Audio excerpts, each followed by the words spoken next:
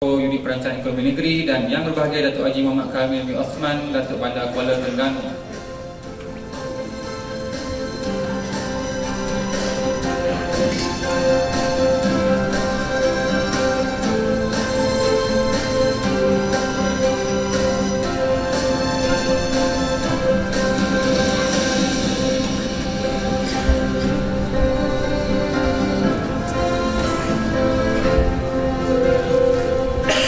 Sebagai memulakan majlis pada pagi ini, marilah kita sama-sama berdiri bagi menyanyikan lagu Negaraku dan lagu Allah Selamat Sultan. Silakan.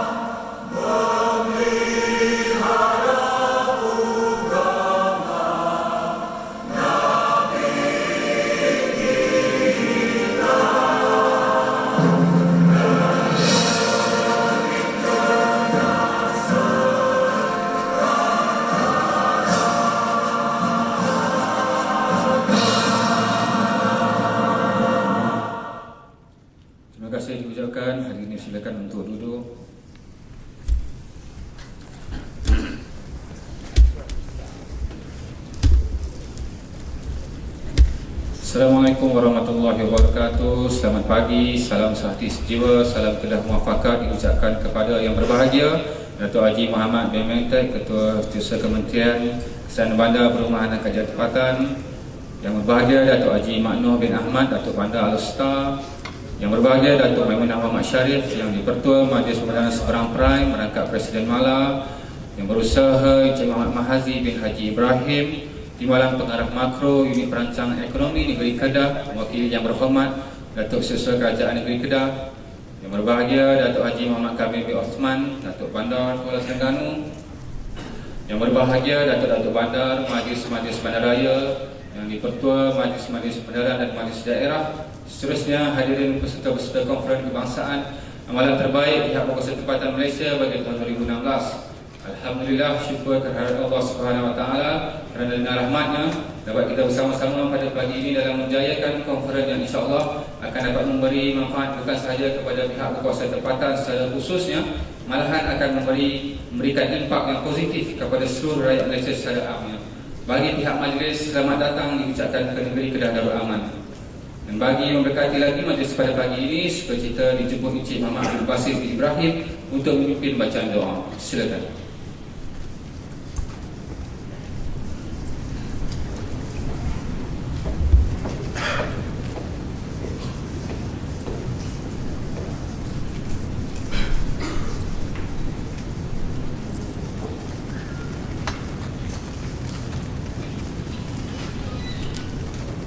Bismillahirrahmanirrahim. Assalamualaikum warahmatullahi wabarakatuh. إلى حضرة النبي المصطفى محمد صلى الله عليه وسلم وعلى آله وأصحابه الكرام. الفاتحة.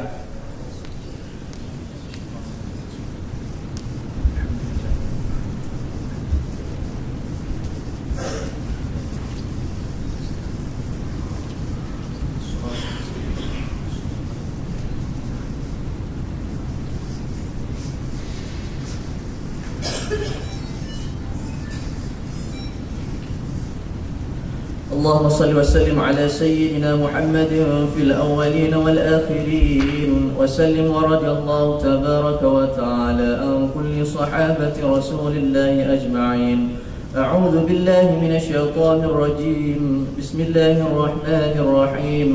الحمد لله رب العالمين حمدا يوافي نعمه ويكافئ مزيده.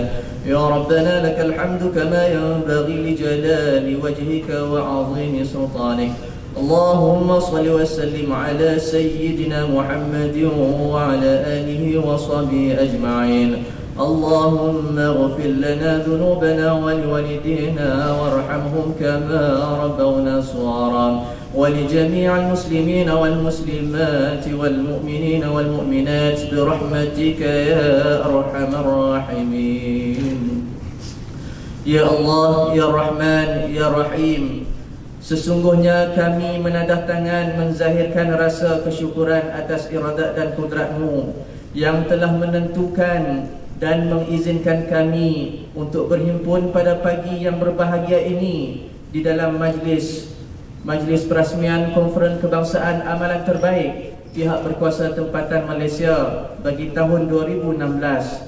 Ya Allah, Ya Rahman, Ya Rahim, berkatilah dan permudahkanlah perjalanan konferen ini. Jadikanlah ia seumpama sebuah taman di antara taman-taman syurga. Berilah peluang kepada kami untuk bertukar idea, ilmu dan pandangan di dalam mewujudkan budaya amalan terbaik pihak berkuasa tempatan. Ya Allah, Ya Muhaimin, Ya Aziz, Ya Jabbar, Kau terangilah hati kami dengan cahaya petunjuk-Mu sebagaimana Engkau menerangi bumi ini dengan cahaya matahari-Mu. Bukakanlah kepada kami hikmah-hikmah-Mu dan limpahkanlah ke atas kami daripada khazanah-khazanah rahmat-Mu. Ya Allah, Ya Dzal Jalali wal Ikram, jadikanlah kami, Ya Allah, dalam kalangan hamba-hamba-Mu yang beriman dan bertakwa. Jauhkanlah kami, Ya Allah, daripada melanggari perintah-Mu. Kurniakanlah kepada kami kesihatan yang berpanjangan, kesejahteraan yang sempurna, fikiran yang waras, minda yang cergas, rezeki yang halal, zuriat dan generasi yang beriman, serta kurniakanlah kepada kami segala kebaikan di dunia dan juga di akhirat. Allahumma ij'al jam'ana hadha jam'an marhuma wa tafarraqana min ba'di tafarruqan ma'suma. ربنا عليك توكلنا وإليك أنبنا وإليك المصير. اللهم إنا نسألك من خير ما سألك منه نبيك وحبيبك ورسولك وعبدك محمد صلى الله عليه وسلم، ونعوذ بك من شر ما استعاذك منه نبيك وحبيبك ورسولك وعبدك محمد صلى الله عليه وسلم. اللهم اغفر لصاحب هذا الطعام وارزقهم من الحلال وجنبهم عن الحرام برحمتك يا أرحم الراحمين. اللهم اختم لنا بحسن الخاتمة ولا تختم علينا يا الله يا الرحمن يا الرحيم بسوء الخاتمة. ربنا آتنا في الدنيا حسنة وفي الآخرة حسنة وقنا عذاب النار. وصلى الله على سيدنا محمد وعلى آله وصحبه أجمعين. سبحان ربك رب العزة عما يصفون وسلام على المرسلين والحمد لله رب العالمين. وبالله التوفيق والهداية والسلام عليكم ورحمة الله وبركاته. Terima kasih diucapkan di atas bacaan doa itu tadi. Yang berbahagia Datuk serta hadirin sekalian, majlis akan diteruskan lagi dengan tayangan montas Discover Kedah 2016. Marilah sama-sama kita alihkan tumpuan ke skrin di kiri dan kanan dewan ini untuk menyaksikan montas yang telah disediakan. Silakan. Centuries before the Portuguese, the Dutch, and the British arrived, one of the oldest civilizations in Southeast Asia thrived. Rich in history, natural beauty, and age-old traditions. It's time to discover where it all began. Kedah Darul Aman, abode of peace.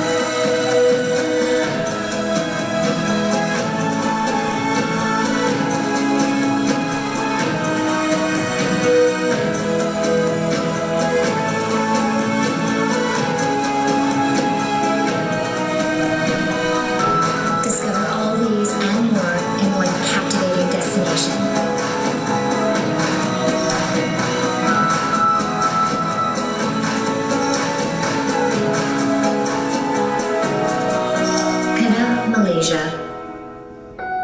where it all began.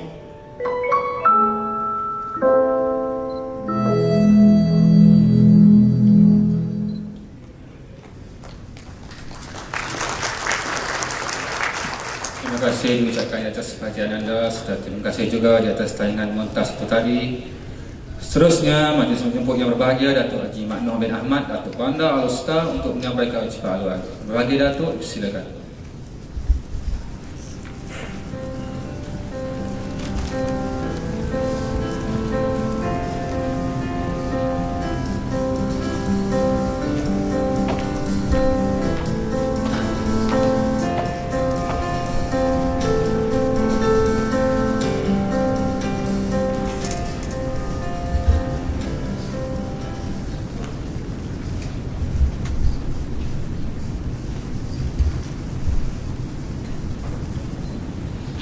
Assalamualaikum warahmatullahi wabarakatuh. Selamat pagi dan salam sejahtera. Salam satu Malaysia. Salam muafakat Kedah. Bismillahirrahmanirrahim. Alhamdulillahirabbil alamin. Wassalatu wassalamu ala asyrafil mursalin wa ala alihi wa sahbihi ajmain. Yang bahagia saudara pengacara majlis, yang dihormati, yang berbahagia Datuk Haji Muhammad bin Bentek, Ketua Setiausaha Kementerian Kesejahteraan Bandar, Perumahan dan Kerajaan Tempatan. Yang bahagia sahabat saya daripada Majlis Bandaraya Sabang Perai, yang bagi Datuk Maimunah binti Muhammad Sharif, juga merangkap Presiden Malang, Satuan Pihak Berkuasa Tempatan Negeri Kedah, Pihak Berkuasa Tempatan Malaysia, minta maaf. Yang bagi Cik Muhammad Mahazi bin Haji Ibrahim, Timbalan Pengarah Makro Unit Perancang Ekonomi Negeri Kedah Daraman, mewakili Yang Berhormat Siasat Kerajaan di Kedah Daraman. Yang bagi Cik Muhammad Datuk Haji Muhammad Kamil bin Osman, Datuk Bandar Majlis Bandaraya Kuala Terengganu. Yang bagi Datuk Bandar, yang bagi yang dibetua siasat pihak berkuasa tempatan dari seluruh negara, para pembentang kertas kerja yang sudi hadir dan sudi menerima jemputan daripada pihak urus dia, dan bagi wakil-wakil daripada pihak berkuasa tempatan Malaysia, agensi-agensi kerajaan, jabatan-jabatan kerajaan dan juga swasta, rakan-rakan media yang dihormati sekalian, datuk-datuk, datin-datin, ahli-ahli majlis daripada Majlis Bandaraya Alor dan majlis-majlis bandaraya yang lain, ketua-ketua bahagian, khususnya para hadirin dan hadirat yang dihormati oleh Allah sekalian.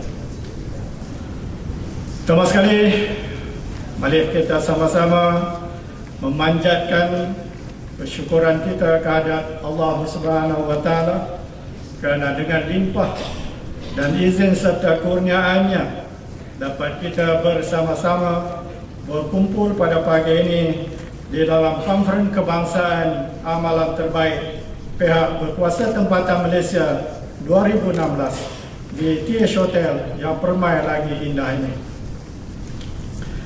Saya mengambil kesempatan pada pagi ini untuk mengucapkan jutaan terima kasih khas kepada Yang Berbahagia Datuk Haji Muhammad bin Mentek, Ketua Siasat Kementerian Kesejahteraan Bandar, Perumahan dan Kerajaan Tempatan yang sudi hadir untuk berucap di dalam majlis pada pagi ini dan seterusnya akan meresmikan konferen kita yang kita adakan pagi ini.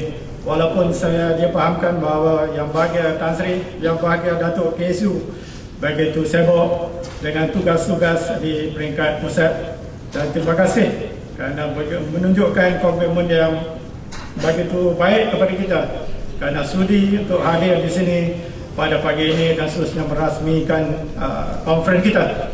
Dan saya dipahamkan bahawa Datuk KSU juga akan melawat beberapa projek di sekitar Bandaraya yang telah pun kita susun atur selanjutnya petang ini dan juga pada besok pagi, insyaAllah.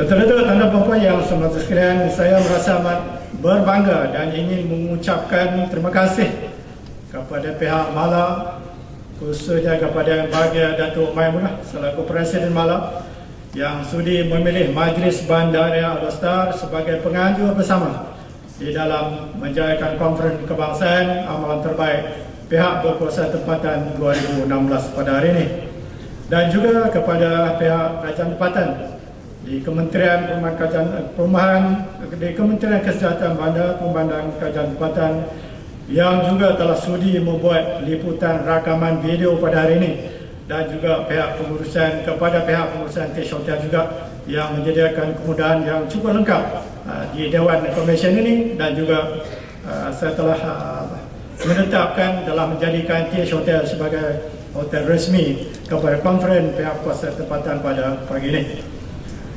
Dan juga saya mengucapkan banyak terima kasih pada pembentang-pembentang kerja-kerja yang sudi datang pada pagi ini daripada Filipina dan juga daripada Indonesia. Kita mengucapkan banyak terima kasih di atas kehadiran pembentang-pembentang kertas kerja.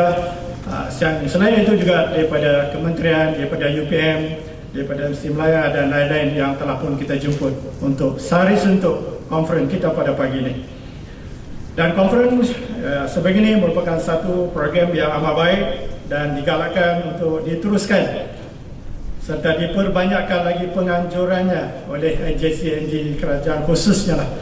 Jadi perkongsian amalan terbaik yang boleh dikongsi daripada penceramah-penceramah yang kita jemput ke sini, amalah memberi manfaat untuk membuka minda kita bagi mengaplikasikan amalan-amalan terbaik tidak hanya dalam konsep negara Malaysia, tapi kita cuba untuk membawa juga pendekatan yang dibuat oleh negara-negara luar.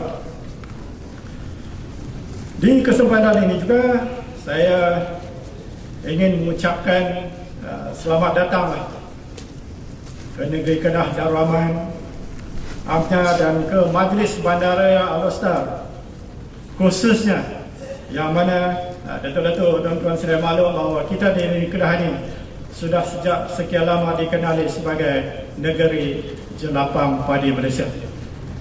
Jadi kebetulan pula pada tahun 2016 ini adalah tahun melawat Kedah ataupun Discover Kedah 2016.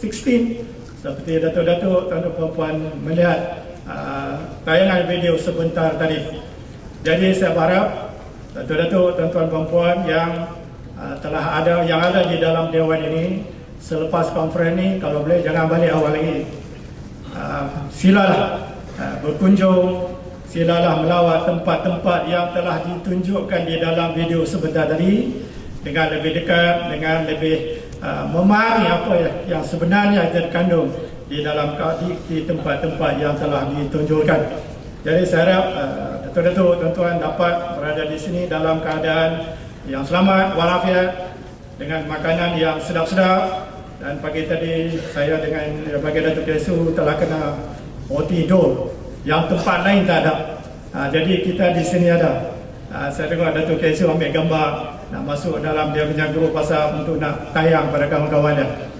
Jadi kita ada tempat banyak untuk kita makan minum di Alor ini, insyaAllah.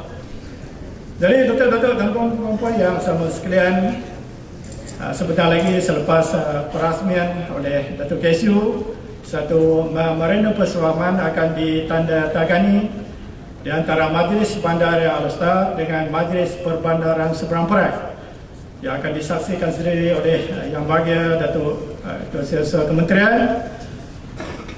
Dan tujuan memorandum ini adalah untuk menjalin kerjasama di antara Majlis Bandaraya Alor dengan Majlis Perbandaran Seberang Perak bagi merangkumi kerjasama amalan terbaik dalam bidang inovasi dan teknologi maklumat. Yang ini adalah kita cuba untuk bekerjasama untuk menambah baik lagi amalan-amalan dalam bidang inovasi dan juga teknologi maklumat. Datuk-datuk dan puan-puan yang sekalian, Kerajaan Negeri Kedah akan memberi satu jamuan khas kepada kita bersempena dengan konferen ini pada malam ini di Dewan sebelah dengan Dewan yang kita berada sekarang ini. Jadi ini, oleh itu saya dengan segala hormat dan sukacitanya lah menjemput semua peserta-peserta yang ada di dalam Dewan ini untuk bersama-sama menjamu selera di Dewan sebelah yang mana diberi penghormatan oleh Kerajaan Negeri Kedah Darul kepada kita yang mengadakan konferen di Alor ini.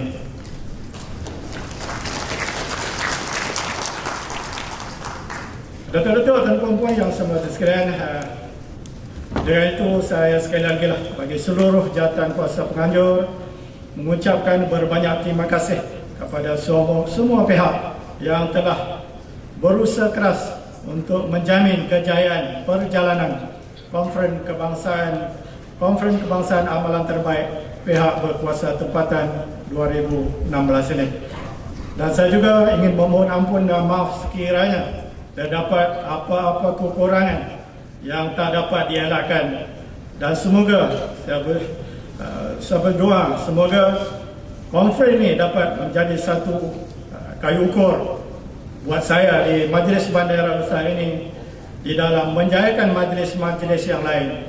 InsyaAllah sekiranya diberi tanggungjawab di masa-masa yang akan datang, InsyaAllah. Sekian, wabillahi taufiq wal hidayah. Wassalamualaikum warahmatullahi wabarakatuh.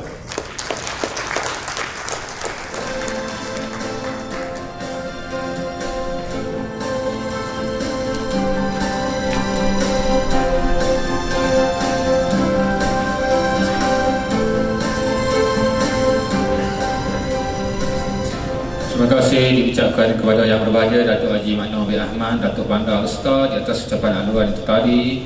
Bagi Datuk hadirin sekalian, majlis diteruskan lagi dengan ucapan haluan oleh Presiden Persatuan Pihak Berkuasa Tempatan Malaysia ataupun MALA.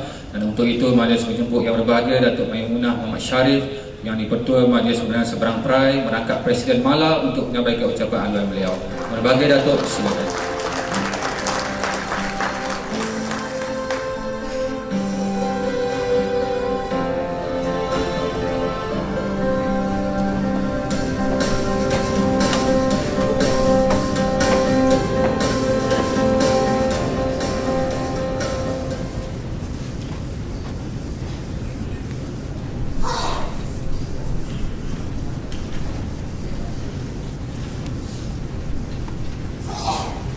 Terima kasih saudara pengacara majlis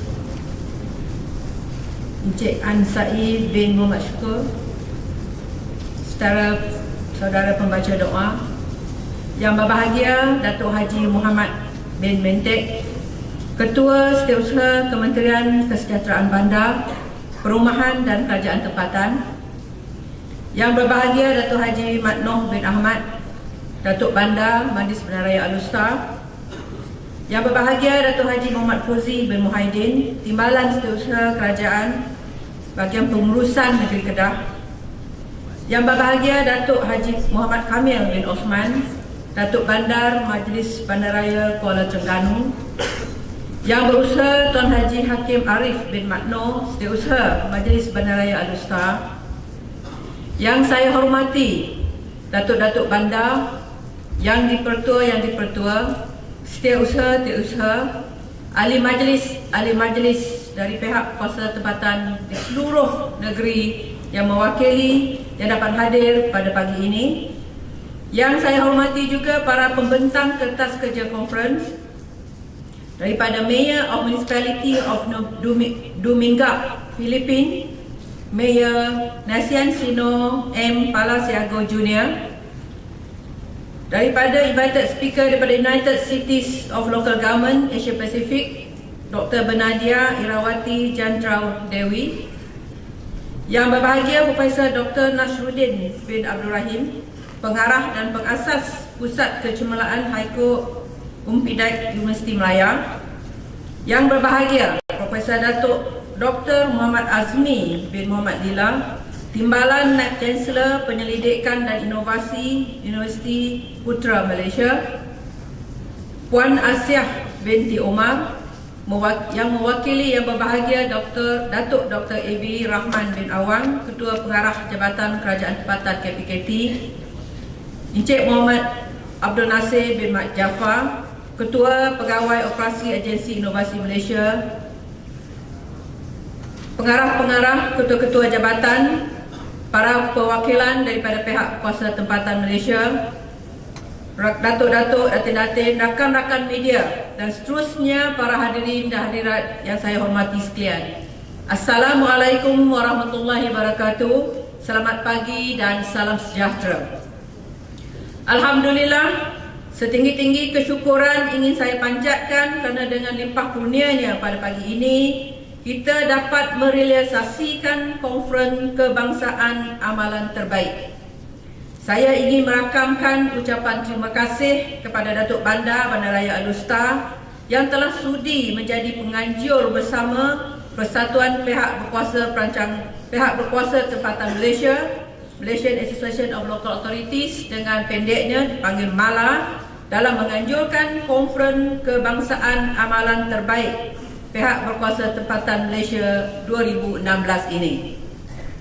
Saya juga ingin mengucapkan ribuan terima kasih kepada di atas kesudian Yang Berbahagia Datuk Haji Muhammad bin Mentek, Ketua Setiausaha Kementerian Kesejahteraan Bandar, Perumahan dan Kerajaan Tempatan KPKT untuk merasmikan konferen pada pagi ini. Kehadiran Yang Berbahagia Datuk KSU kita menunjukkan sokongan padu dan kerjasama erat di antara MALA dan KPKT. Kita bagi satu tepukan kepada KSU kita. Yang Berbahagia Datuk, Datin, tuan-tuan dan perempuan sekalian, sebagaimana yang sedia maklum, MALA telah ditubuhkan sejak tahun 2000 lagi dan kini sedang melangkah ke hadapan sebagai sebuah persatuan yang mewakili pihak berkuasa tempatan di Malaysia. Antara salah satu hasrat penubuhan Malang adalah untuk berkongsi best practices atau amalan terbaik di dalam segala bidang pengurusan dan perkhidmatan sesama semua PBT seluruh Malaysia. Perkongsian amalan terbaik sesama PBT ini amat signifikan dengan tema konferen pengkongsian ke arah perkhidmatan bertaraf 5 bintang. Tema konferensi ini juga selaras dengan plan transformasi PBT di hati rakyat. Bukanlah sesuatu yang mudah untuk menghimpunkan amalan terbaik PBT di seluruh negara yang boleh dikongsi bersama-sama di kalangan PBT dan agensi-agensi kerajaan yang lain. Jutaan terima kasih juga kepada Kementerian Kesejahteraan Bandar, Perumahan dan Kerajaan Tempatan dan Kerajaan Negeri Kedah yang menjadi rakan utama kita dalam konferensi ini, di mana 6 pembentangan akan dibuat daripada pagi sehingga ke petang pukul 5 nanti. Seiring dengan objektif penubuhan Malang, saya berpandangan bahawa konferensi begini bukan saja memberi latihan dan pendedahan kepada para peserta, malahan dapat mengeratkan lagi hubungan silaturahim antara PBT dan agensi-agensi kerajaan, pihak swasta, NGO dan CBO. Sekaligus ianya dapat mewujudkan rangkaian amalan-amalan yang terbaik yang merapatkan jurang perpaduan ke arah transformasi PBT kepada rakyat. Banyak inovasi yang telah pun dibuat oleh semua rakan-rakan PBT yang lain, seperti di peringkat AI PBT, di peringkat Anugerah Perdana Menteri, di peringkat Anugerah ICT dan juga di peringkat KIK di pihak negeri. Dan inilah inovasi-inovasi yang perlu kita kongsi bersama, kerana dengan ini saya berharap akan ada satu spin-off effect untuk berkongsi amalan terbaik selepas konferensi pada hari ini. Konferensi pada hari ini bukanlah kita menyatakan bahawa perkongsian itu ataupun kita akan menunjukkan semua perkongsian ataupun amalan terbaik di PBT, tetapi ini merupakan satu titik permulaan, kerana ini boleh juga mengurangkan kos. Why should we reinvent the wheel if the inovasi is already very good and implemented successfully in all the PBT or in any of the PBT? Let us share together, and if this can reduce cost in terms of reinventing the new system or the new innovation. Pekerja-pekerja di setiap organisasi sudah semestinya merupakan tenaga kerja yang penting kepada negara, dan ini juga memerlukan rangsangan berkesan dalam memupuk jati diri dan juga berdaya tahan. Konferen perkongsian amalan terbaik pihak kuasa tempatan Malaysia 2016 ini merupakan satu bentuk latihan terapi yang berkesan dalam memupuk nilai-nilai perkhidmatan yang mengutamakan rakyat. Melalui perkongsian yang akan dikongsi oleh para pembentang kertas kerja selepas ini, diharapkan dapat melahirkan semangat ingin berlumba-lumba dalam mempraktiskan amalan terbaik di jabatan masing-masing secara persaingan yang sihat. Amalan-amalan terbaik ini seharusnya dikongsi bersama supaya PBT akan dapat manfaatnya dan tidak memerlukan kos yang tinggi untuk merangka sistem yang baru jika sistem yang sama telah berjalan baik di PBT yang lain. Seiring dengan konferensi ini, seperti yang dinyatakan oleh Datuk Bandar tadi, MPSP dan Majlis Bandaraya Alor akan menandatangani Memorandum of Understanding untuk tujuan berkongsi amalan terbaik di antara MPSP dan MBAS. MBAS berhasrat untuk mendapat dan juga menjadi rakan kongsi kami dalam bidang ICT. MPSP sendiri mempunyai sistem keuangan, penilaian, sistem e-pelaksanaan dan e-mahkamah dan lain-lain yang boleh turut dikongsi bersama dengan Majlis Bandaraya Alor dan juga PBT-PBT yang lain yang ingin berkongsi bersama dengan kita. Sebagai yang dipertua, dengan menggunakan sistem keuangan yang ada di MPSP sekarang, saya boleh mengetahui setiap masa, asalkan ada internet, keadaan kutipan di semua 19 kaunter bersepadu di MPSP, jumlah kutipan, jumlah bayaran di setiap masa melalui iPad saya. It's a real time data. dan real time data ini dikemaskini setiap 50 second, 50 saat dia akan dikemaskini. Ini menunjukkan figures, kita punya maklumat at the fingertips. So I think dengan mengendalikan sesuatu PBT, saya juga percaya YDP dan Datuk Bandar perlu ataupun sentiasa ingin mengetahui keadaan keuangan sebenar real time di PBT masing-masing. Sistem penilaian MPSP juga boleh dikatakan baik dan telah pun dikongsi banyak PBT. Sebanyak 9 PBT telah pun menggunakan sistem penilaian kita, dan juga sistem keuangan 9 PBT dan sistem penilaian dikongsi oleh 4 PBT. Dan saya sebagai Yang Di-Pertua bersedia untuk berkongsi amalan-amalan yang terbaik yang terdapat di MPSP, dan saya juga harap saya boleh berkongsi dengan amalan-amalan terbaik daripada Datuk Bandar dan juga YDP, PBT yang lain. Harapan saya, semua agensi khususnya PBT dapat menimba ilmu pengetahuan dan menambah baik perkhidmatan yang terbaik pada untuk seluruh warga penduduk di PBT masing-masing. Ilmu amalan terbaik ini juga dapat melahirkan kaki tangan yang berdaya saing sebagai penyambung legasi kepimpinan transformasi PBT di hati rakyat. Mala juga akan mengadakan workshop inovasi bersama KPKT DI KPKT pada bulan November 2016 yang akan datang. Tadi baru saja Datuk KSU kita berbisik dengan saya, boleh tak buat di peringkat ASEAN? Boleh ke tuan-tuan dan puan-puan? Datuk-datuk, boleh? Datuk dah cabar kita. Boleh tak Datuk buat di peringkat ASEAN konferen sebegini? Boleh? Oh, boleh Datuk, jawapan dia boleh. So, pada tahun 2018, Malaysia akan menjadi tuan rumah kepada World Urban Forum.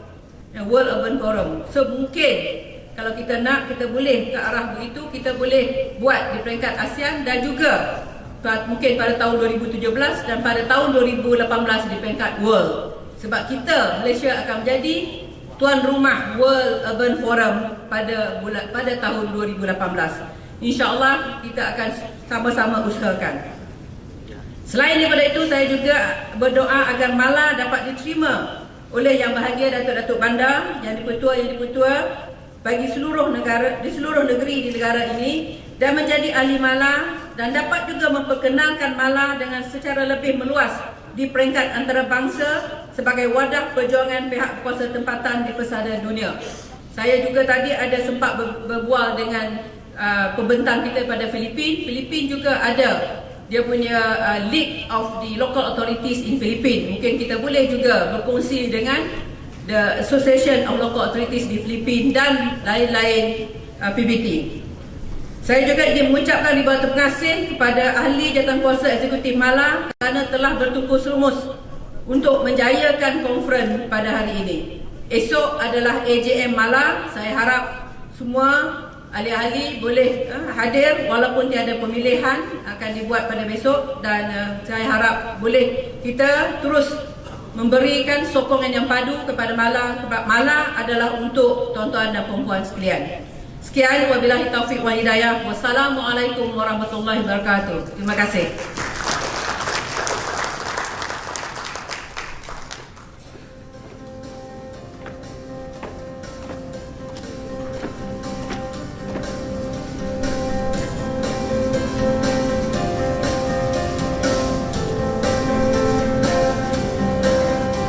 Terima kasih diucapkan kepada Yang Berbahagia Datuk Maimunah Muhammad Syarif di atas ucapan agama itu tadi. Dan kini tibalah kita ke acara yang dinanti, iaitu ucapan perasmian konferen. Dan untuk itu, Majlis dengan segala hormatnya menjemput Yang Berbahagia Datuk Haji Muhammad bin Mentek, Ketua Setiausaha Kementerian Kesihatan Bandar, Perumahan dan Kerajaan Tempatan, untuk menyampaikan ucapan seterusnya merasmikan Konferen Kebangsaan Amalan Terbaik Pihak Berkuasa Tempatan Malaysia bagi tahun 2016. Yang Berbahagia Datuk, silakan.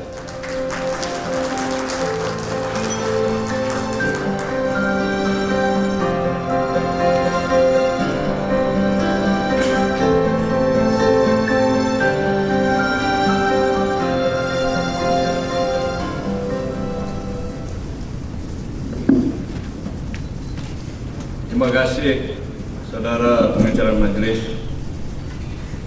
Bismillahirrahmanirrahim. Assalamualaikum warahmatullahi wabarakatuh. Salam sejahtera, selamat pagi dan salam satu Malaysia. Yang bahagia Datuk Haji Makno bin Ahmad, Datuk Bandar Majlis Bandaraya Alor, Kedah.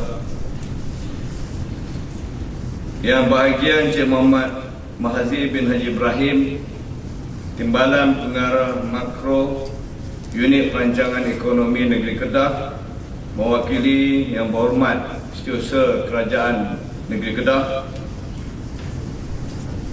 Yang bahagia Datuk Maimunah Muhammad Syarif, Presiden Persatuan Pihak Berkuasa Tempatan Malang, merangkap Yang Dipertua Majlis Perbandaran Seberang Perai MPSP.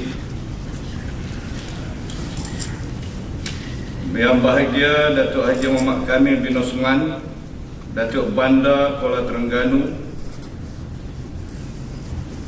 para pembentang kertas kerja, para perwakilan di pihak berkuasa tempatan Malaysia dan dari agensi swasta dan juga kerajaan, Ketua-Ketua Jabatan Persekutuan dan Negeri atau Pemwakil, rakan-rakan media, pengarah-pengarah dan ketua bahagian Majlis Bandaraya Alor, seterusnya tuan-tuan dan puan-puan hadirin sekalian. Alhamdulillah, syukur kepada Ilahi kerana dengan keberkatannya dapat kita sama-sama berhimpun pada pagi ini dalam satu majlis yang saya rasa bersejarah juga. Sebab apa, inilah julung-julung kali majlis ini diadakan semenjak penubuhan Mala pada tahun 2000, iaitu Konferen Kebangsaan Amalan Terbaik Pihak Berkuasa Tempatan Malaysia bagi tahun 2016. Syukur kepada Ilahi kerana konferen yang direncanakan ini dapat diadakan pada hari ini di bawah kolaborasi di antara Majlis Bandaraya Alor, Mala, KPKT dan juga Kerajaan Negeri Kedah Darul Aman. Lebih dahulu saya mengucapkan terima kasih khususnya kepada pihak penganjur iaitu Mala di atas kesudian menjemput saya bagi merasmikan Konferen Kebangsaan Amalan Terbaik Pihak Berkuasa Tempatan. Sudah pasti konferen ini bakal menjadi medan percubaan fikiran dan pandangan tentang amalan terbaik di kalangan para peserta. Konferen ini amat bermanfaat kerana disertai para pembentang kertas kerja yang berpengalaman dan hands on dalam amalan-amalan terbaik.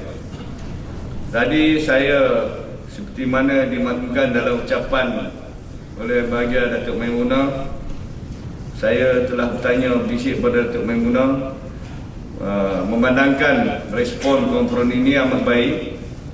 Jadi saya cadangkan kira mencabar jugalah pihak Mala untuk bekerjasama dengan pihak JKT, Kementerian Kesihatan Bandar Perumahan dan Kerjaan Tempatan, supaya kita dapat menganjurkan konferen seperti ini di peringkat ASEAN. Jadi kita upgrade level dia daripada peringkat kebangsaan tetapi ke peringkat ASEAN pula. Saya yakin dengan pengalaman komitmen yang ada pada Mala, dengan kepimpinan yang ada sekarang ni yang diterajui oleh Datuk Maimunah, saya yakin beliau akan dapat membawa Mala ke satu pesada yang lebih tinggi lagi. Dan saya yakin Mala akan dapat menganjurkan konferen dalam bigger scale lagi, iaitu di peringkat ASEAN sendiri.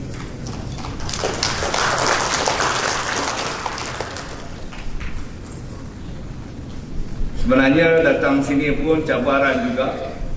Semalam saya naik flight daripada KLIA ke Alor, flight pukul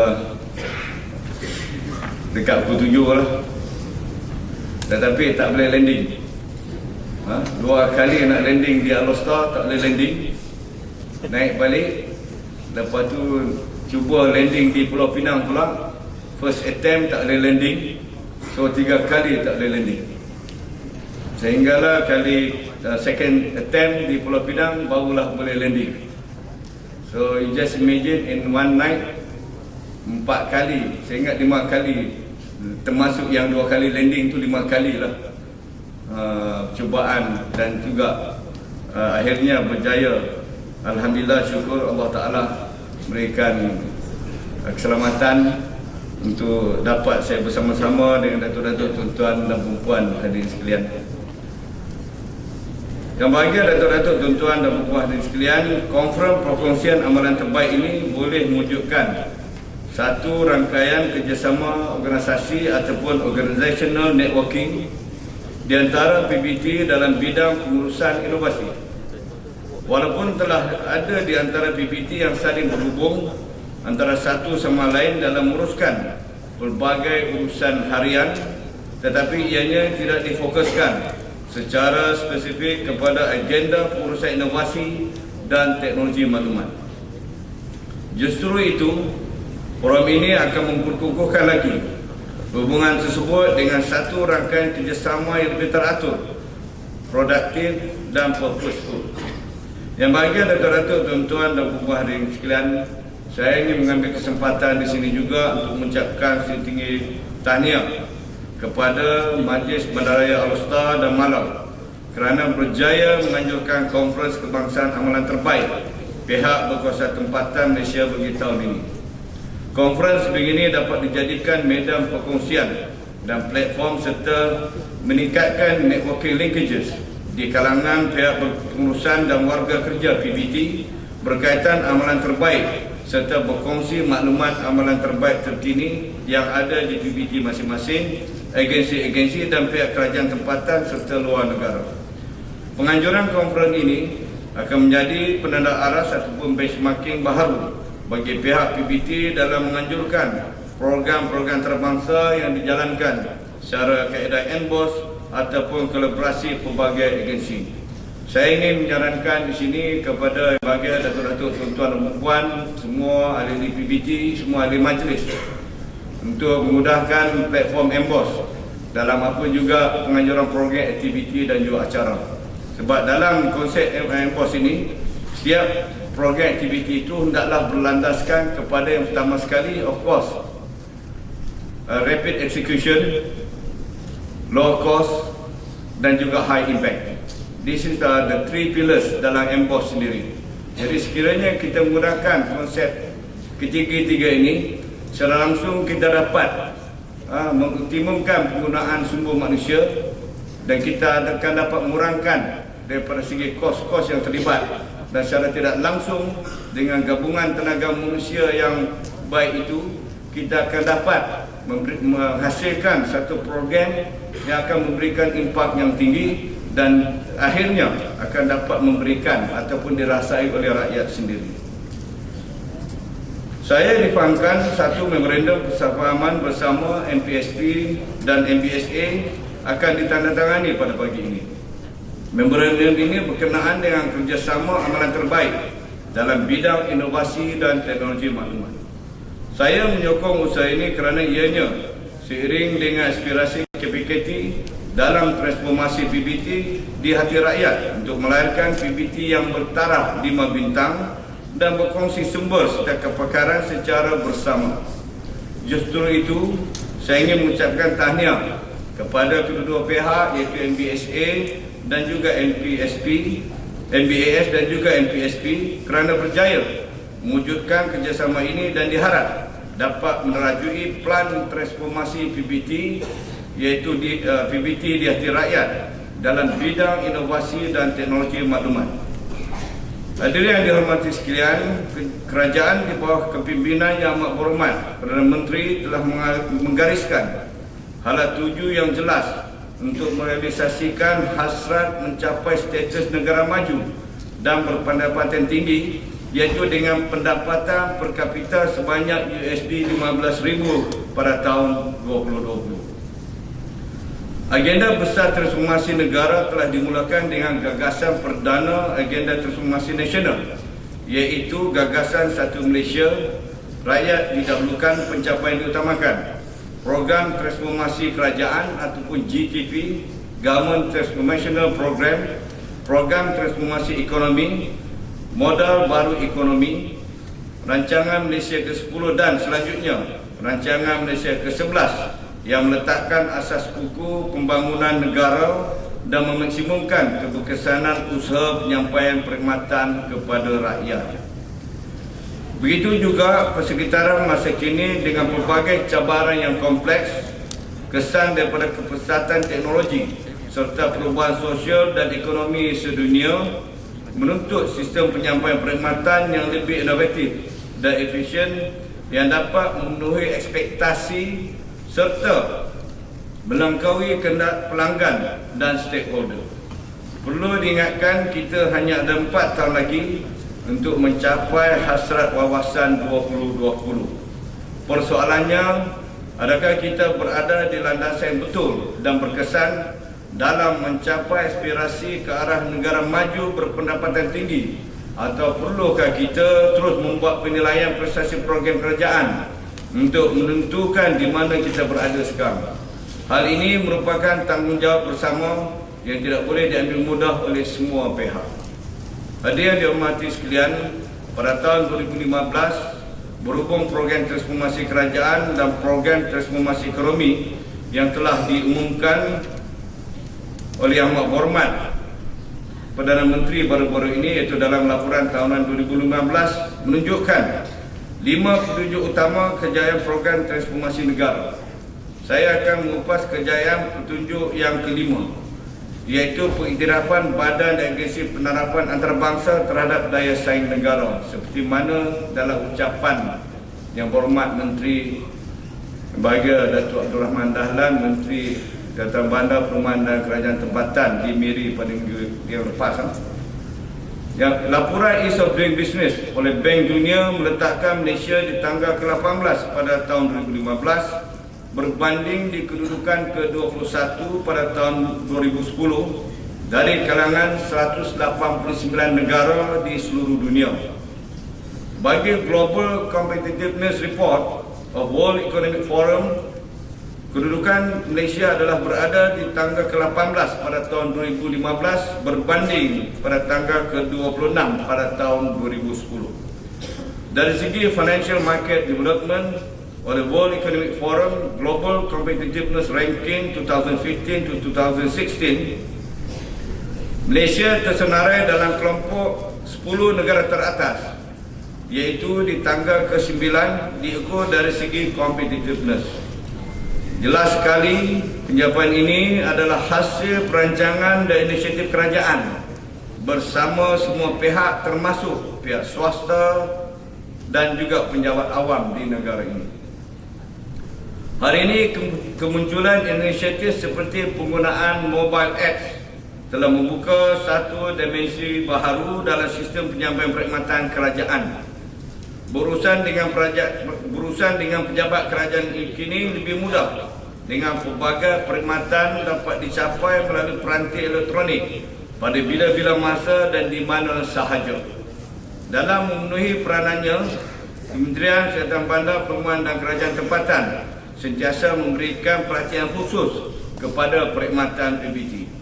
Selaras dengan itu, pada majlis yang penuh berbahagia ini juga, kita cukup bertua kerana berkesempatan untuk mengetahui dengan lebih lanjut lagi berhubung dengan satu aplikasi mudah alih yang telah pun dibangunkan oleh kementerian, iaitu iKepo, yang mana sebelum ini disebut e-Caknam, tapi kita rebrand jadi iKepo.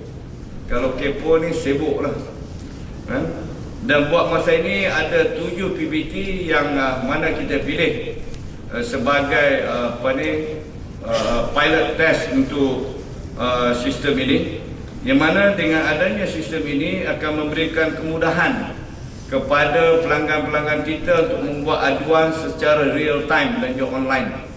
Sebagai contoh, sekiranya mereka membuat aduan tentang jalan-jalan yang berlubang dan berlubang, mereka boleh mengambil gambar jalan tersebut dengan menggunakan aplikasi ini dan terus menghantar aduan tersebut kepada PBT yang berkaitan. Dengan adanya sistem GPS juga dalam sistem iKepo ini, pelanggan tidak perlu lagi memberitahu kedudukan mereka, sebab PBT akan dapat mengesan kedudukan di mana aduan itu dibuat. dan lagi banyaklah gambar-gambar ataupun aduan-aduan dihantar, maka ini akan menunjukkan betapa isu masalah aduan itu mendapat perhatian rakyat dan seharusnya diberikan keutamaan oleh PBT untuk memastikan supaya aduan tersebut dapat diambil tindakan segera. Dan kita harapkan aplikasi ini akan dapat diperluaskan ke semua PBT. Sebenarnya aplikasi ini dibangunkan secara in-house tanpa menggunakan pihak ketiga. Jadi bila mana kita bangunkan secara in-house, kurang-kurangnya kita tidak perlu lagi mengeluarkan sebarang perbelanjaan, melantik syarikat-syarikat ICT untuk membangunkan aplikasi ini. Dan alhamdulillah kita telah dapat menjimatkan kewangan kerajaan sekurang-kurangnya RM4 juta dengan membangunkan sistem ini secara in-house. Sebenarnya kita ada kepakaran dalaman. Sekiranya kita berikan kepercayaan kepada pegawai kita untuk membangunkan sistem-sistem seperti ini, sudah tentu kita akan dapat atau banyak menjimatkan kewangan kerajaan. Datuk-datuk, tuan-tuan dan puan-puan hadirin sekalian, Yang Berhormat Menteri Kesihatan Bandar, Perumahan dan Kerajaan Tempatan, iaitu Yang Berhormat Datuk Abdul Rahman Dahlan, pernah menyarankan agar PBT lebih tulus tanpa ketirisan dengan mempamerkan penyata pendapatan dan perbelanjaannya melalui pelbagai kaedah, termasuk mencetak penyata di belakang notis cukai taksiran. Dalam beberapa majlis yang dirasmikan oleh Berhormat Menteri, dalam konsep untuk kita lebih tulus kepada rakyat, maka Berhormat Menteri telah menyarankan supaya tiba masanya rakyat mengetahui mana perginya setiap cukai taksiran yang mereka bayar kepada PBT. Kurang-kurangnya mereka tahu berapa hasil yang diperolehi oleh PBT. Dan sekurang-kurangnya mereka tahu juga bagaimana wang mereka dibelanjakan oleh pihak PBT. Jadi sebab itulah Yang Berhormat Menteri juga telah menyarankan supaya sesi town hall diadakan oleh semua PBT. Saya ingin mengambil kesempatan ini untuk mengucapkan setinggi penghargaan dan terima kasih kepada PBT yang telah melaksanakan town hall masing-masing. Dan kepada yang belum lagi, saya harap mereka akan dapat berbuat demikian, di mana sesi town hall ini akan memberikan peluang kepada PBT untuk membuat engagement dengan lebih baik lagi dengan wakil-wakil penduduk dan sebagainya. Kurang-kurangnya mereka faham apa isu masalah, kekangan dan kekurangan yang dihadapi oleh PBT. Kadang-kadang dengan tidak ada engagement, maka timbul pelbagai persepsi yang tidak baik terhadap PBT itu sendiri. Jadi dengan adanya constant engagement melalui sesi town hall ini, sekurang-kurangnya rakyat akan dapat tahu apa permasalahan yang dihadapi oleh PBT, sama ada dari segi bentuk kewangan, kemampuan kewangan dan sebagainya. Sebab saya faham ada PBT ataupun sebahagian besar PBT masih lagi menggunakan kadar taksiran yang lama, have not been revised for quite numbers of years already. Jadi mungkin tiba masanya rakyat boleh mempertimbangkan dan mengetahui dan menyokong sekiranya ada cadangan untuk meningkatkan taksiran ataupun kadar taksiran di kawasan PBT masing-masing. Datuk-datuk, tuan-tuan dan puan-puan hadirin sekalian, PBT adalah barisan hadapan dalam sistem penyampaian perkhidmatan kerajaan. Di sini juga ingin saya menekankan supaya PBT mestilah melakukan perubahan selaras dengan kehendak dan tuntutan semasa. Selaras dengan itu, kementerian telah mengambil lagi beberapa inisiatif untuk meningkatkan komunikasi dua hala di antara agensi-agensi pusat dan PBT dengan menyediakan program live video streaming. Program live video streaming ini juga adalah merupakan salah satu bentuk transformasi perkhidmatan penyampaian dalam aspek pengurusan dan penggunaan ICT yang merupakan salah satu teras utama menyokong plan transformasi PBT yang keenam, iaitu komunikasi berkesan. Ia merupakan penggerak utama ke arah memastikan sistem penyampaian perkhidmatan dapat disampaikan kepada orang awam pada bila-bila masa dan di mana juga. live video streaming walaupun bukan teknologi baru diperkenalkan, tetapi merupakan salah satu saluran media yang popular menggunakan penggunaan internet. Yang bahagia datuk-datuk, tuan-tuan dan puan hadirin sekalian, selaku Ketua Setiausaha KPKT, saya amat menghargai usaha MALA dan MBAS dalam menganjurkan konferen kebangsaan ini. Harapan saya konferen ini akan menjadi acara tahunan penganjur ataupun sekurang-kurangnya 2 tahun sekali. Kalau tidak mungkin mampu sanggup buat tiap tahun, mungkin bolehlah dipertimbangkan untuk menganjurkan konferensi ini every 2 years. Dan mungkin boleh diselang-selikan dengan konferensi di peringkat ASEAN country. Semoga konferensi begini bukan hanya dapat meningkatkan lagi ilmu dan pengetahuan untuk amalan-amalan terbaik, malahan dapat memberikan outcome yang selaras dengan matlamat dan objektif transformasi pihak berkuasa tempatan. Ianya juga berguna dan sangat berfaedah dalam usaha memertabatkan lagi organisasi PBT dan negara amnya, terutama dalam mencapai wawasan 2020. Saya kata sekali lagi, saya mengucapkan sing-sing penghargaan dan terima kasih dan juga tahniah kepada pihak MALA dan MBAS yang telah menganjurkan konferensi pada hari ini, dan saya juga mengucapkan tahniah dan penghargaan dan terima kasih juga bagi pihak kementerian di atas kehadiran tuan-tuan, datuk-datuk, tuan-tuan dan perempuan ke dalam konferensi ini. Ini menunjukkan komitmen padu yang amat baik daripada datuk-datuk, tuan-tuan dan perempuan dalam meningkatkan lagi perkhidmatan PBT, khususnya dalam sistem penyampaian perkhidmatan kepada rakyat jelata sendiri. Dan saya harap dengan adanya platform seperti ini, cetusan-cetusan idea yang terhasil dalam konferensi ini, dengan adanya perkongsian pengalaman, maka kita akan dapat sama-sama melahirkan lebih banyak lagi PBT bertaraf 5 bintang. Harapan saya supaya kita bukan jadi champion kita seorang, tetapi biarlah kita jadi champion kesemuanya sekali. Kalau boleh kita nak semua PBT dapat 5 bintang. Kita tidak mahu ada lagi PBT yang tercicir, yang masih berada di tahap 3 bintang. Sebenarnya hasrat kita menjelang tahun 2020, dalam tempoh 4 tahun lagi, saya harap dengan sokongan padu daripada persatuan, iaitu daripada MALA, kita akan dapat melahirkan lebih banyak lagi PBT yang bertaraf 5 bintang. Jadi I wish you all the best dalam konferensi ini, dan sekali lagi saya mengucapkan penghargaan dan terima kasih kerana menjemput saya untuk merasmikan konferensi ini.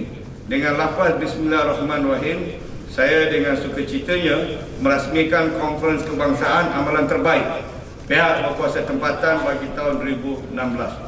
Sekian, Assalamualaikum warahmatullahi wabarakatuh. Salam sejahtera dan terima kasih. Setinggi-tinggi penghargaan dan terima kasih diucapkan kepada Yang Berbahagia Datuk Haji Muhammad bin Mentek di atas ucapan perasmian yang telah beliau sampaikan itu tadi. Acara majlis diteruskan lagi dengan majlis menandatangani perjanjian MOU di antara Majlis Bandaraya Alor dan Majlis Kemandaran Seberang Perai berkenaan kerjasama amalan terbaik dalam bidang inovasi dan teknologi maklumat. Dan untuk itu dipersilakan Yang Berbahagia Datuk Haji Mak Noor bin Ahmad mewakili Majlis Bandaraya Alor dan juga Datuk Maimunah Muhammad Sharif wakil Majlis Kemandaran Seberang Perai, sama-sama Yang Musa Encik Muhammad Mahazi bin Haji Ibrahim, dan juga Yang Berbahagia Datuk Haji Muhammad Kamil bin Osman, Datuk Bandar Kuala Terengganu. Silakan.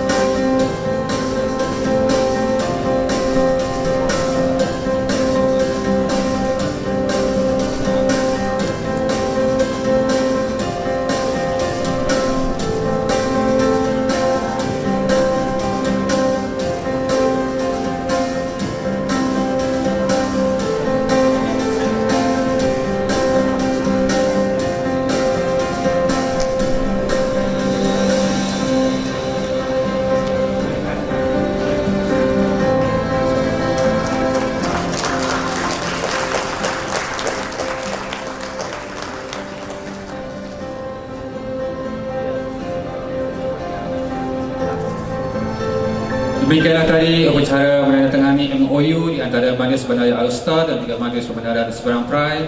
Seterusnya, penyampaian penyerahan bantuan peruntukan kepada Majlis Persatuan Pihak Berkuasa Tempatan Malaysia ataupun MALA. Dan untuk itu, sekejap dijemput yang berbahagia Datuk Haji Muhammad bin Mentek, Ketua Setiap Kementerian Kesehatan Bandar, Perumahan dan Kerajaan Tempatan, untuk menyampaikan bantuan peruntukan kepada Wakil Persatuan iaitu Presidennya sendiri yang berbahagia Datuk Maimunah Muhammad Sharif.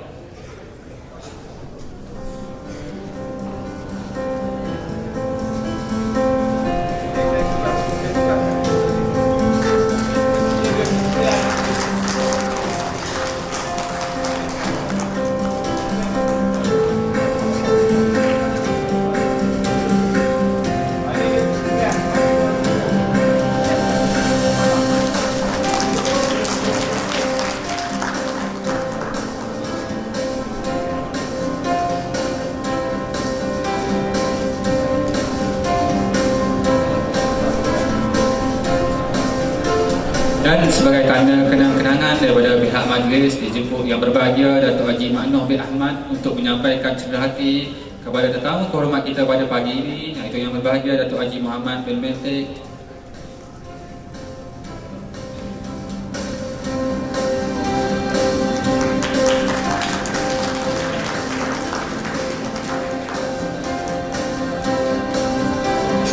Dan tidak lupa juga kepada yang berbahagia Datuk Maimunah Muhammad Sharif.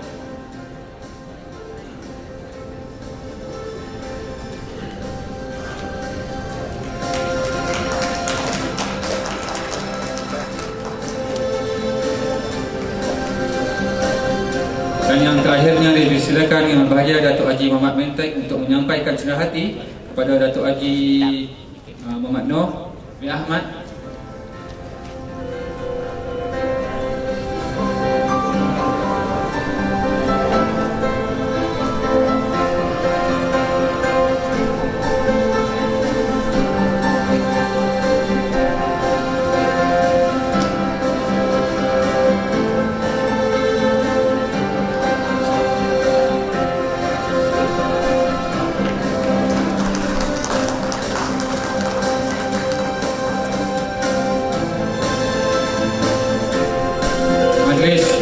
Terima kasih di atas penyampaian cenderahati itu tadi. Dan dengan penyampaian cenderahati itu tadi, maka selesailah sudah majlis perasmian kita pada pagi ini.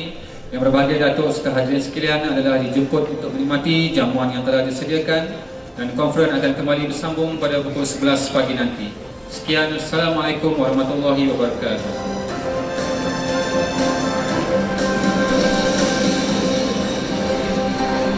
Baik, kepada peserta-peserta konferen, masa untuk menikmati jamuan pagi adalah sebanyak 15 minit.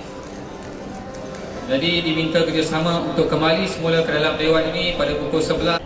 Ada 2 PBT ya yang telah diiktiraf mendapat 5 bintang ya. Jadi kita rasa bangga lah ya. 2 PBT tersebut, kalau saya boleh sebutkan di sini, adalah Majlis Perbandaran Subang Jaya. Ada wakil di sini. Saya tanya. Dan Majlis Bandaraya Johor Bahru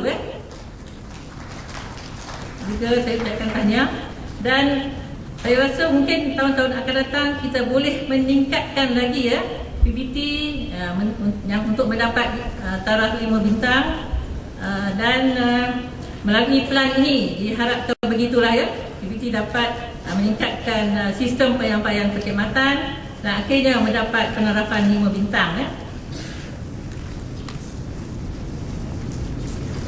Ini merupakan daya saing dan kualiti perkhidmatan PBT ya, dalam urusan mempercepatkan perniagaan berkaitan urusan permit pembinaan ya. Daripada tahun 2014 ya, kita telah pun meningkat kepada perubahan indeks kita kepada 14 ya. Ini juga telah dapat ditambah baik ya berbanding pada negara lain ya.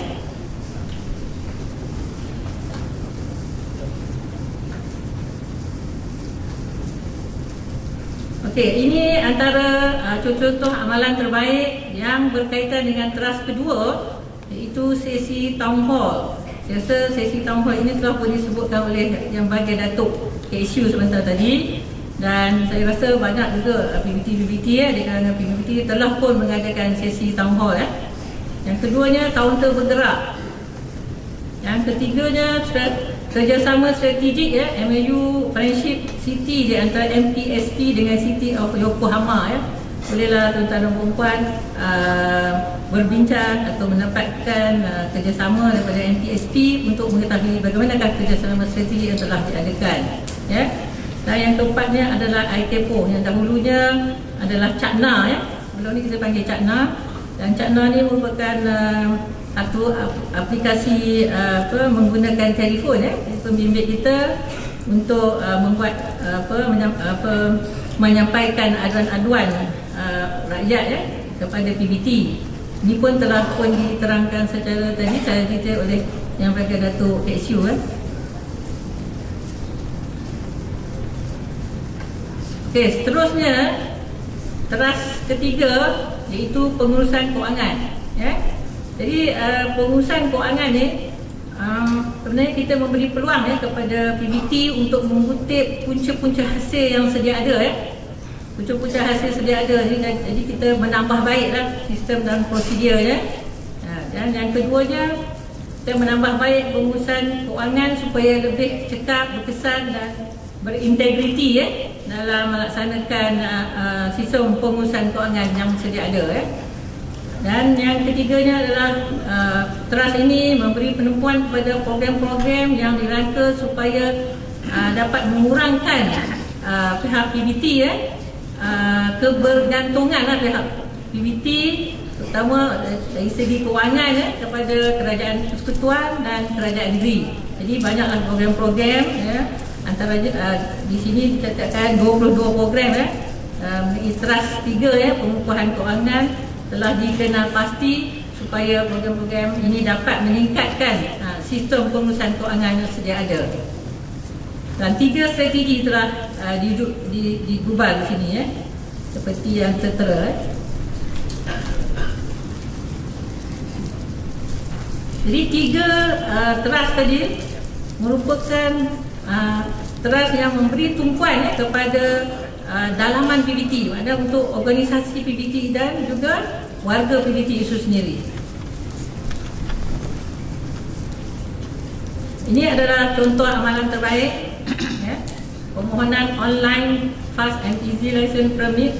Ini saya rasa di Majlis Perbandaran Kuantan mereka telah laksanakan permohonan online ni ya. Mungkin ada, itu yang saya tahulah, mungkin ada di PBT lain ya. Yang keduanya, kutipan cukai di tempat-tempat awam.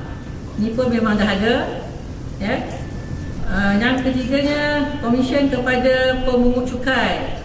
Yang keempatnya, paparan penyata kewangan. Ini paparan penyata kewangan seperti mana yang telah disebutkan tadi dalam ucapan Datuk Kek Siu sebenarnya supaya PBT lebih telus lah ya, supaya rakyat tahulah perbelanjaan dan juga kewangan yang ada pada PBT ya. Jadi mereka tak boleh persoalkanlah kalau sekiranya projek itu tak dapat dilaksanakan. Jadi supaya kita lebih telus ya kepada rakyat di kawasan pentadbiran kita atau PBT ya.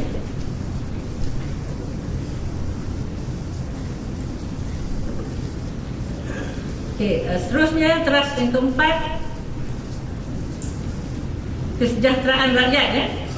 Okey, dalam teras keempatnya ada 3 strategi yang terdiri daripada meningkatkan mutu alam sekitar ya.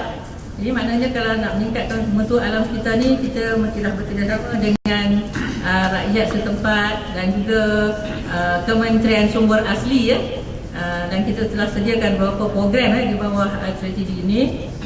Dan tentunya mewujudkan persekitaran yang selamat dan sejahtera ya, supaya kita dapat mewujudkan bandar yang selamat ya di kawasan PBT. Dan seterusnya juga adalah pemeliharaan dan pemuliharaan nilai budaya dan warisan. Jadi PBT bolehlah mengenal pasti apakah nilai-nilai budaya dan warisan yang ada di kawasan masing-masing, supaya kita juga dapat melibatkan masyarakat setempat ya, dengan mendidik dan juga memelihara nilai-nilai budaya supaya ia tidak hilang di telan zaman. Itu antara strategi di bawah teras yang keempat Okey, ini merupakan program Bandar Selamat strategi statistik pelaksanaan program Bandar Selamat pada tahun 2015 Ini ciri keselamatan di 151 kawasan perbandaran di bawah program Bandar Selamat yang telah dikaji oleh Jabatan Perancangan Bandar dan Desa, iaitu sebanyak 1,703 papan tanda keselamatan dengan nombor talian PDRM, 22,670 unit pencahayaan supaya kawasan tersebut lebih selamat dan seterusnya 2,746 unit cermin keselamatan dan seterusnya tempat letak motosikal berkunci yang telah dipasang dan pengasingan laluan pejalan kaki dari laluan bermotor semuanya akan dapat mengurangkan jenayah indeks di kawasan PBT, terutama di kawasan bandar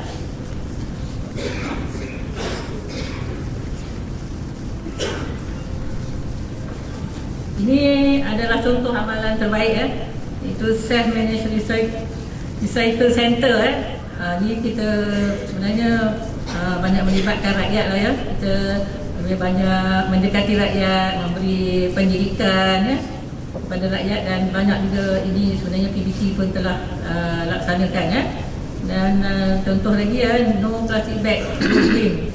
Samalah yang ni saya rasa saya tak perlu explain lagi sebab saya rasa semua PBT kebanyakannya sekarang ke arah go green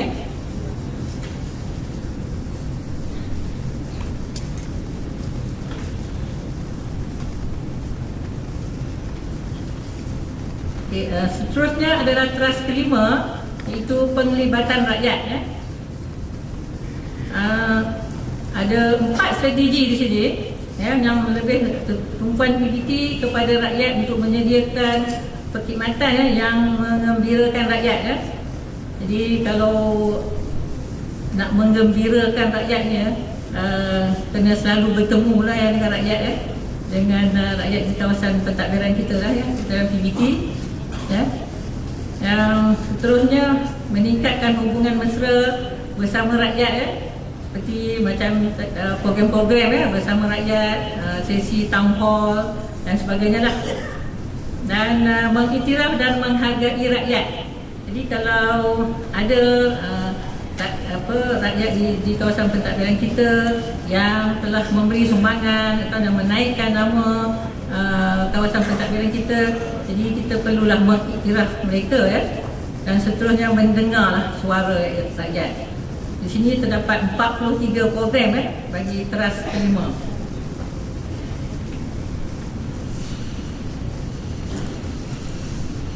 Ini antara contoh-contoh amalan terbaik mewujudkan perasaan kecintaan macam saya kata tadi, supaya kita dapat selalu berbincang dengan rakyat mewujudkan rakan taman, pengiktirafan kepada penduduk wujudkan ikon bagi mengikut inilah kepakaran-kepakaran yang ada kepada penduduk setempat.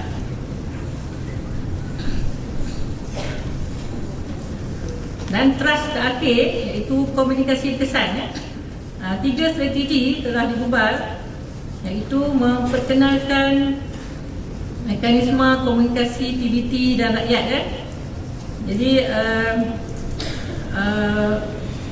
di sini komunikasi selalunya dengan PBT dan rakyat ni selalunya kita menggunakan aplikasi terkini lah dengan ICT untuk mudah berkomunikasi dengan rakyat seperti WhatsApp ataupun SMS ataupun email dan sebagainya. Yang keduanya adalah kolaborasi strategik bersama media supaya penyampaian PBT dapat disampaikan dengan lebih jelas lagi kepada rakyat dan seterusnya mewujudkan keakraban antara PBT dan rakyat melalui mekanisme komunikasi tadi dan seterusnya menubuhkan unit media dan radio internet PBT. Kalau tuan-tuan dan puan ke pameran yang telah kita adakan, jadi kita sekarang ni JKT sedang melangkah ke arah menyediakan radio internet JKT dan kita telah pun mengadakan beberapa wawancara dengan YDP bersama radio JKT. Kalau tuan-tuan dan puan nak mendengar radio JKT, layarilah website kita, ada ikon radio itu, klik kat situ dan dapatlah mendengar radio JKT. Tapi di PBT juga kita adakan program supaya menubuhkan unit media dan radio internet PBT.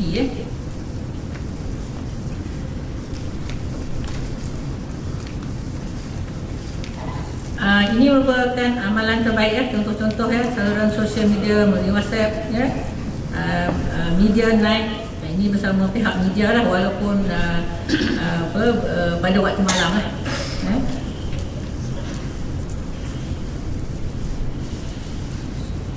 Okey, program sebenarnya keseluruhan program dalam plan transformasi PBT ni kita ada 200 program sebenarnya.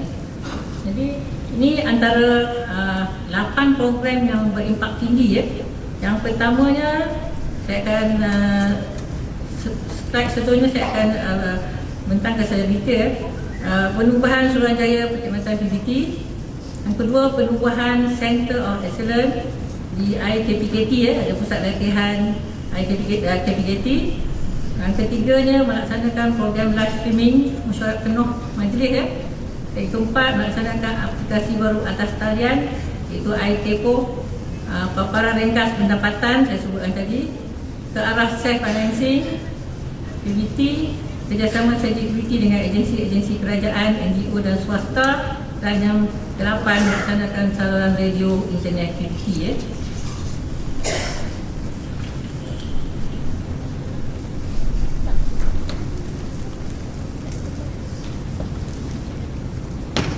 Okay. Bagi penubuhan Suruhanjaya Perkhidmatan PBT di negeri, sebenarnya dari segi status pelaksanaannya, setelah bengkel kita adakan pada tahun lepas, bulan Jun 2015, kita telah pun menyediakan draft untuk mewujudkan penubuhan Suruhanjaya Perkhidmatan PBT. Dan kita telah pun berbincang dengan pihak Suruhanjaya Perkhidmatan Negeri. Ada beberapa negeri telah kita berbincang, dan kita juga berbincang dengan pihak PBT untuk mendapatkan pandangan. Jadi bagi negeri-negeri yang ada Suruhanjaya Perkhidmatan awam negeri, dan bagi negeri-negeri yang tidak ada Suruhanjaya Perkhidmatan negeri, kita juga akan menubuhkan Suruhanjaya Perkhidmatan PBT bagi setiap negeri, kecuali negeri Perlis. Dan negeri Perlis mempunyai hanya satu PBT. Jadi tujuan penubuhan Suruhanjaya Perkhidmatan PBT ini adalah untuk membolehkan pegawai dan staf PBT bertukar dari satu PBT ke PBT lain. Kerana pada masa sekarang ni skim PBT, pegawai PBT adalah skim tertutup. Jadi pada masa sekarang pelantikan pegawai perkhidmatan PBT dan staf dilaksanakan oleh YDP. Jadi pada masa akan datang dengan penubuhan Suruhanjaya Perkhidmatan PBT, maka pelantikan sehinggalah kepada penamatan perkhidmatannya akan dilaksanakan oleh Suruhanjaya Perkhidmatan PBT. Yang keduanya adalah penubuhan Center of Excellence. Ini masih lagi dalam perbincangan dengan pakar rujuk untuk membangunkan strukturnya.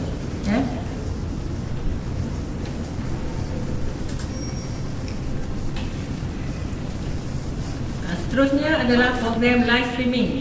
Ini tadi pun telah disebutkan oleh Yang Bergaya Datuk PSU. 6 PBT perintis telah pun dipilih yang antaranya MDAS, MDJB, MD Kuantan, MD Maran, MD Marang, MD Pontian, dan ada lagi akan datang PBT yang akan dipilih untuk melaksanakan program live streaming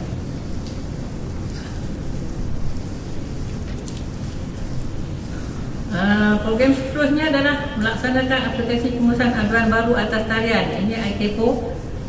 Saya rasa saya tak perlu terangkan lagi dah, tadi telah pun saya terangkan.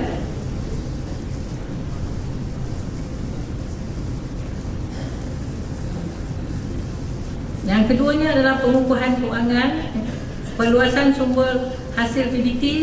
Yang kedua adalah pendekatan baru kutipan cukai Saya makan semula kadar cukai baru. Jadi engagement dengan YP, SU PBT di mesyuarat JPBT gitu kita telah pun mendapat maklum balas dan kita sedang menganalisa maklum balas itu dan akan dimaklumkan nanti.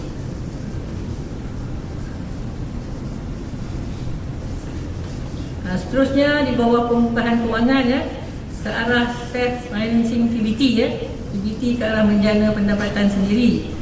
Jadi kita menggalakkan PBT cuba mencari punca-punca hasil yang boleh dijana secara sendiri tanpa akhirnya bergantung pada pihak kerajaan persekutuan dan juga pihak kerajaan negeri Yang seterusnya adalah kerjasama strategik PBT dengan agensi-agensi kerajaan, NGO dan swasta dalam penganjuran program sosio-ekonomi. Ini pun kita telah pun engage dengan pihak YNP dan SU semasa mesyuarat di tempat stok runding itu dan kita akan maklumkan setelah kita melihat kembali apakah maklum balas yang telah diberi Seterusnya di bawah penyertaan rakyat melaksanakan saluran radio internet PBT ini tadi saya telah terangkan sikit sebanyak, yang mana sekarang radio JKT kita telah beroperasi selama 24 jam Jadi PBT digalakkan untuk menyalurkan maklumat dan aktiviti kepada radio JKT supaya radio JKT dapat menghebohkan kepada dihebahkan kepada rakyat apakah program-program yang akan dilaksanakan oleh PBT. Dan mungkin amalan-amalan terbaik PBT juga boleh disalurkan melalui radio ini Jadi bergantung kepada kerjasama pihak tuan-tuan dan perempuan sekalian untuk JKT mendapatkan maklumat untuk kita salurkan ke dalam radio JKT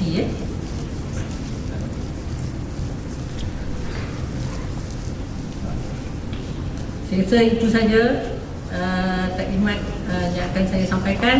Cuma satu je saya di pihak JKT yang mengharapkan kerjasama daripada semua PBT, semua NGO, semua pihak berkuasa negeri, pihak swasta dan agensi-agensi kerajaan yang berkaitan dalam program-program yang akan dilaksanakan. Kalau tanpa kerjasama daripada semua pihak ini, mungkin plan transformasi pihak berkuasa tempatan ini kurang berjaya Jadi kita minta kerjasama Kalau kita nak mendapatkan maklumat kita nak minta supaya PBT melaksanakan program-program yang telah dirancang jadi akan memudahkanlah pelaksanaan plan transformasi PBT. Dan untuk makluman juga, plan transformasi PBT ini dijangka akan dirasmikan oleh Yang Amat Berhormat Perdana Menteri pada bulan Julai dijangkakan jadi saya pun tak pastilah kalau belum dapat lagi maklum balas pada pejabat YB dan Menteri Saya rasa itu sajalah. Sekian, wabillahi taufiq wal hidayah. Assalamualaikum warahmatullahi taala wabarakatuh. Baik, ucapan terima kasih dilakukan Puan Nasir binti Omar, pengarah bahagian dasar dan kajian strategik Jabatan Kerajaan Tempatan di atas undangan tadi. Majlis dengan segala hormatnya menyebut berbahagia Tuan Haji Zakaria bin Nayan, Ahli Majlis Bandaraya Al-Usta untuk menyampaikan cenderah hati daripada pihak penganjur. Silakan.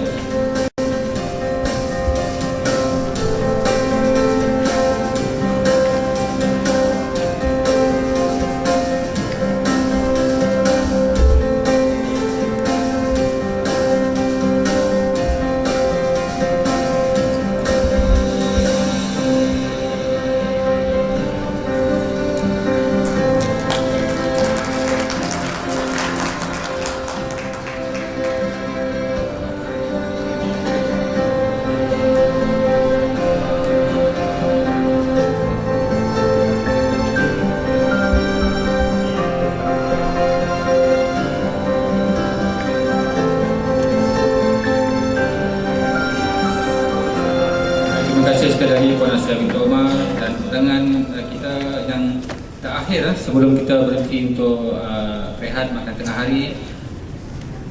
Sebelum saya menjemput beliau untuk adakah pendengar agensi inovasi Malaysia ni sebelum konferen ni boleh tunjuk tangan tak? Ada, okey, terima kasih. Agensi inovasi Malaysia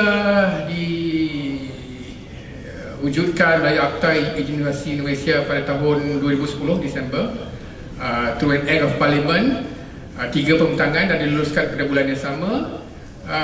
Tetapi mula beroperasi bulan Julai 2011. It took us about 6 to 7 months untuk membina operasi, mengambil tenaga kerja untuk bermula operasi. So insyaAllah lagi 2 bulan lagi cukup genap umur agensi kami selama 5 tahun. Dan hayat, the lifespan of agensi inovasi Malaysia ni cuma 10 tahun saja. We were born in December 2010 and we will cease to exist December 2020. Kami diberi mandat 10 tahun untuk mencapai hasrat kami untuk memajukan Malaysia sebagai negara inovasi menjelang 2020. So, untuk mencapaikan mandat dan matlamat kami, ada Majlis tak diurus yang dipengerusikan oleh Yang Amat Berhormat Perdana Menteri sendiri dan dibantu oleh 16 Majlis tak diurus, 17 Governance Council members chaired by the Prime Minister and 16 Governance Council members, 7 of which are ministers. Kami berpendapat perlunya menteri-menteri di dalam Majlis tak diurus kami sebab inovasi merangkumi banyak aspek, bukan sahaja inovasi dari segi sains dan teknologi, but innovation cuts across many organizations. Inovasi pendidikan, inovasi sosial, inovasi PBT. So you cannot have aim under a particular ministry. It has to be put under the Prime Minister's Department, yang mana ia cut across ke semua kementerian dan unsur-unsur inovasi. So kami ada Menteri Pendidikan Tinggi, MITI, Menteri EPU. Sebagaimana Tuan mahu sedia maklum, Datuk Seri Wahid akan menamatkan terma pertamanya pada 4 bulan Jun dan akan diganti oleh Menteri baru. Dan juga daripada sektor swasta yang mana diwakili oleh Khazanah Tan Sri Azman Mokhtar, Tan Sri KSN juga Majlis tak diurus kami sebab kita nak semua kementerian sama-sama bekerjasama untuk memajukan negara melalui inovasi. Terlampau banyak projek-projek yang harus dilakukan untuk capai hasrat negara maju melalui inovasi. So kami di Agensi Inovasi Malaysia cuma fokus pada 6 trust, only 6 main focus that we do. But in everything that we do, we apply quadruple helix. Tuan-tuan mungkin pernah dengar triple helix, yang mana kerjasama di antara kerajaan, industri dan pihak swasta. Tapi kami menambahkan unsur yang keempat, iaitu rakyat. Di sini ada hubung kait dengan PBT sebab at the end of the day customer kita adalah rakyat. So apa-apa projek yang kami yang dicadangkan kepada kami harus mengambil perhatian kemahuan rakyat. So secara ringkasnya saya akan memberi penjelasan sedikit tentang 6 projek yang kami lakukan. Kami bermula dari anak-anak kami sendiri, cultivating a thinking culture. Sistem pendidikan kita kita inherit dari British, banyak proses rote learning, banyak penghafalan. Ibu bapa masih lagi memberi penekanan kepada anak-anak untuk dapat 12A, 13A, 14A tanpa memikirkan apakah tujuan pelajaran. I mean, you are just memorizing, but do you understand what you are being taught? Education no longer takes place apabila guru berada di hadapan bilik darjah dan memberi pengajaran, but education sekarang takes place di luar bilik darjah. Anak-anak kita through internet, through social media learn more than what we learned when we were in school back then. So Agensi Inovasi Malaysia dengan kerjasama Kementerian Pelajaran telah cuba untuk memasukkan unsur-unsur inovasi dan unsur creative thinking di dalam sistem pelajaran kita. Pertama, kami telah mengenalkan higher order thinking skills, yang mana dalam bahasa Malaysia yang telah diambil oleh Kementerian Pelajaran adalah kemahiran berfikir aras tinggi. Di sini kita nak anak-anak kita to start thinking, bukan lagi untuk menghafal, but untuk to think. Apakah yang diajarkan, apakah aplikasi yang akan diajarkan. So di situ kita berharap anak-anak kita will be able to be ready to solve problems that industry wants. Peringkat sekolah rendah lagi. Apabila anak-anak kita meningkat ke sekolah menengah, AIM dengan kerjasama Kementerian Pendidikan juga telah memperkenalkan sistem pelajaran IB, International Baccalaureate. Di Malaysia ni ada beberapa sekolah antarabangsa yang menggunakan sistem IB. IB tujuannya bukan untuk menukar silibus kerajaan Malaysia. Kami yakin silibus kerajaan Malaysia is good for us, but cara pembelajaran IB focuses on skills development rather than syllabus. Kita maintain syllabus Malaysia, but the education process skills is using IB. Untuk dapat tahap IB memang terlampau mahal di Malaysia. So kami mengenalpasti 10 sekolah di Malaysia yang mana sekolah-sekolah itu akan di audit oleh IBO di Switzerland. Dan Alhamdulillah tahun ini kami berhasrat 9 sekolah yang dicadangkan akan mendapat status IB. Pada bulan Mac lepas, Sungai Tapang, Sarawak mendapat status IB yang pertama di Malaysia. Sekolah ni 2-3 tahun lalu gangsterism was very high, ranking very low, tapi setelah mendapat status IB, we've been informed the waiting list to go to this public school, sekolah awam 2 tahun. Bulan April MCKK telah mendapat status IB. So mungkin tuan-tuan tahu Malay College Sekolah Kebangsaan, very premium school. Mereka pun baru sahaja mendapat status IB. InsyaAllah Tunku Kursyah akan mendapat status IB. So di sini sekolah-sekolah tempatan kita akan berganding bahu dengan sekolah-sekolah bertaraf antarabangsa melalui IB. Yang ketiga ialah untuk para remaja kita yang kami anggap umur di antara 20 dan 25. Kami memperkenalkan proses pengajaran design thinking.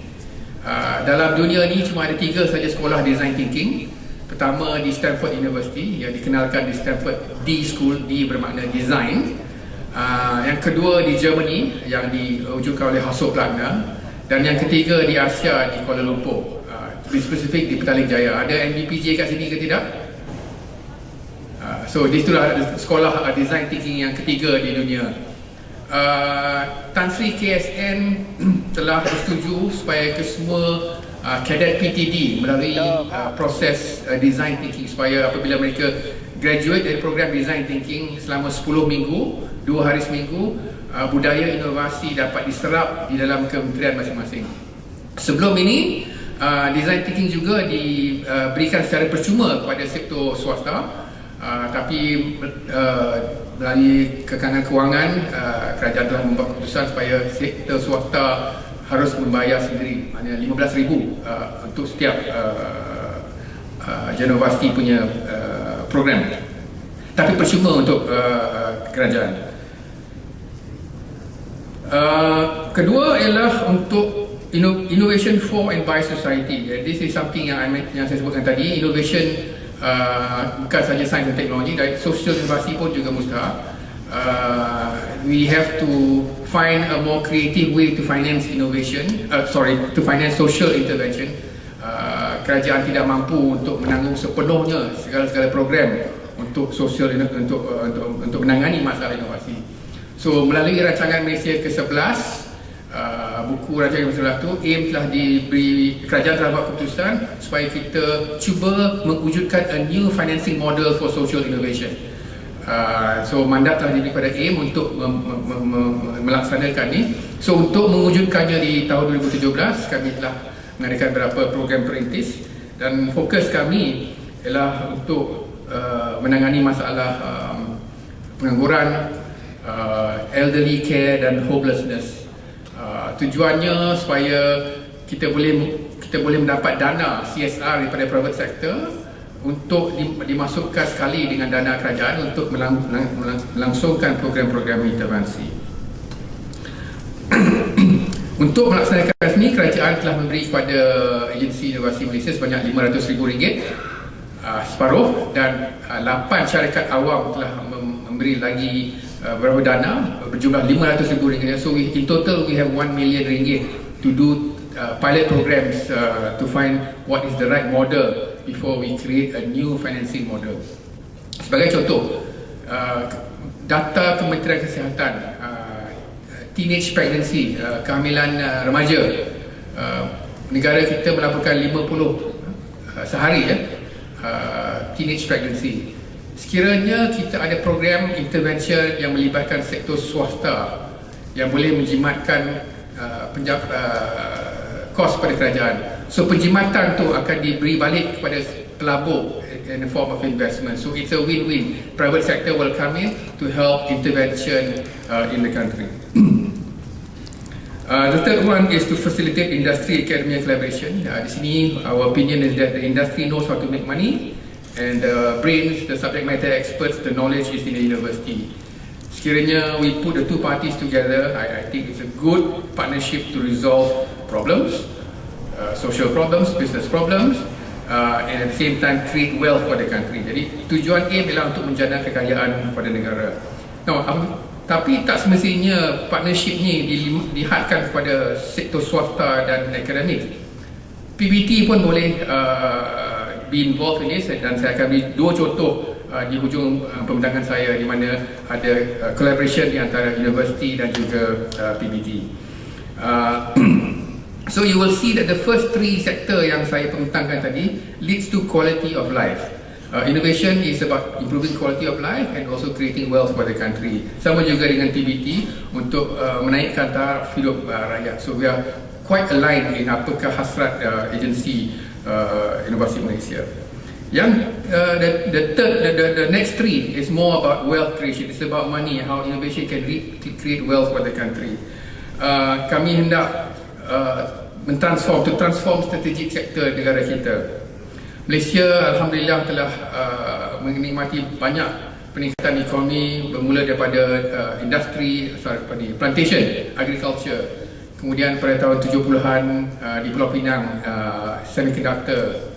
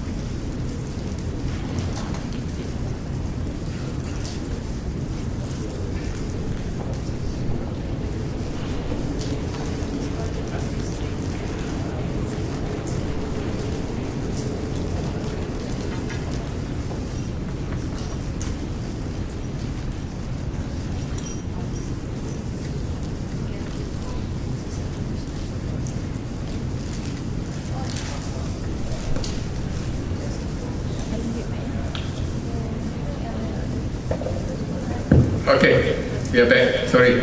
So, saya ingat tadi apa tak mau dengar, saya cakap pun.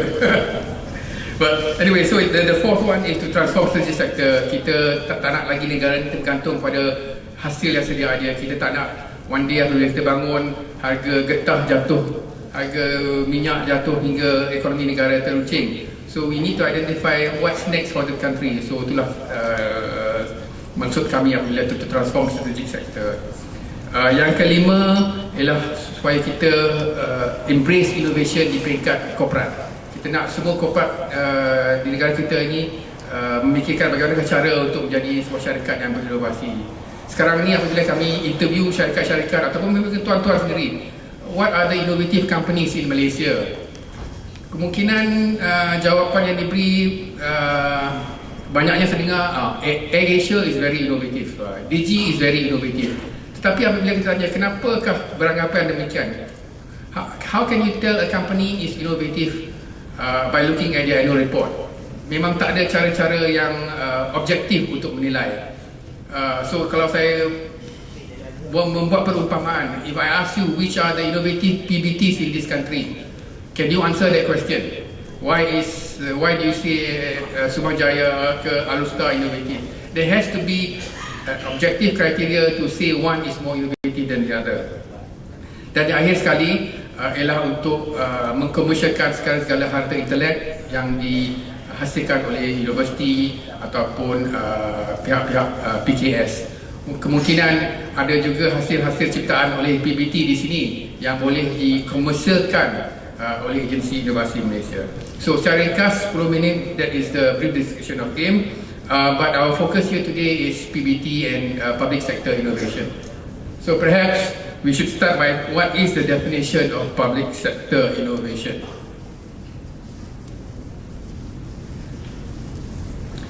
So this is the definition of public sector innovation oleh kerajaan Canada. Izinkan saya bacanya. Innovation is defined as a commitment by government, federal government, state government, PBT, to recognize and act upon new ideas. Tadi kita dah dengar few ideas. New operating methods, cara operasi yang baru, and new ways of delivering services. Kita PBT di sini is all about delivering services to our constituents. It also includes finding new ways to maximize resources. Kita sedar masalah kekangan kewangan by engaging with the public. Tadi Puan Asiah ada menyebut public engagement is very important for PBT. Taking new risks, I think this is a new topic. I mean, as a government servants, are we taught to take risks or are we taught to follow instructions? Saya yang menurut perintah. So we have to find a balance. Saya yang menurut perintah dengan saya yang berinovasi. Enhancing new technologies. This is very, very important. Allow me to share with you the conversation with senior public sectors in Canada. Project ni dilakukan oleh Deloitte, one of the big consulting firms, and these were the feedback from the top 100 senior public sector officers. What they observed over the period of this interview: political roadmap needs transformation. Innovation is limited to operation. So innovation is just about operation. There are more things to innovation. It's just not operation. It's service, it's marketing, it's branding. But at least in the Canadian experience, innovation at the public sector seems to focus on operations. Low impact. Tadi kita ada dengar inovasi harus berimpak tinggi. PBT transformation berimpak tinggi. Datuk KSU mentioned that Blue Ocean is about big impact. So again, we say all this, but the reality in other parts of the world, it's low impact. There's no collaboration and sharing of knowledge in government. But I think here today kita ada perkongsian maklumat with all the PBTs in the country. So we are moving in the right direction. The fifth is lack of human capital and new talent. Masih kurang lagi human capital in the innovation space. So based on this perbualan, apakah yang dicadangkan oleh pegawai kanan di Kanada? More forum on innovation. I think that's why we are here today. There's more forum on innovation.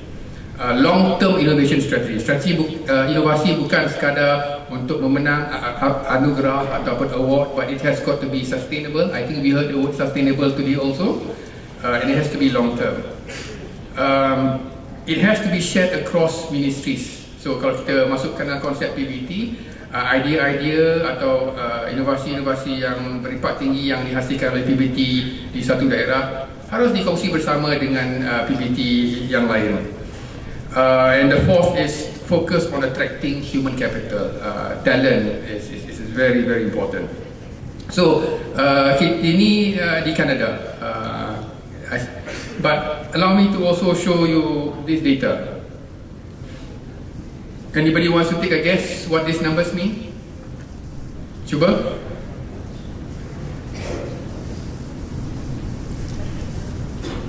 This is what it means.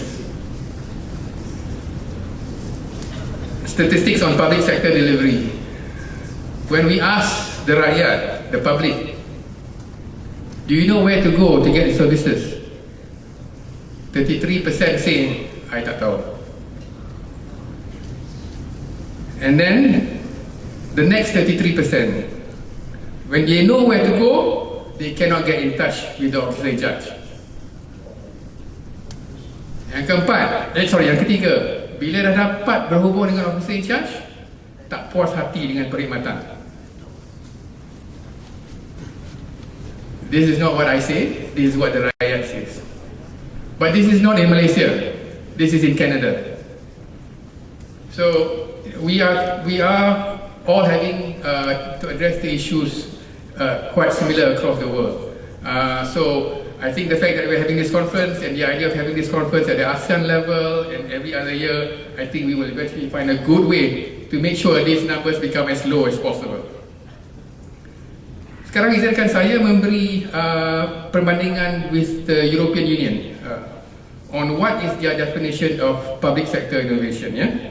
Again, this was a scoreboard done by a consultant, I believe it's KPMG if I'm not mistaken. It was done in 2013. Saya telah cuba untuk mendapat maklumat terkini tetapi tidak dapat. So I can only conclude that this is still work in progress or usaha untuk membina benchmark public sector innovation ini is very complicated. So just now we saw the definition of public sector innovation from Kerajaan Canada. This is the whole of European nation. What is their definition of public sector innovation? Innovation is seen as means to address growing budgetary pressures. I think no surprise kat situ. Through more efficient administration of service delivery. Again, service delivery. PBT, our focus is service delivery. And new societal demands. Rakyat meminta, permintaan rakyat is increasing through different and more effective service design. So innovation bukan produk, it's also service. So banyak persamaan definisi inovasi sektor swasta di antara Kanada yang saya sebutkan tadi dan juga di European nation. Tapi di Eropah, they are taking one step further. They are trying to create a framework that they want to measure untuk menilai tanda aras inovasi. This is what they have done in 2013. 3 main areas, 7 category and 22 KPIs. So this is what European Union is trying to do, leading to 2020 so that they will have a benchmark and a framework. I'm trying to balance topik dalam bahasa Inggeris, but the summary is in dalam bahasa Malaysia. So, tiga tiang utama dari segi pemboleh, enabler, dari segi aktiviti-aktiviti inovasi, dan yang ketiga output. At the end of the day, output is very important, outcome is also equally important. So dari segi enabler untuk menanamkan inovasi di sektor awam, you need human capital. So you need perjawatan kreatif. So saya tanya kepada tuan-tuan dan datuk-datuk, do you have pegawai inovasi ataupun direktor inovasi di PBT masing-masing? I think that is the first step to inculcate the culture of innovation. Kedua, penjawat awam yang berijazah. That's also at least European nation is trying to measure public service quality perkhidmatan dari segi effectiveness, dari segi quality perundangan must be good. It has to be fair, it has to be transparent. Penggunaan ICT, alhamdulillah tadi saya dengar ICT memang is business as usual in PBT di negara kita ini. Khidmat online is a new way of delivering services. Dari segi aktiviti-aktiviti yang dianggap berinovasi is again perkhidmatan. PBT bukan jual produk, your product is actually your service. Unlike corporates where you sell product and you can also sell services. Process untuk shorten the process, untuk be more cost effective is also being measured. Penyokong dan derailers, this is the longest list kat sini. Halangan dalaman, contoh-contoh halangan dalaman ialah mungkin PBT tidak ada policy inovasi. So when you have no policy, the staff pun mungkin keberatan untuk be more involved in that. Mungkin budaya inovasi mungkin masih di peringkat awal. Yang ketiga, kewangan-kewangan. This is very very important. Everywhere saya pergi, KIK budget dipotong, guna peruntukan yang sedia ada, kutipan tak mencukupi for innovation. But so with that we have to be more creative in trying to find a solution. Dan ketiga, audit. Kalau audit tu they go by the proses yang telah ditetapkan mungkin 5-6 tahun yang lalu. Whereas innovation is very fluid, it's very new. So if you apply the old method of auditing to something which is innovative, memang fail lah. So when you fail, you get reprimanded, surat amaran. So how do you find that balance? The external challenge is beberapa contoh, dua utama. Technology moves so far ahead that mungkin apa yang kita guna pakai today, tomorrow might be obsolete in a matter of months. So what technology do you use? Technology can also be a supporter, can also be a derailer. Kadang-kadang tu dengan teknologi with the social media, kita takut kalau I do something wrong, nanti orang ambil gambar saya masuk WhatsApp, the whole world know I screwed up. So rather than trying to be helpful and go out of my way to help, I follow the procedure, and there is no right or wrong answer, and the fear of being made in a public display sometimes curtail your innovation. Yang kedua, yang halangan tu engagement with multiple stakeholders. Saya akan beri beberapa contoh, satu contoh saja di hujung pembentangan saya, di mana kita harus bekerjasama dengan few stakeholders. Mungkin ada yang sehaluan dengan kita, alhamdulillah, tapi yang tak sehaluan, I think you will have some challenges. And the pillar yang ketiga tu output. So everything that needs to be measured. You need to measure the sharing of knowledge, perkongsian perkhidmatan tadi, MOU di antara Majlis Bandaraya Alor dengan Brian. I think that's a good place to start sharing services and sharing of knowledge. Apa yang kena pasti di Eropah, if there is a corporation that uses the service of a very innovative sektor awam, kalau contohnya PBT, syarikat tu will also be very productive. So there is a correlation, a positive correlation. Innovative PBT that is supporting the corporates in their district will create more wealth for the region. Dan last kali ialah government procurement. We as kerajaan, we should be the first customer, if you will, first buyer policy. So apa inovasi yang dihasilkan oleh PBT ataupun dihasilkan oleh inovasi tempatan, the government must be the first customer. Sebab whenever these innovators go and sell their products to their overseas market, to ASEAN, wherever, their customer will say, is your country using your product? Is your country buying your product? Kalau kita Malaysia tak beli hasil ciptaan negara sendiri, you can be rest assured that it's going to be tough for the entrepreneur untuk menjual di negara luar. So in summary, di EU apakah yang kita perhatikan? Data for public sector innovation is not comprehensive and it's very inconsistent. So mungkin disebabkan faktor pertama ni, saya tak dapat maklumat terkini tentang statistic innovation.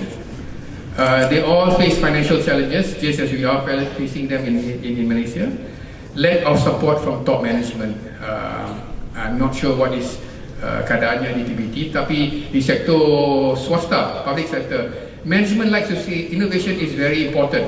It is very important, but it's not a priority. So there is a dichotomy. You say it's important, but it's not a priority. Itu di sektor swasta. Kita harus make sure that this culture is not in sektor awam and also not in PBT. The challenges is again need to comply with policy. So when you have to comply with policy, saya yang menurut perintah nak keluar sikit pada tu, you are afraid because you might be reprimanded. But sometimes you have to take that bold step, not to break the law, not to break the policy, but to find a way to be more efficient in your delivery. Business that uses innovative public sector will be more innovative. More data is needed for evaluation. We still have culture di Eropah yang mana penjawat awam masih lagi resist innovation, change. They prefer things as they are, status quo, and not comfortable to change. And mungkin budaya risk-averse culture. So again, business people take risk, government people do not take risks. We provide policy, we provide the environment, we are enablers, but we are not risk takers. So when you are not risk takers, how can you be innovative? So itu kesimpulan di Eropah, both kongsi bersama Canada dan Eropah. Sekarang kita bring back things to home, closer to our home. Why is PBT and public sector innovation important? I'll try to do this in the next 20 minutes or so. I think Puan Asyaf tadi ada menyebut the reality here is urbanization is becoming more and more apparent. Kalau kita ikut data yang terbentang di sini, we are expecting by the year 2020, 73.5% of the population in this country will be concentrated in urban areas. And with that, we expect a lot of urban poor, miskin bandar, as we term it in Bahasa, in these major towns. So that is also that's a problem. So what are the PBTs going to do to address this problem? Kedua, demographic change. You will see that in developing countries and developed countries, inshallah Malaysia will be a developed country by the year 2020, we will see more women and more warga tua, warga emas in this country. So it's going to put a strain on the public sector delivery. So that's why we have to be very, very innovative to address these problems that I just highlight here. So what it's saying here, this is going to create pressure to deliver services. Education, more people go to bandar, sekolah sama juga, number of schools are the same. Now we've got 45 students per classroom. Do we increase to 60 students per classroom? Or do we build more schools? We don't have money to build more schools, so what do we do? Crime.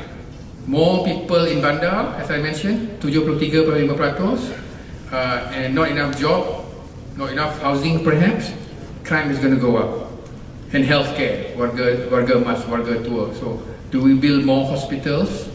Do we reduce the cost of hospitalization? Inilah isu-isu yang harus dipikir bersama di sektor awam, termasuklah PBT sekarang. So, maybe I show the Singapore situation. Chart ini menunjukkan di Singapura based on their own survey.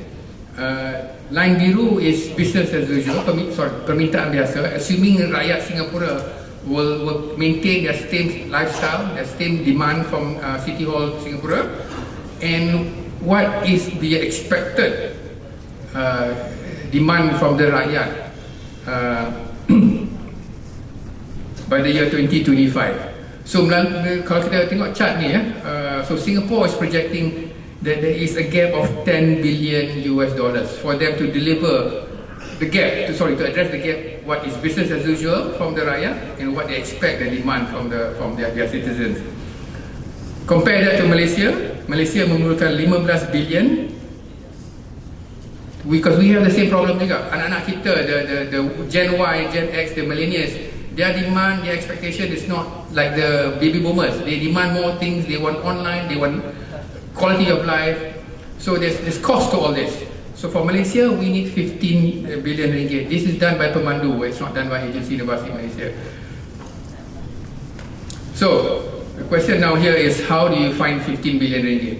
I think kita sedia maklum, bajet tahun sudah yang diumumkan oleh Ahmad Perdana Menteri telah di scale that in line with the world economy. So we certainly need to be more innovative to find the money to solve this. So Malaysia perlu meningkatkan efisiensi sebanyak 1.5% untuk mendapat 15 billion ringgit. Tapi that is maybe a bit too high of an objective. But if we can improve our efficiency by just 0.5%, we can save 16 billion ringgit. Bukan US dollar, tapi 16 billion ringgit.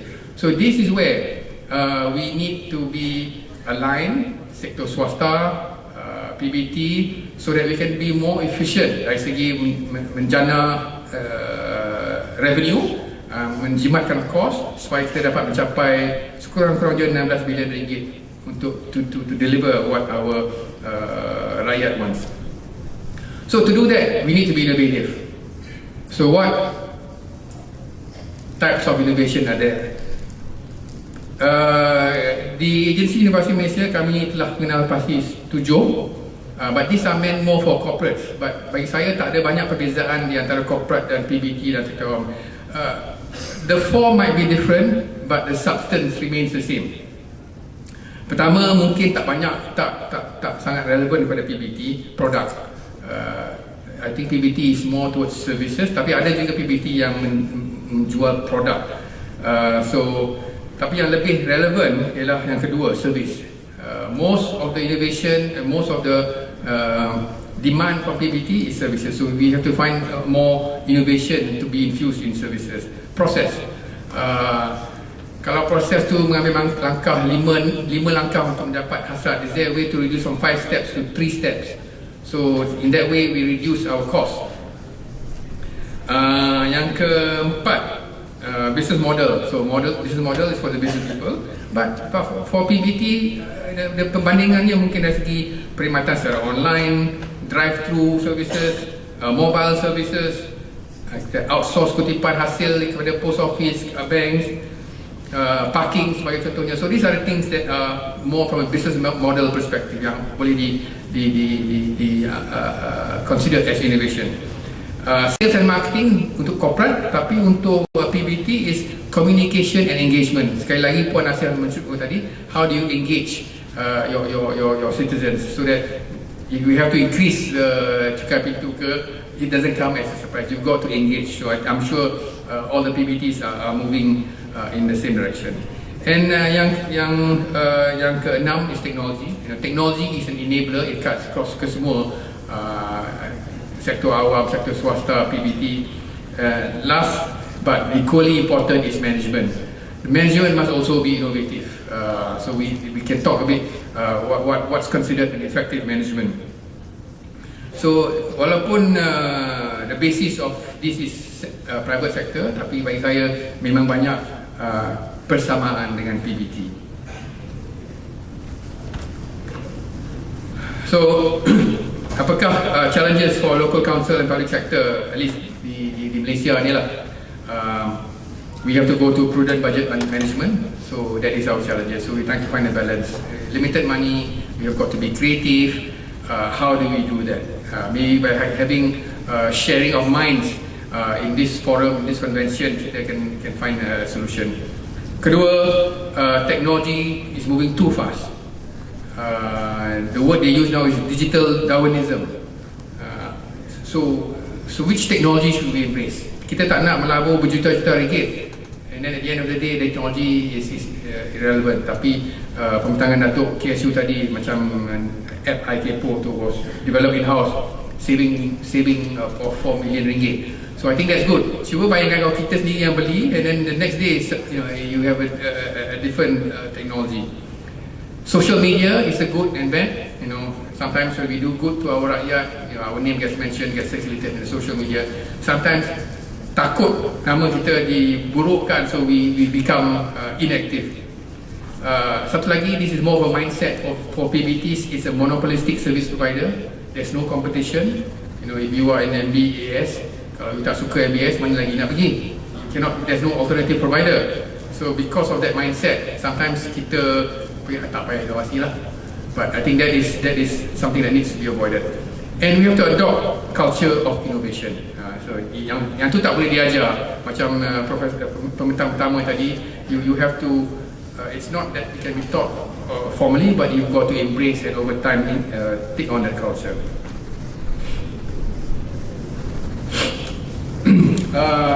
This is actually a framework that was created by Agensi Inovasi Malaysia untuk menilai syarikat-syarikat besar di Malaysia tahap inovasi mereka.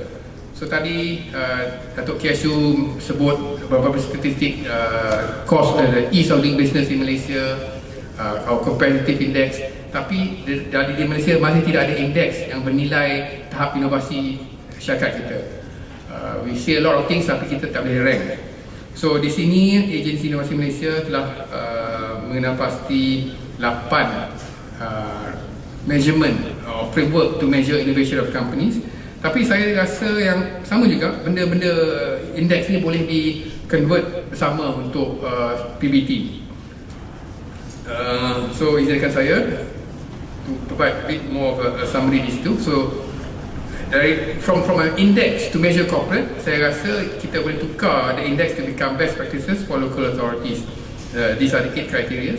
So bila kita going through our journey of innovation, first question soalan pertama, innovation strategy. The issue there is, why do we want to be innovative? Adakah sebab kita nak menang award di Malang, ataupun kita nak menjimat cost, atau kita nak increase revenue? That has to be the very first question in PBT. Kita tak boleh buat, you cannot do everything. You don't have the time nor money to do everything. So each PBT must decide apakah tujuan inovasi dia. So this goes back to the type of innovation, ya. Why do you want to do this innovation? Kedua, innovation leadership. Who should be the leader? YDP, Datuk Bandar, ataupun Director Inovasi.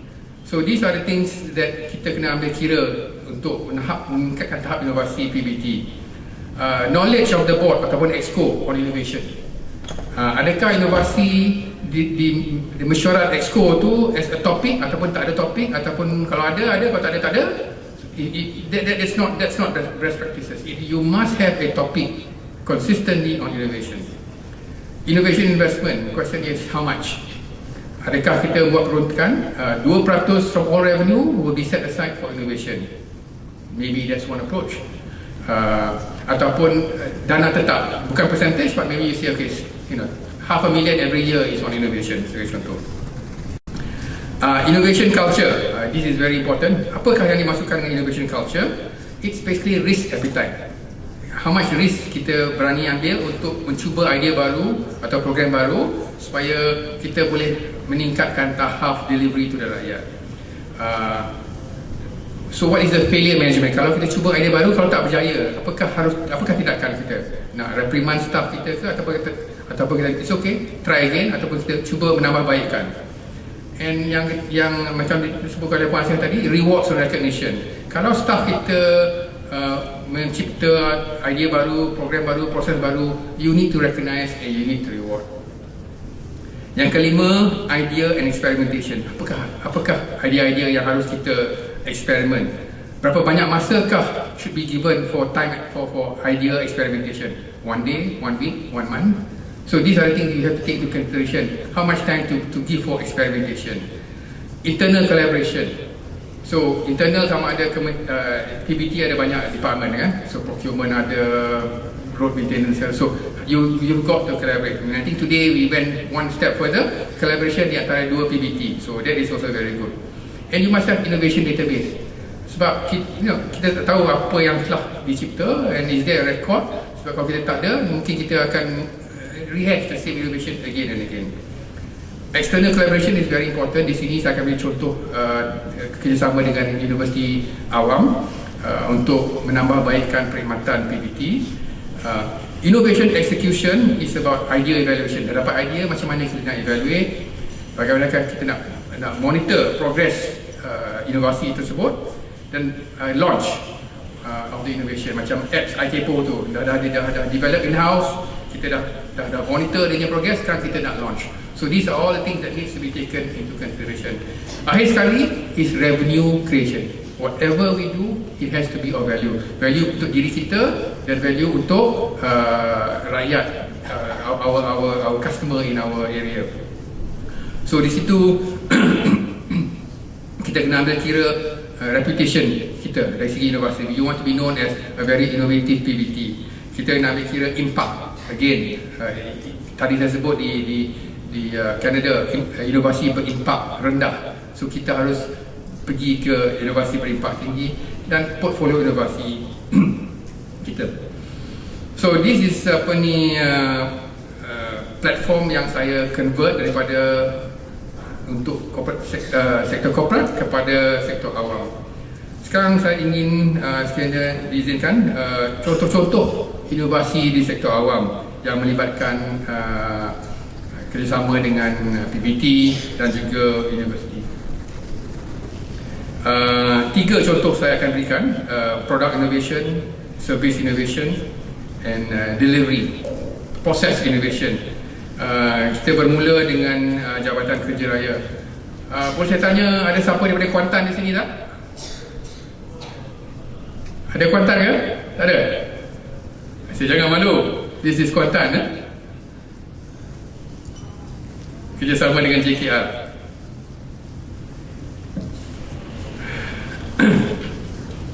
Projek penambahbaikan papan tanda arah di Kuantan. Saya rasa masalah ni sama di mana-mana aja, cuma projek perintis dilakukan di Kuantan. Kita, kalau tuan boleh perhatikan road signage kita ni, very confusing lah. Macam-macam warna ada, macam-macam size ada, macam-macam font ada.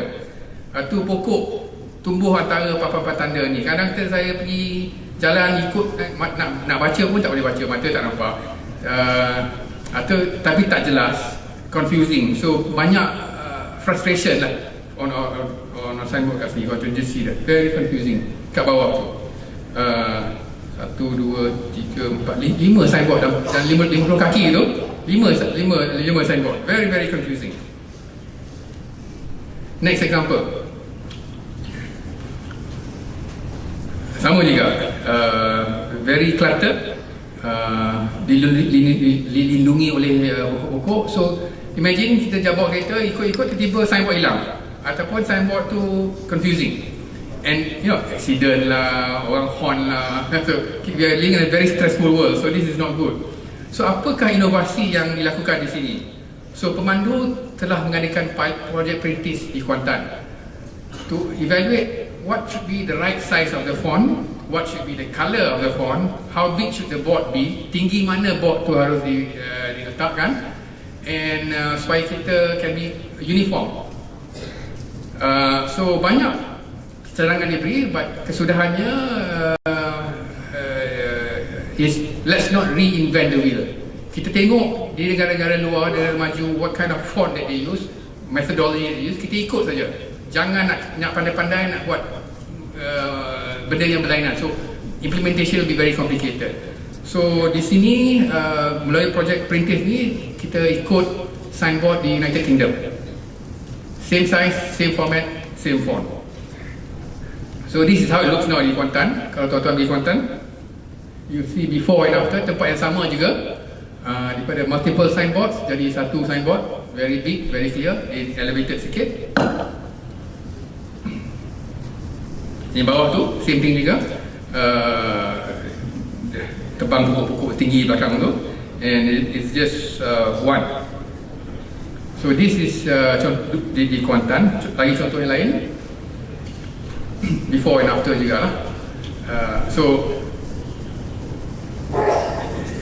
it is now more visible, kemas signboard di Kuantan. Tapi yang saya nak tanya di sini, PBT di sini, has this implementation pilot been rolled out in your PBT? Ya ke tidak? Yes. I just want to ask you a question. When you mentioned about tebang pokok, I think I must gain as one of the calculate in PBT. I think tebang pokok is last thing. Yeah, I'll give you the reasons afterwards. Yeah, I will address your point, sir. So the point I'm trying to say here is this is a good idea. Tetapi it has not been rolled out across the country. Going back to my point earlier, sharing of knowledge, sharing of best practices, but I don't see it being replicated. So what is the impact to the rakyat here? Impact to the public. Keselamatan pengendara raya bertambah baik berikutan panduan awal trafik sejauh 300 meter sebelum simpang. Papan tanda arah yang tidak terhalang dengan saiz font yang lebih besar. Pengurangan aduan kerana papan tanda arah yang terhalang, mengeliru dan tidak berterusan. Pengesahan papan tanda arah di persimpangan dan pengurangan kecelakaan lalu lintas memberi penjimatan masa dan petrol. This is the savings for the public. Now this is impact pada kerajaan. Impact to the government. Optimisasi ruang papan tanda arah menghasilkan penjimatan kos. Pengurangan aduan, pengurangan kemalangan, penjimatan 8 juta. This is statistics done by pemandu. But whilst this was done in Kuantan, dia melibatkan 17 rakan projek. To your point, everybody is involved here, not just PBT Kuantan sahaja. So kita kena bekerjasama. What are the issues? What can be done? What cannot be done? Tebang ke, cantas ke? So these were all taken into account. 17 agencies were involved in this in Kuantan, and they did this pilot. Penjimatan sebanyak 8 juta ringgit. But I stand here today as I ask you this question: is this being implemented? I don't see a show of hands. So I think that there still needs to be fine-tuned. Make sure that apa-apa kita lakukan mendapat sokongan all the stakeholders. The other innovation is Majlis Bandaraya Melaka. Ada yang Melaka di sini? Okay, so Melaka is collaborating with University Awam untuk melakukan dua projek, vermicompost dan photocatalyst for internal air quality. Projek pertama di Melaka, Majlis Bandaraya Sejarah Melaka, waste management, di mana di pasar Melaka, it cost the PBT RM15 to dispose the waste, RM15. Tapi dengan kerjasama universiti, kalau tak salah UPM, menggunakan teknologi vermicompost guna ulat-ulat, they are able to generate revenue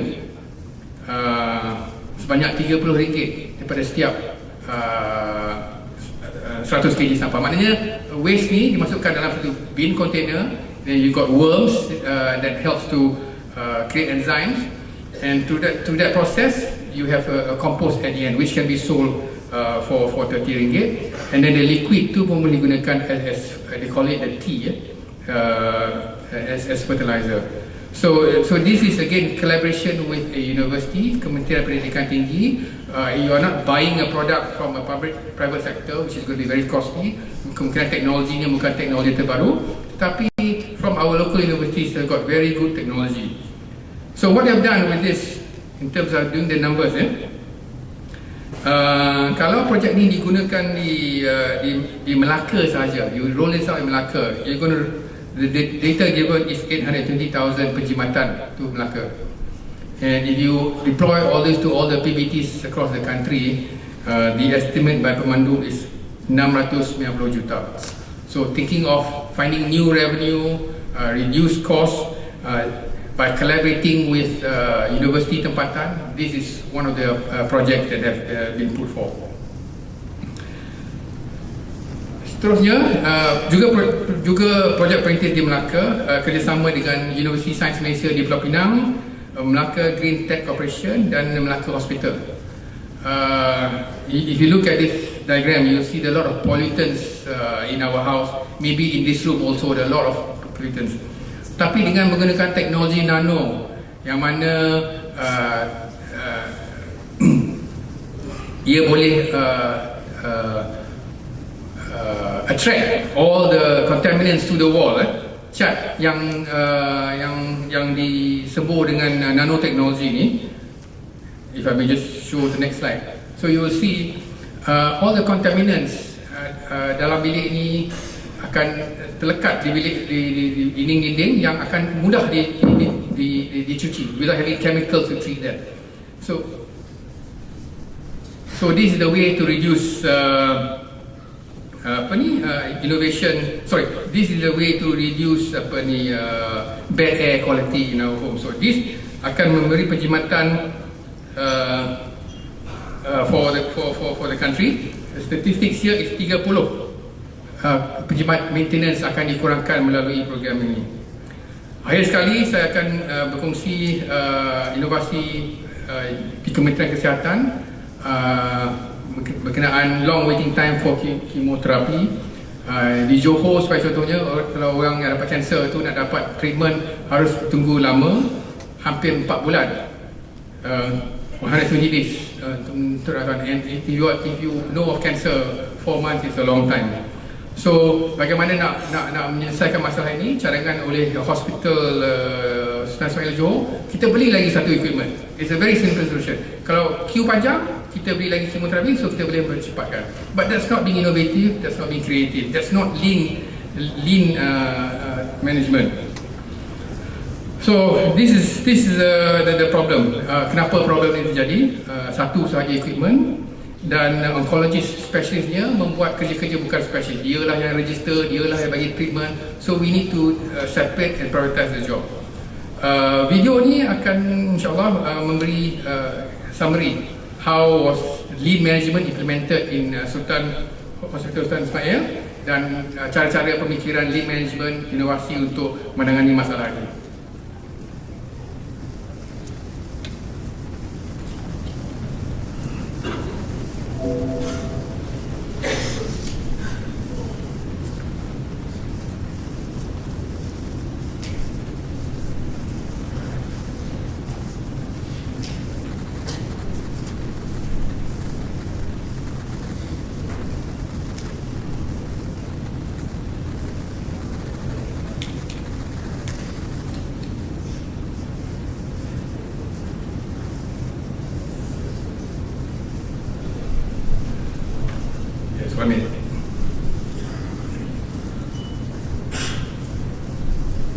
Dia dah test pagi tadi.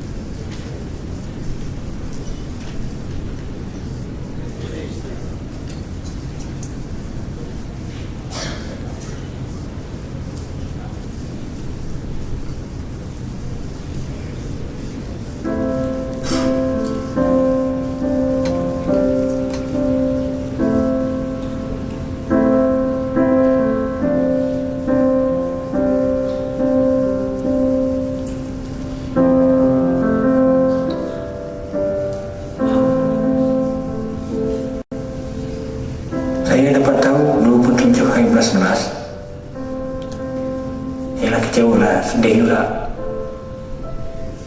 Saya menanyakan pada Dr. Mak Yusof tu, biasanya kalau dia cakap pension, umur tak panjang kan? Saya tanya, umur saya akan bertambah pada hari, minggu ke bulan?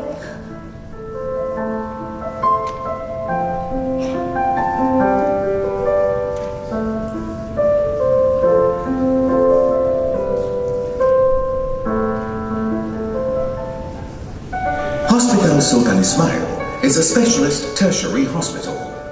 In striving to provide the best care for our patients, we implemented the lean system in healthcare. Prior to PSDT, the average waiting time was 120 days. After PSDT, we have reduced the waiting time to 60 days.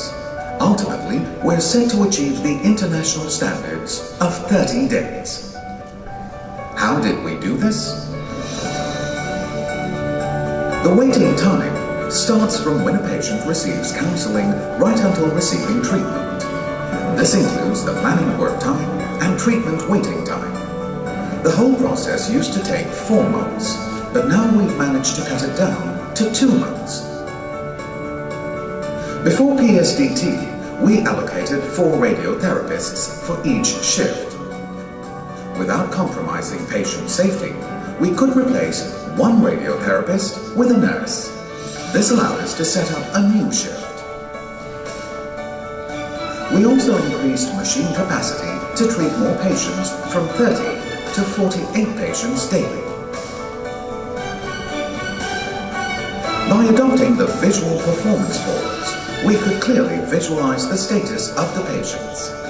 This enabled us to track and plan easily. The transformation scene is a very significant achievement. In just 4 months of implementation, waiting time has been reduced from 120 days to 60 days. All patient backlogs from August to October 2013 have been cleared, and all patients have received treatment. Lean has cultivated a change in mindset and developed a strong desire for teamwork. Our patients are our priority. Jadi saya memang kalau boleh memang bertahawatan dengan Setar dan Terbaik. Saya hanya ucapkan banyak-banyak terima kasih atas bantuan dan kerjasama dan nyalakan dukungan kepada saya. Yang penting bila kau berusaha tentang kejayaan tu, kita berserah pada Tuhan.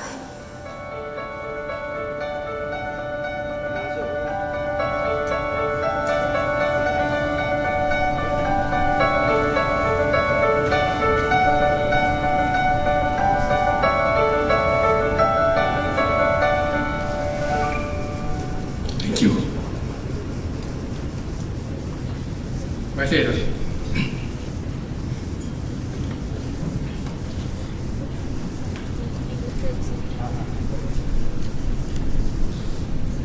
Baik, Majlis mengucapkan terima kasih kepada Encik Ahmad Abdul Nasir bin Majafar atas tantangan tadi. Dan untuk menyampaikan senang hati kepada pembentang kita, dipersilakan Dr. Ishak bin Haji Hussein, Pegawai Kesihatan Daerah Kota Setar yang juga ahli Majlis MBAS untuk menyampaikan senang hati. Silakan.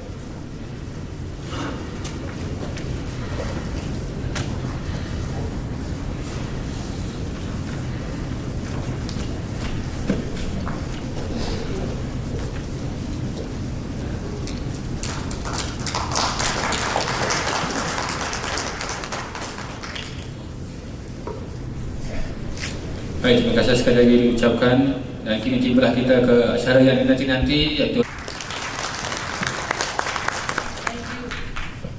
Thank you very much for the introduction.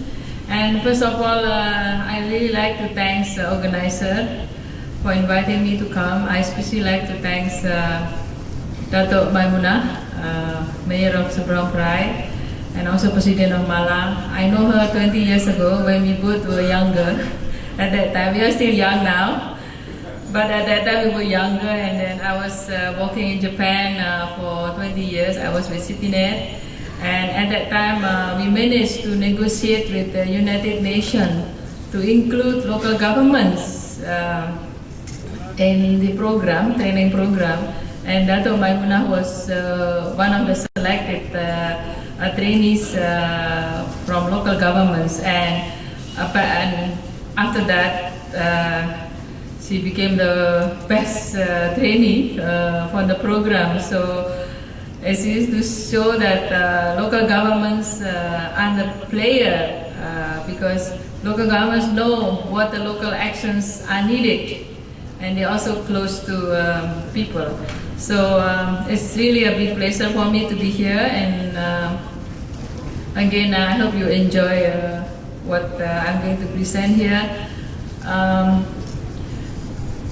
I came back to Jakarta 3 years ago, in 2013, and I took up the position. I enjoyed very much my living in Japan. I spent 25 years there, and I just enjoyed the clean environment, also good transportation system, and also public spaces, and just very nice air quality there. And people ask me, why you decided to go back to Indonesia after 25 years living in Japan and overseas countries? I saw a very important transition in Indonesia, in which there was a transformation of leadership. As you know, many mayors in the world have become president of the country. Like I can say the president of Indonesia is Mr. Joko Widodo, and he was the former mayor of Solo. It's just small city in Indonesia. It's intermediary city. And then later on he became the governor of Jakarta and just stay for a few years in Jakarta, just 2 years, and ran for the presidential election, and he won. The same thing we saw in the Philippines. Now the president of the Philippines is former mayor of Davao. This what I want to show you is that leadership is very important. You make change at the local level. You can also transform into a big leadership at the country level and make change the whole country. So there's already shown some examples. We have seen that. And also the vice president of Philippines now is a lady. He's the wife of Mr. Ledo. I know him personally too. So I'm always very excited when I see so many young people, young leaders. At that time when I met Mayor Maimunah, I saw big potential also on her. And I see her now as a good leader in his city. And I was so excited when she told me that she managed to reactivate Mala, because Mala used to be active in Malaysia and then have been sleeping for some time, and I'm now happy that back again. I will show you the potential of local government association in my slide later. What I want to share here is that international cooperation and cooperations among cities and local governments started 100 years ago. even before United Nations was established. So we have started with EULA. I don't know if you're aware of EULA, International Union Local Authorities. It was started before the First World War, Perang Dunia Pertama. Before that, it was started the cooperation, and then cooperation among local governments. And then there was another organization called United Towns Organization, set up. Both organizations were set up in Europe. And another organization called Metropolis. And these three big organizations merged into one and created United Cities and Local Government in 2004. So what is objective? This is the kind of geographical distributions. We are divided into 8 regions, and I cover Asia Pacific. Asia Pacific is the largest region because we have, when you count the number of local governments, you don't believe. More than 10,000 local governments in this region. Like Philippines has more than 2,000, I think. Indonesia has 500, and it's going to be more and more local governments. So that cooperation is important. So what we do, we basically promote the, I cannot see my slide. Do you have a mic? I can walk around. Or maybe I can.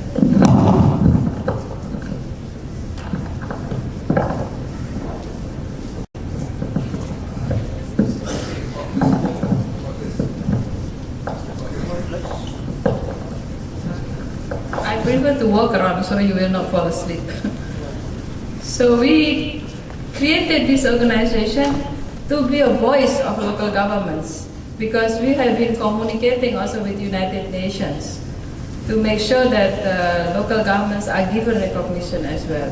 So we play a role in promoting cooperation, partnerships, and also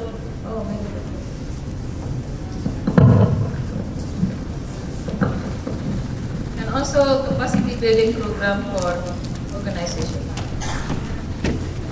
There are so many best practices in this work. You have different kind of definition of best practices. You call it good practices, you call it best practices, you call it even excellent practices. Whatever you call it, you have definition of what practices means. Now the most common use of word is innovation. We also have a different kind of innovation. So this one I want to share with you the example of cooperation at the ASEAN member state, among cities and local government in ASEAN member state. We call it Degosia, democratic. This is to promote the good governance in the ASEAN member states. So what we do, we engage local governments, we engage NGOs, we also engage different kind of players, including media, to cooperate together and promote good governance. And I give you the example of what have been done. Because that best practices have been also transferred elsewhere. I'm just talking here on a small region, this is ASEAN. And this is very important for us, because as you know that we have ASEAN economic community. We have a free trade. We have kind of less barrier among those countries. And most local governments, when I ask the question to them, have you prepared anything when you face this ASEAN economic community? Most of them say no.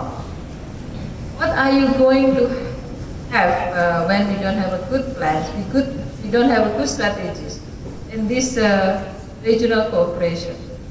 So here I give you some example of certain themes. We have people participation and planning and decision making. Best practices from Cambodia has been transferred to the Philippines. Also, second theme is on institutional governance, cooperation between local governments to address shared needs from Katamantul, Indonesia was transferred to Thailand. And also the case study from Marikina on Eco-Savers project and programs was transferred to Vietnam, Indonesia, and Cambodia. Last one on fiscal management investment planning. I don't have a time to explain one by one. This case of the fiscal management investment planning came from Solo, Indonesia. At that time, Pak Jokowi was the mayor. He became very famous because he managed to resettle the vendors in a big way. And also this case was transferred to Sangkat and Pakret, Thailand. This is one example I have for integrated planning and cooperation. When we have, I don't know how many of you have a harmonized development with your neighboring municipalities and local governments. Many of you have a territorial approach because the development of your city or your municipality will bring impact to other municipalities and local governments. We call it now territorial approach of development. Not only within your municipality or city, but with the surrounding. This case came from Yogyakarta.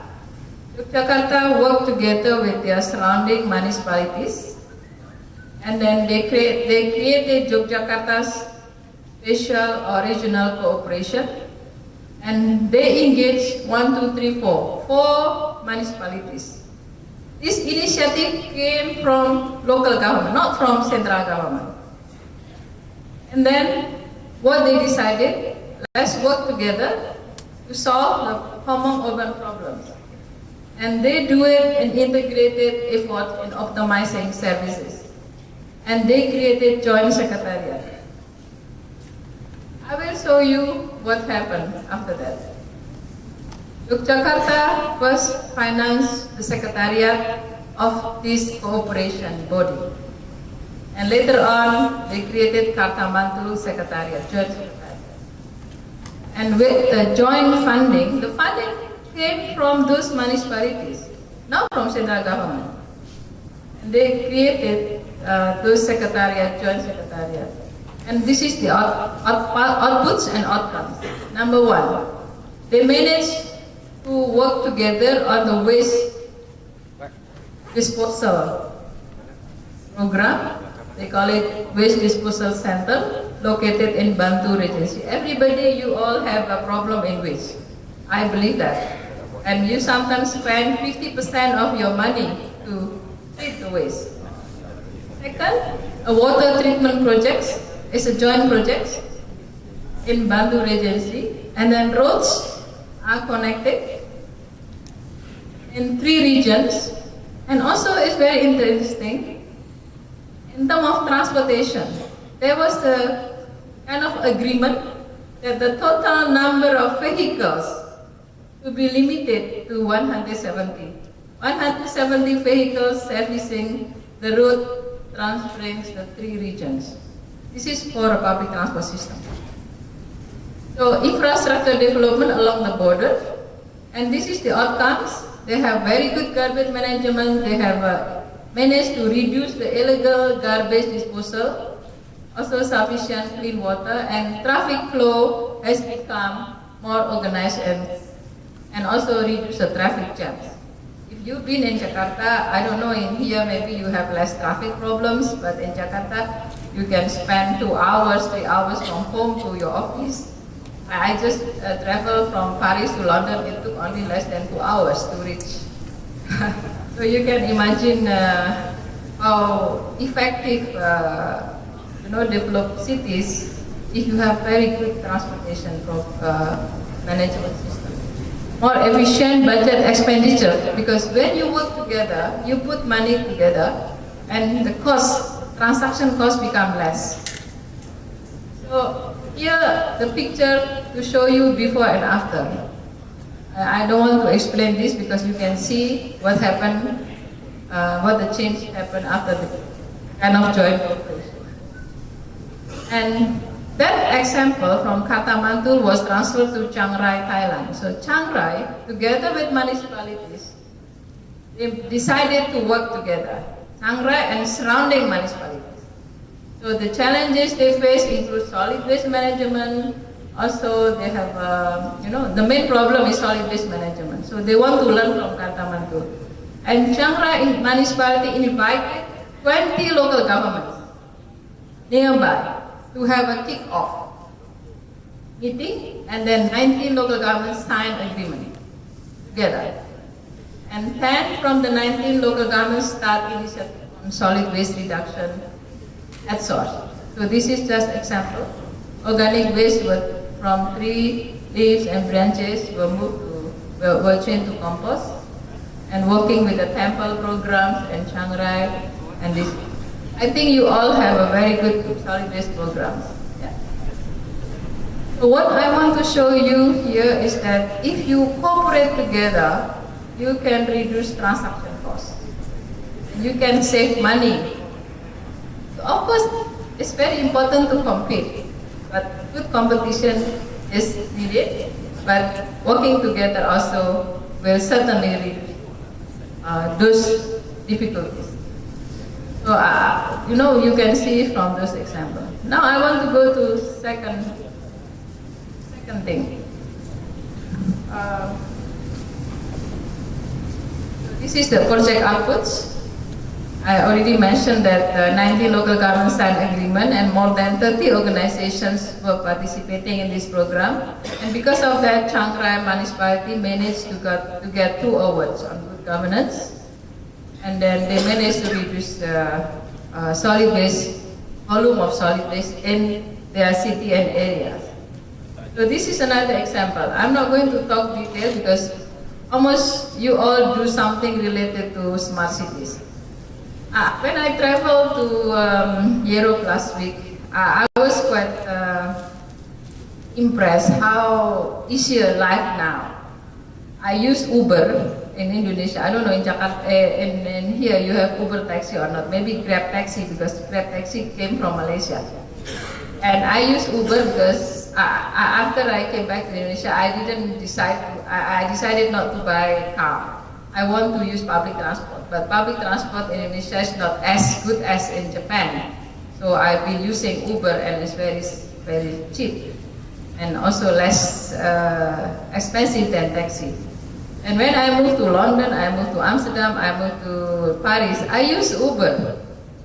And you can use it so easy. Because I always believe whatever programs you have, if you have a less cost, also convenient, functional, and also, comfortable, people will go for the public transport system. So, in Guangzhou, they also created a smart program, smart public service system.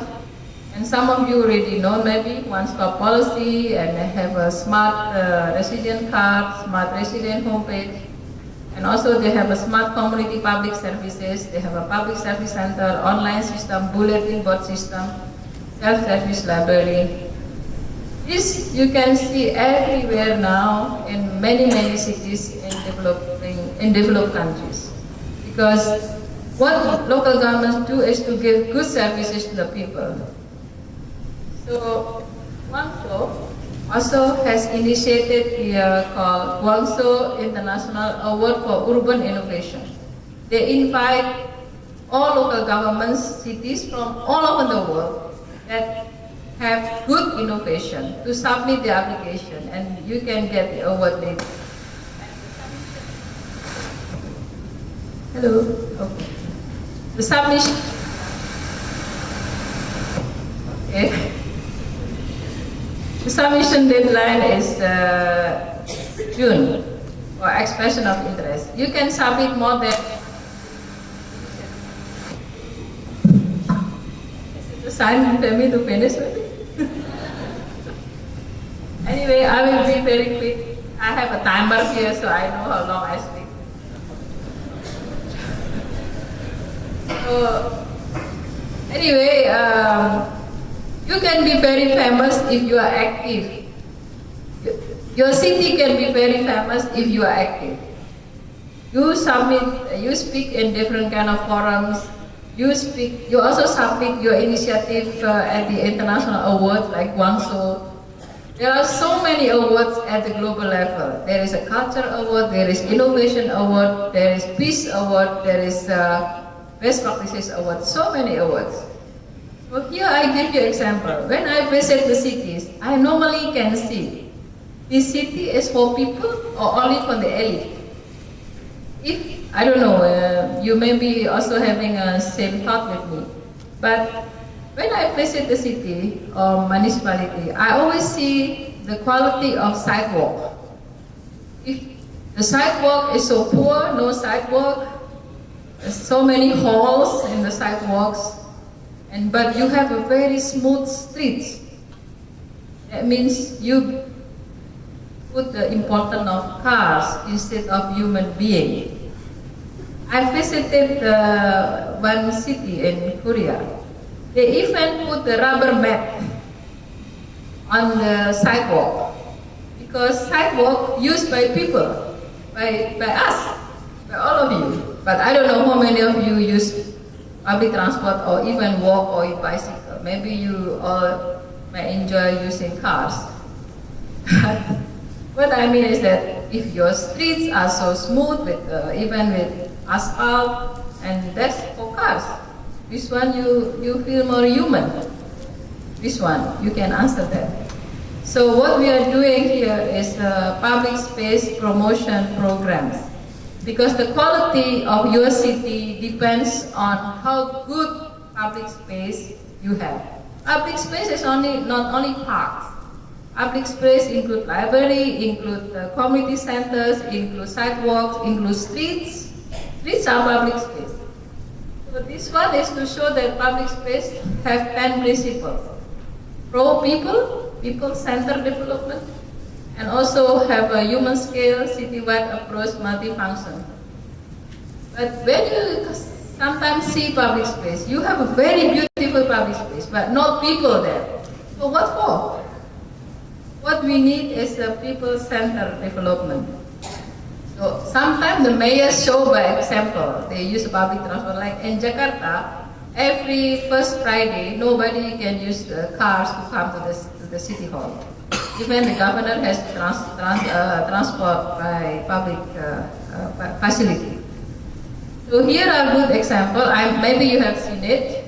They cut the number of streets there and create a public space. Also, this very famous Chongyeoncheon program in Seoul, and because of that, the mayor of Seoul became the president of South Korea. Because of this, one of the reasons he became the president. You know, in the 1980s, they built so many highways and tolls, and then they remove it and bring back river into life. So this is just to show you, because everywhere I go, we always see transport problem. But transport problem is not because of finance, it's not because of technology, it's because of political will. When you see this picture, how beautiful, you know, from this middle side and the left side. If your streets are full by cars, and we don't have people, human being like me, like you, no space to walk. So this is why we put the importance of public space in our activities. So project impact on sustainable development. We have good economic aspect, we have social aspect, we also have environmental aspects. So now, this is about Malang. I have been working with more than 20 local government associations, and most of local government associations are not strong enough. Strong means not enough funding, not have enough human resource. But there are many local governments I have seen, like in Canada, in South Africa, that have been developing a big projects with $1 million budget. What I want to show you, the potential is huge if you use it effectively. So here, local government associations, the objective is to strengthen capacity, to strengthen all the members.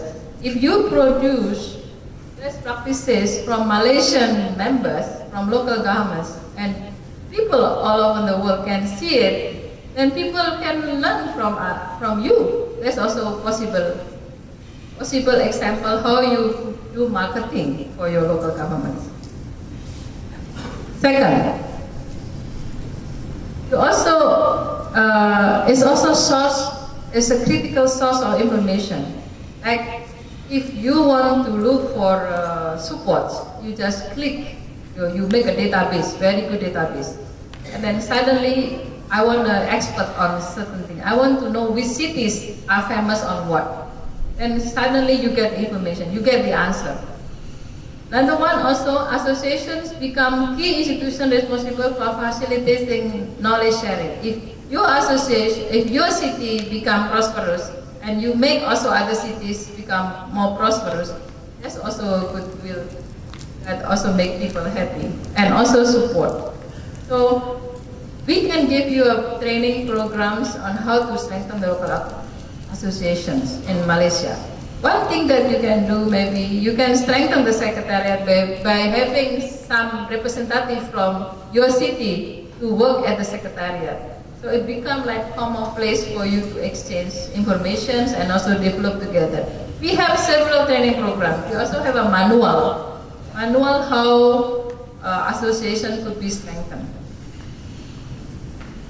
So I don't want to go detail. My time is almost finished.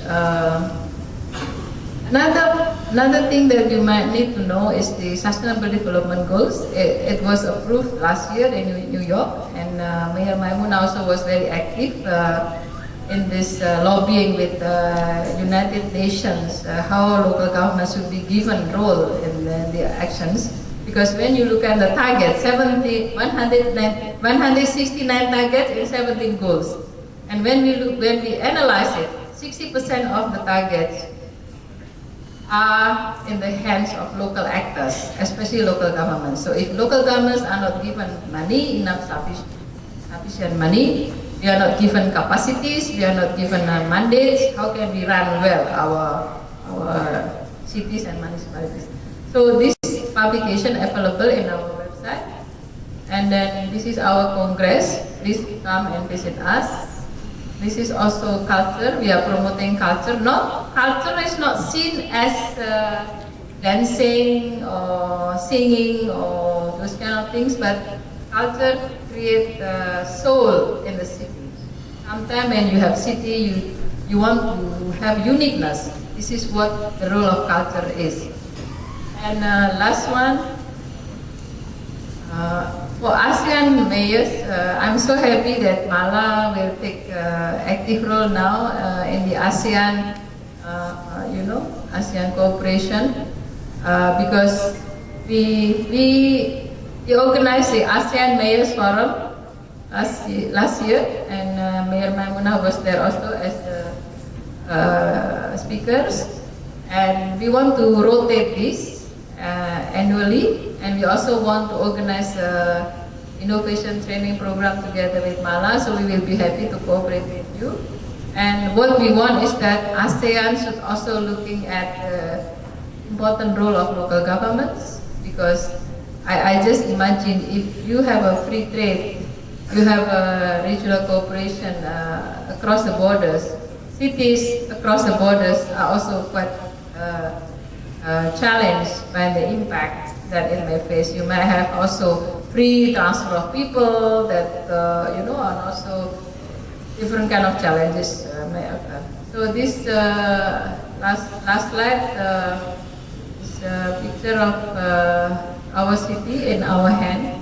What I want to show here is that the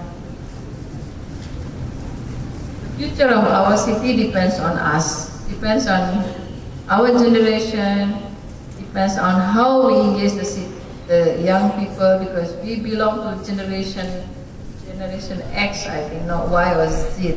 And your children are part of generation Z or Y. So we really have to make sure that our city are on the people. Thank you very much for your attention. Thank you, Dr. Bernarda, for the very enriching and insightful presentation just now. And now I will open the floor for the Q&A session. If anyone of you would like to throw a question, please introduce your name. Please introduce yourself and give us your name and from which department you are from. Okay? Anyone? Yes, please.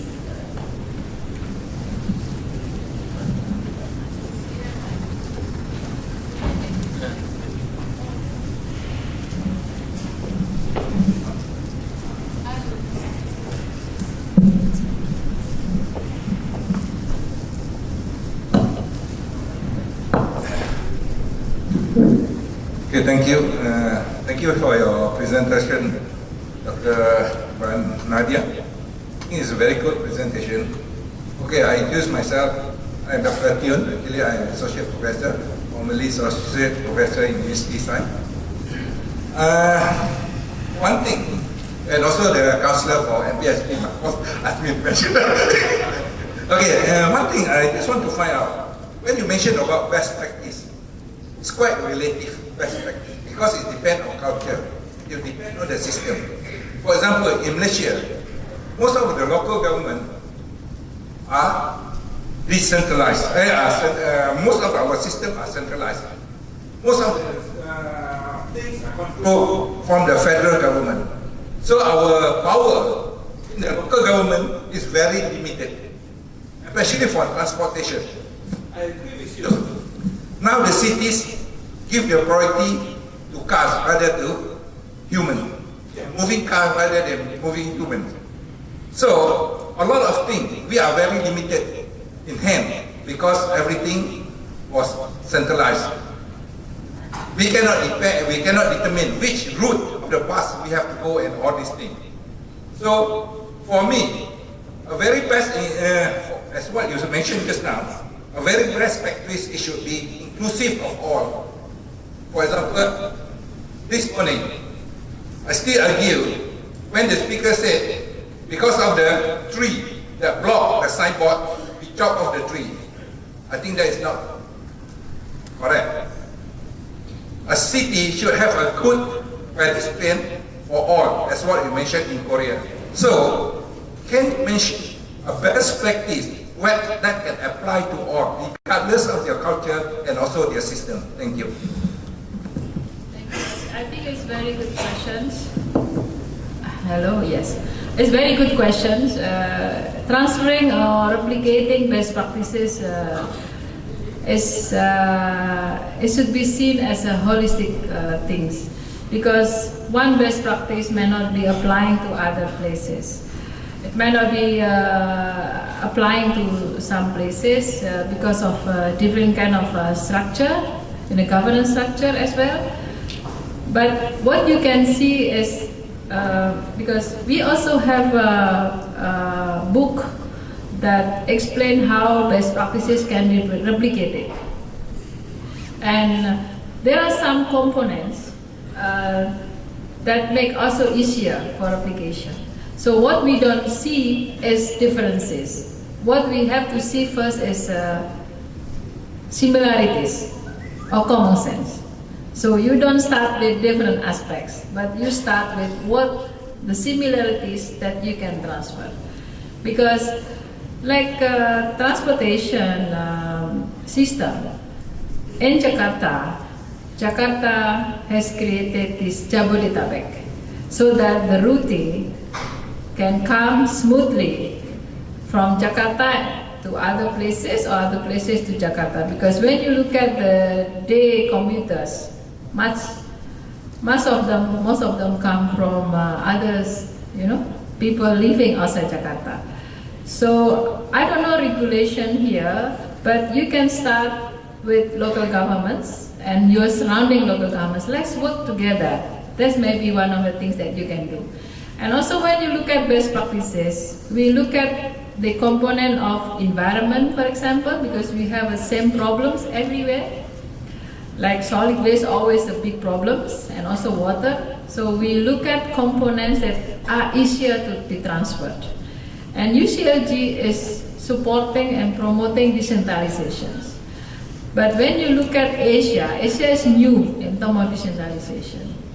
Compared to Europe, Europe started 100 years before this decentralization. But it's, you know, we have to have a patience. We have to, and now you can learn from Indonesia that we started with decentralization Big Bang in the late 1990s, and many mayors are elected in Indonesia. And then many of them now, some of them are young and they are very enthusiastic and want to change the action to the region and territories. And I believe that Malaysia will also have to face that kind of things, and I wish all the best. I cannot say much about political issue here. I'm not allowed to speak there, but what I want to say is that do something that you are given as a mandate. Do something. Like you start with your own place, your own region, your own territory. Like I know Mayor Maimuna, and also I know many other mayors in Malaysia have done a good job in transferring their cities, their territories into better place for their citizens, because the focus is our citizens. And local governments are the closest body of government with, close body within citizens, with the citizens. So it's very important that we are given a kind of mandate. So that's what I can answer. So look always similarities, not differences first, and then start with small. And I can share with you all that I have here, how to transfer, so what will be the conditions needed, because first is important is commitment. You have to get the commitment from your leader, number one. You have to get commitment from your mayor as a number one. Not only mayor, but councillors have to work together, because in some places, mayors and councillors are not cooperating among themselves. So we have to show that the challenges you face have to be solved together, not only by executive, but also in cooperation with legislative bodies. And that's important, so commitment. And second, engaging the people is also quite important, because if you engage the people in the replication of best practices, it will be sustainable. And then also, of course, you have to allocate some resources. You can find resources from different kind of places. You can maybe have a cooperative arrangement, like some local governments put money together. So everything is possible. I can talk hours and hours about replication, but I want to stop here. Thank you.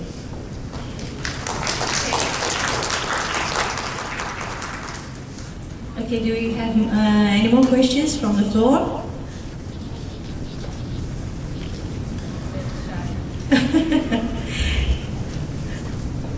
Okay, in that case, I think let us give a big hand to our speaker, Dr. Bandaraya. Thank you. I now wish to invite the Honorable Dr. Maimuna Muhammad Sharif, President of Mala, to present a token of appreciation to the speaker of this session. Please welcome.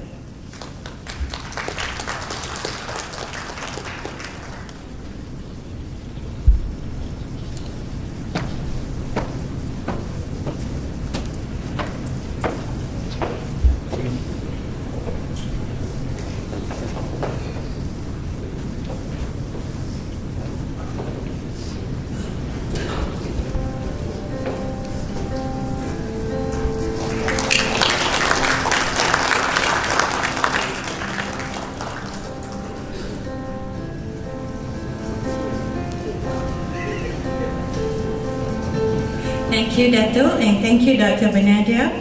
Ladies and gentlemen, it has been an enriching day of deep, fried, provocative, and informative discussion for all of us. Many topics with the current issues in handling local governments have been discussed today in order to strengthen the local.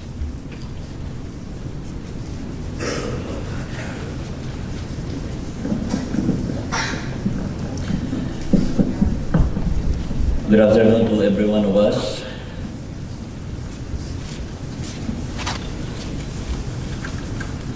to the Honorable President Dato Maya Mona Sharif, the President of Malaysian Association of Local Authorities. Ma'am, good afternoon. To the Honorable Mayor of Setar City, Mayor Dato Matnudin Ahmad, thank you for the invitation.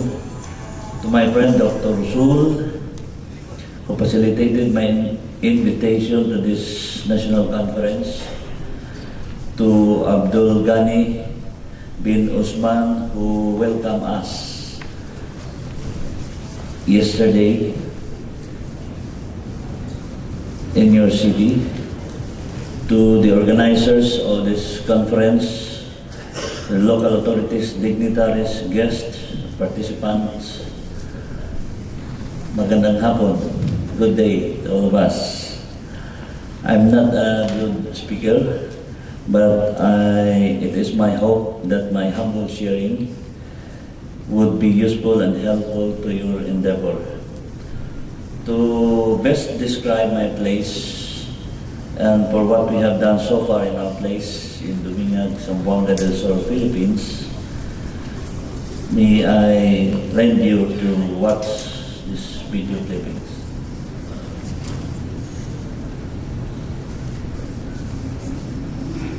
The Philippines can be a place of great poverty and hardship.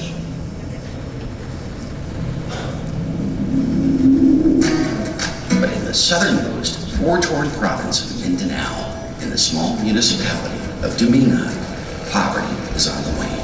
Hunger is almost unknown, and the mayor won a prestigious One World Award.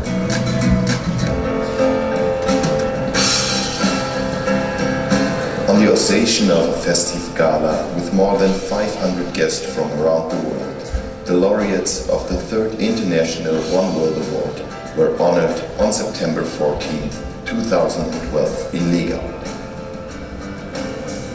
The One World Award recognizes people and projects that make the world a better place and make globalization a positive experience. 5 candidates from different countries were selected as finalists. Nazmi Ilikali from Turkey, Premanjali Rao from India, Humberto Rios Labrada from Cuba, Elba Rivera Urbina from Nicaragua, and this year's winner comes from the Philippines. Und einen riesigen Applaus bitte für Mayor Jun.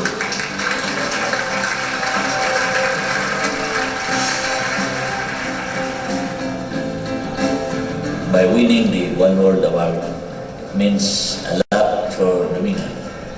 It affirms that our direction and the program of government of Dumingag is correct, and it also encourages our people to participate more in implementing our programs of government in behalf of my people of Dumingag. We're very, very happy. Vandana Shiva, laureate of the Right Livelihood Award and member of the One World Award jury, explains why Major Yun was voted winner of this year's One World Award. And he has not just substituted chemical inputs with some organic inputs, but brought it into education, brought it into culture, brought it into livelihoods.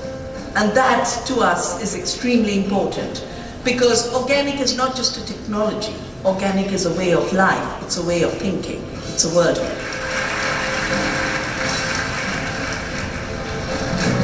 Since I am an organic farmer, more than 14 years now, I know that it is not only alternative farming, but it is where the world goes in the future.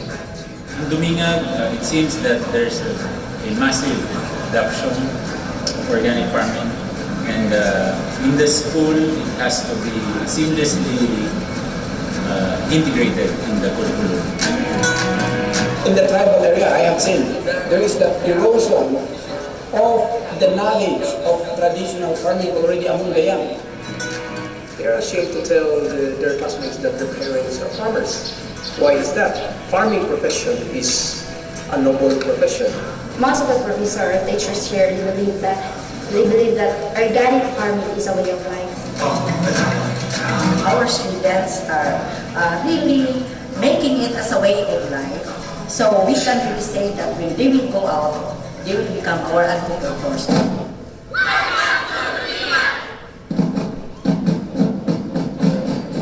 These days, the words sustainability and organic have become little more than commercial buzzwords. But here's a place where, for their own reasons, they've used the concept of organic agriculture to raise their populace from poverty and hunger. Even though secluded geographically, politically, and socially, they've done something amazing.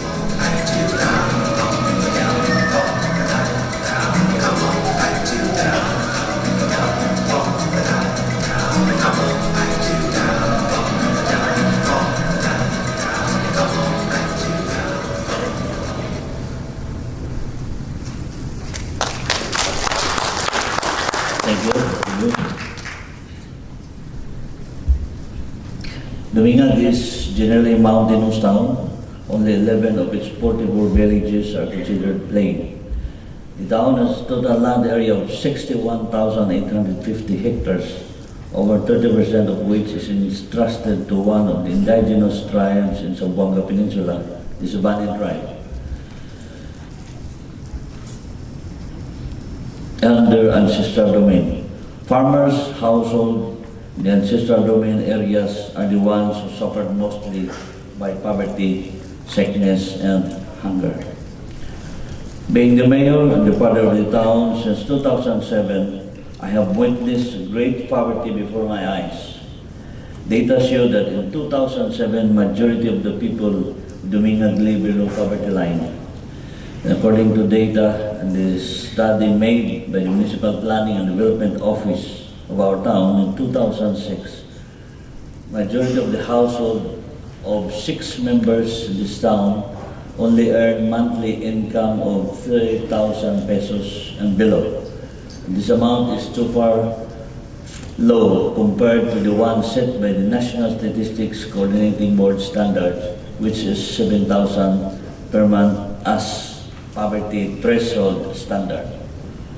I saw children in their age, but what's not able to attend to school. Others have not even gone to grade 1. In a survey in 2007, more than 1,000 individuals cannot read and write in my town. And most of them are indigenous people in the border villages of Domingan. I have seen families who suffered much hunger, that they needed labor from another's or their neighbor's field just to feed their children. The trend was that the farmer loses hope for their farms. During fallow period, they left to the town centers or to the cities just to look for alternative living, but out of their expertise. Some farmers send their children and daughters to the heart of the cities to work as household helpers just to survive. They left their farms unattended.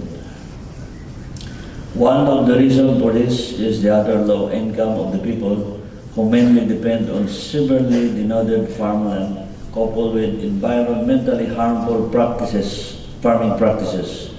The farmers are over-dependent on petrol-based farming practices that has drastically lessened the natural fertility of the land and eventually deprive the land's recovery or healing potentials. Long enough, the farmers have less access to markets and have no power to price their own local produce. Backward agriculture and harmful farming practices absolutely do not invite employment opportunities. In fact, it shrinks any hope of potential employment, and as a result, the queue of unemployed in the town is getting longer every year. Despite this seeming hopelessness, Domingan, like most of the rural towns in the Philippines, is blessed with bountiful human resources that awaits delicate care and creative utilization. If properly utilized, no person in this locality in our municipality will go thirsty, and no plant in the field will be parched. As our response is the genuine people's agenda, our program of government, to address the problem brought about by chemical farming. The municipal government adopt a sustainable organic agriculture program. The sustainable organic agriculture is the foundation of the comprehensive program of the municipal government of Domingan, the genuine people's agenda.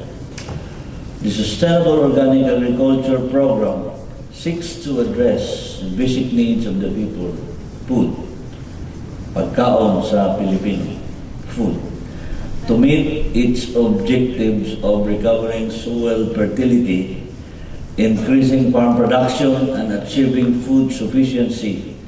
The sustainable organic agriculture program adopted strategies that effectively arouses, organizes, and mobilizes the people, especially the farmers, by building the capacity of the people, creating the grassroots machineries, and adopting household approach of development. The people are placed in a vantage position to translate sustainable organic agriculture program into a reality. The leadership invested much in massive people's education and capacity building for the people.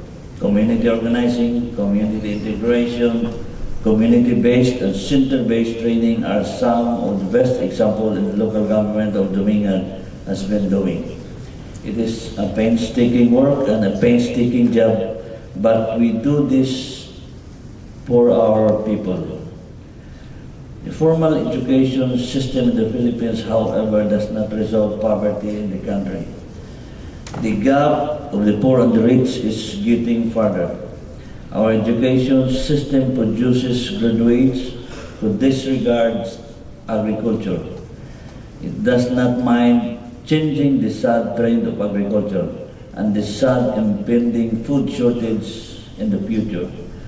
The trust of the existing education system in the country does not connect to the reality and does not appreciate the existing resources. It is now much better since the Philippine government introduced K-12 program, adding 2 more years for senior high school within the student will be equipped with appropriate skills of their interest, imperative for the future employment or job generation. After numerous drafting and editing of sustainable organic agriculture, alternative medicine, indigenous people's education has been integrated into the mainstream curriculum for all levels of education. It aimed to bridge the gap between education system and the existing resources in the locality, which are vital element in the realization and the direction of the genuine people's agenda to liberate the people from the bondage of poverty, sickness, and hunger. Long before have been made for its massive education and for effective implementation. And Domingan culture has been defined as Domingan organic culture. Domingan organic culture is a culture of farmers being depicted as simple, healthy living, hardworking, and disciplined people. No smoking, no gambling, no illegal drugs, peace-loving, environment-friendly people respect farming as a profession and its noble contribution in building a better world, and respect the coexistence of the majority and the minority of the tribes in our locality. One of the weapons for social transformation is the change in mindset. Changing mindset of the people really needs a steep investment to mindset training like what we did in Domingan. In mindset training, people were taught about community ownership, community ownership in all the programs, love of their work, love their profession as farmers, love their country, love our country, love of soil, and the sense of life. True ownership is loving one's country. Farmers and women were engaged in social enterprise like producing and selling different organic products. Organic farming are also engaged in cooperative by buying and selling other organic produce.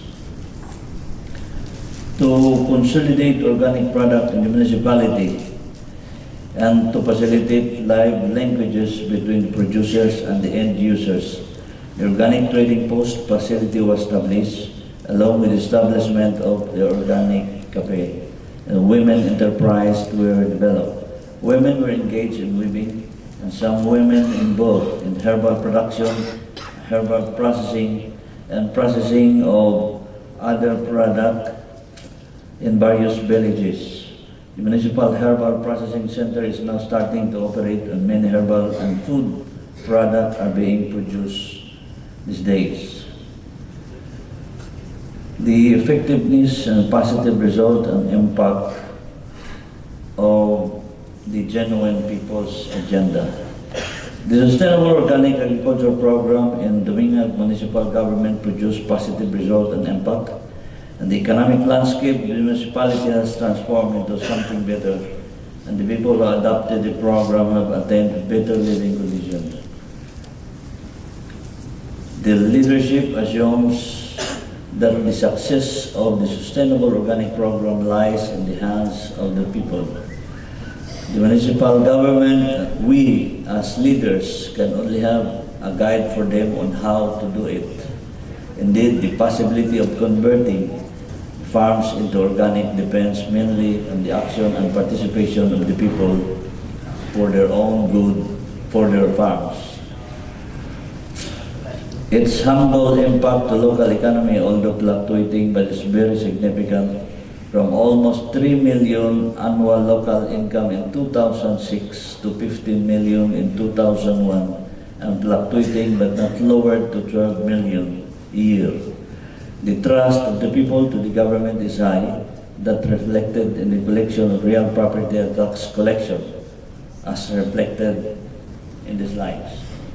From 20% real property tax collection efficiency in 2007 to 97% at present. Favorable business climate was created. The average money circulation in the public market alone has increased significantly for more or less 200,000 in 2007 up to 7 million to 8 million daily average money circulation at present. Poverty incidence has dropped from 90% in 2006 to 42.8 in 2012.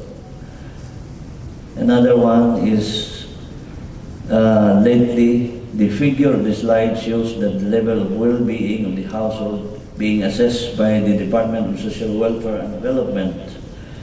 The first round of assessment of 4,005 households in December 2011 showed that there are 1,925 households in level 1 or survival level, and 2,000 households in level 2 or subsistent economy level, and no household got on the level 3 or sufficient level. On the second round of assessment of 4,056 households conducted 6 months later, it showed that the household of survival level economy dropped to 730, while the household of subsistence level have increased to 3,326, and no household got on the sufficient level. On the third round of assessment of 4,401 households conducted in December 2012, data showed that the household in the survival level of economy has been consistently reduced to 308, while household in the subsistence level has consistently increasing to 3,688 and recorded of 5 households commit themselves to self-sufficient level economy. On the 4th round of assessment, 4,473 households conducted last January in 2014, it affirmed that the household on survival level has significantly dropped to 2 households, while there are 4,413 households in subsistence level and 58 declared that they are now self-sufficient level of economy. Latest assessment conducted last December 2015 in 4,587 households appeared that there were no households in level 1 economy, while there are 2,622 households in level 2, and great improvement has been recorded as the 1,965 households got into the 3rd level of economy or sufficient level. And with this, the leaders of Domingan claim that we had won the war against poverty in our municipality. Along with the program of government, the imposition of discipline through municipal ordinances, declaration of municipal government's political stand. When I first took office as mayor in 2007, we declared war against gambling and illegal drugs. Illegal gambling and illegal drugs, because this is rampant in our municipality. And this is rampant also all over the Philippines. We first concentrated in the elimination of illegal number games, legal lottery in my town. We ordered, through the consultation and with the decision of the council, I ordered with the gradual elimination of illegal cockfighting in the villages down to the prohibition of card games and mahjongs. In later part of my time, we stopped legal lottery and legal cockfighting in our municipality. So in Domingan, it's gambling-free municipality. We have successfully passed and implemented an ordinance prohibiting cigarette smoking in all public places. At first, there were designated smoking areas, but later it was abolished. At first, there were resistance, but later it was contained through persistent education. Now smoking becomes a way of life of our people. If you happen to visit our place, Domingan, you can see not even one smoking in the bus, in the market, in the store, in the offices, in the parks, and even in the roads. Children will even remind you that smoking is prohibited in all public places in Domingan. Banning of commercial karaoke, video bars in the town has significantly decreased violence and trouble caused by drunkenness during drinking spree in many bars, and it has eliminated problems of soon to be a systems of prostitution. In our place, we call it pirok-pirok. Through this political stand, we are able to achieve a lot of political gains that are surely a part of success in combating poverty in our country and in molding and reshaping the society of the next generation. In general, we have created a disciplined society and a citizenry that respects the rule of law. No presence of organized criminals, no armed groups. Even though we are a part of Zamboanga Peninsula, even though our municipality is a part of Zamboanga Peninsula, but we can claim that crime rate in our place is almost zero. No recorded kidnapping incident, no drug lords, no gambling lords, walay sugal sa amo sa lungsod sa Domingan. In general, Domingan was able to effect a social change within its political system. And although it is not that perfect as it is, but it has already installed a favorable economic system among the people, at least. Education system was reinvented and the new culture was defined and enhanced. We have installed a better societal system that enables the poor to sprout and grow. And we have clearly defined what we are going through today. And after 9 years, because my term ends June 30, this is my last year of office.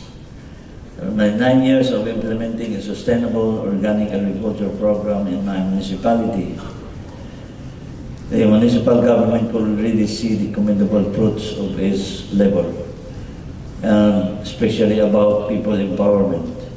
We have already laid out a foundation of our people to develop and to sprout.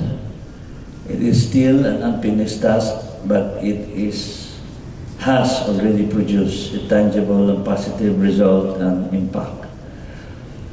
This effort has also influenced other local governments, not only in the Philippines, but also in Asia and the rest of the world, as we participate and one of the initiators of Asian Local Government for Organic Agriculture, or ARGOA, that was organized last year in South Korea. We have partnered with IPOAM, International Federation of Organic Agriculture Movement, Organics International, and have hosted International Federation of Organic Agriculture Movement leadership course for Southeast Asia from various countries last September. We hosted also the 5th Asian Organic Rice Conference last December. It is partnered by the International Federation of Organic Agriculture Movement. Way back in 2012, we have hosted the organizing of a nationwide organization of mayors from 3 major islands of Luzon, Visayas, and Mindanao in the Philippines. The pioneer mayors are also enthusiastic and dedicated to rally with the ideas of the organic philosophy in their respective municipalities. We have set the direction for a nationwide alliance of municipalities in the Philippines, and we have shared ideas and experiences and best practices with all the members of the organization. Its vision is to become a leading national organization of mayors in the Philippines that envisions of a well-developed nation where people are liberated from the bondage of poverty, sickness, and hunger. And by the dynamism of local authorities targeted to achieve organic food sufficiency, uniting all municipal government practicing organic pork processing partnership, the best practices and great experiences can be shared among all. If we take political will as our armor and the unity as our shield, our dream for a better world is within our reach. Our dream to make the world for a better place is possible, and all of us are starting it today and starting it now. And I urge all government leaders, non-government leaders here in this forum to lead us work and unite hand in hand and build a stronger alliances. This is nothing more than the best legacy that we could leave and hand over to our people and up to the next generation. But a good governance, a strong society that we have been built today. Only one life will soon be passed, but only what we have done to the life of the ordinary people especially the poor people, will last. Salamat, thank you, o mabuhay natong tanan. Thank you, Mayor June. As we are running out of time, there will be One slide, yeah. Before I end with this presentation, I would like to take the opportunity to present the upcoming Leadership Skills Development Program, How to Build and Lead and Sustain a High-Performance Organization. This will be done in September 1 to September 6 at Asian Institute of Management in Makati, Philippines. Thank you. Thank you, Mayor. As we are running out of time, there will be no Q&A session for this time. So, ladies and gentlemen, let us all extend our excellent speaker a big round of applause for the fruitful session just now. Thank you. It is my pleasure to invite the Honorable Dato' Haji Maknoh Ahmad, Mayor of Alor City Council, to present a token of appreciation to our presenter, Mayor June.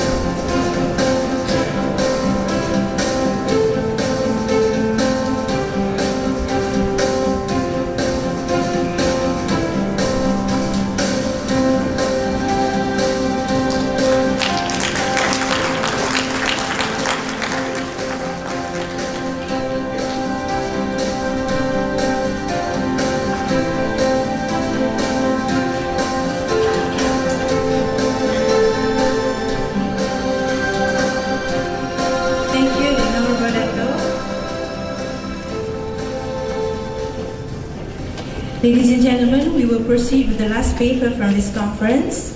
I therefore leave the floor back to Mr. Anas, our MC. Please.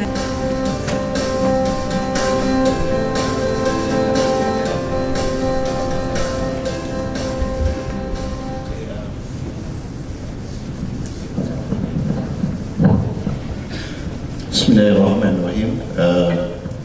Assalamualaikum warahmatullahi wabarakatuh. Very good day, basically. Yang berbahagia datuk-datuk yang saya hormati dan juga to all the participants for the workshop. So basically that there's a good and a bad thing of having to be a last presenter. The good thing is that I'm sure that will be the last and the most boring presentation. And the good thing is that I'm sure there will be no question asked.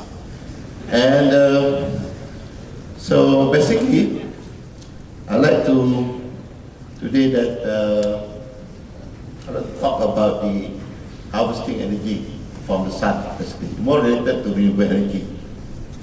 So as you all aware that in Malaysia that we are, inshallah, we will become one of the advanced economy by 2020, inshallah. Okay, at that time that the target is that we might able to achieve a per capita income about approximately $15,000 US. This is what is the aspiration made by the government of Malaysia today. And as committed by the Prime Minister of Malaysia and has been addressed in the 11 Malaysia Plan, that Malaysia is committed to pursue in the form of green growth sustainability in order to reduce 40% of the GHG emission, and as well as to install almost about 2 gigawatt of renewable energy capacity in the year 2020. And with the renewable energy, on top of that, is that the target of the government basically is to generate more than 15,000 plus of jobs related to renewable energy. That include skill and semi-skill. It's a new field of job opportunity for the country. And on top of that, Setar was formed. There is a Sustainable Energy Development Authority was formed to look after the renewable energy, and which act as the licensor for renewable energy related fields, which covers biomass, biogas, mini hydro, and also solar PV. And they start to introduce feed-in tariff starting in the year of 2005 under the Malaysia Building Integrated Water Programs, and whereby that currently that we able to, in order to reach up to 443 megawatt of PV energy in the year 2014. So as you all aware about renewable energy, it's all about clean energy. It's all about the what you call come from the mother nature, which come from the wind, from the sun, all right, or it come from the water, all right, in the form of wind, solar energy can come from the wind energy, biomass, waste, hydro, biofuel, and etc. All this type of source of energy is known as renewable energy. I think Malaysia is more concentrated on the solar PV, even though that we have biomass, all right, we have this many forms of energy. There's a lot of people are championing to be the champion of producing this type of energy. However, I can say that solar PV is still the best. Why? Because in terms of manufacture of PV cell and PV module, Malaysia is considered as one of the world's largest thin film manufacturer in the country. And we are the 5th in the world out of 10, which is the largest solar companies that operate in Malaysia. So we have to take these opportunities in order to generate electricity by using solar PV. In terms of production of solar module itself, that Malaysia is has produced about 3.3 gigawatt per year. That contribute of almost about $687 million for the country. Looking into that, if you look into the supply chain right up from zero right up to the end, government of Malaysia has done a lot of things towards in order to achieve this policy. This include from the silicon, polysilicon ingot wafer cells, is all falls under the cell, producing of the solar cell, right up to the supporting of industries, from the balance of system that include inverters, what you call cablings, expertise, they include system integration, and also include all the training programs provided by the country. You can see that in Malaysia that we have a complete system of the roadmap has been done by the MIC, Setar, and the other government agencies.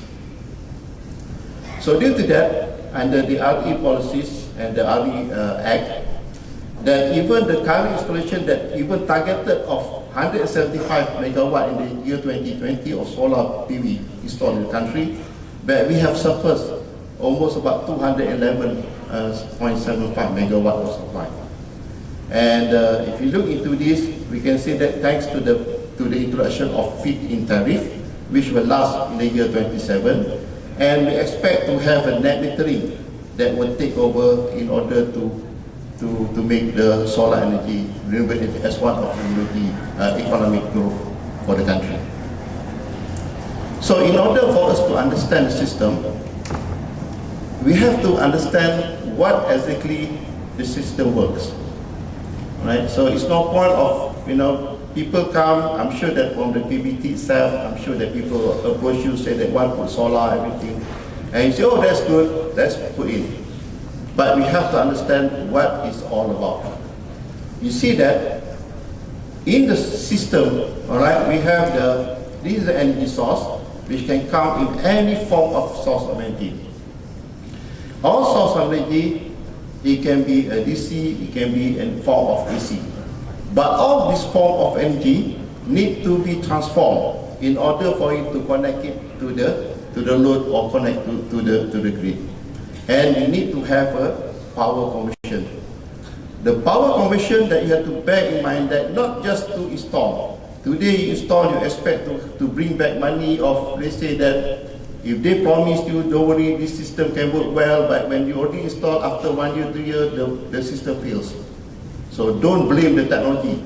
Actually, it's blame the person who installed, whoever has passed the project itself.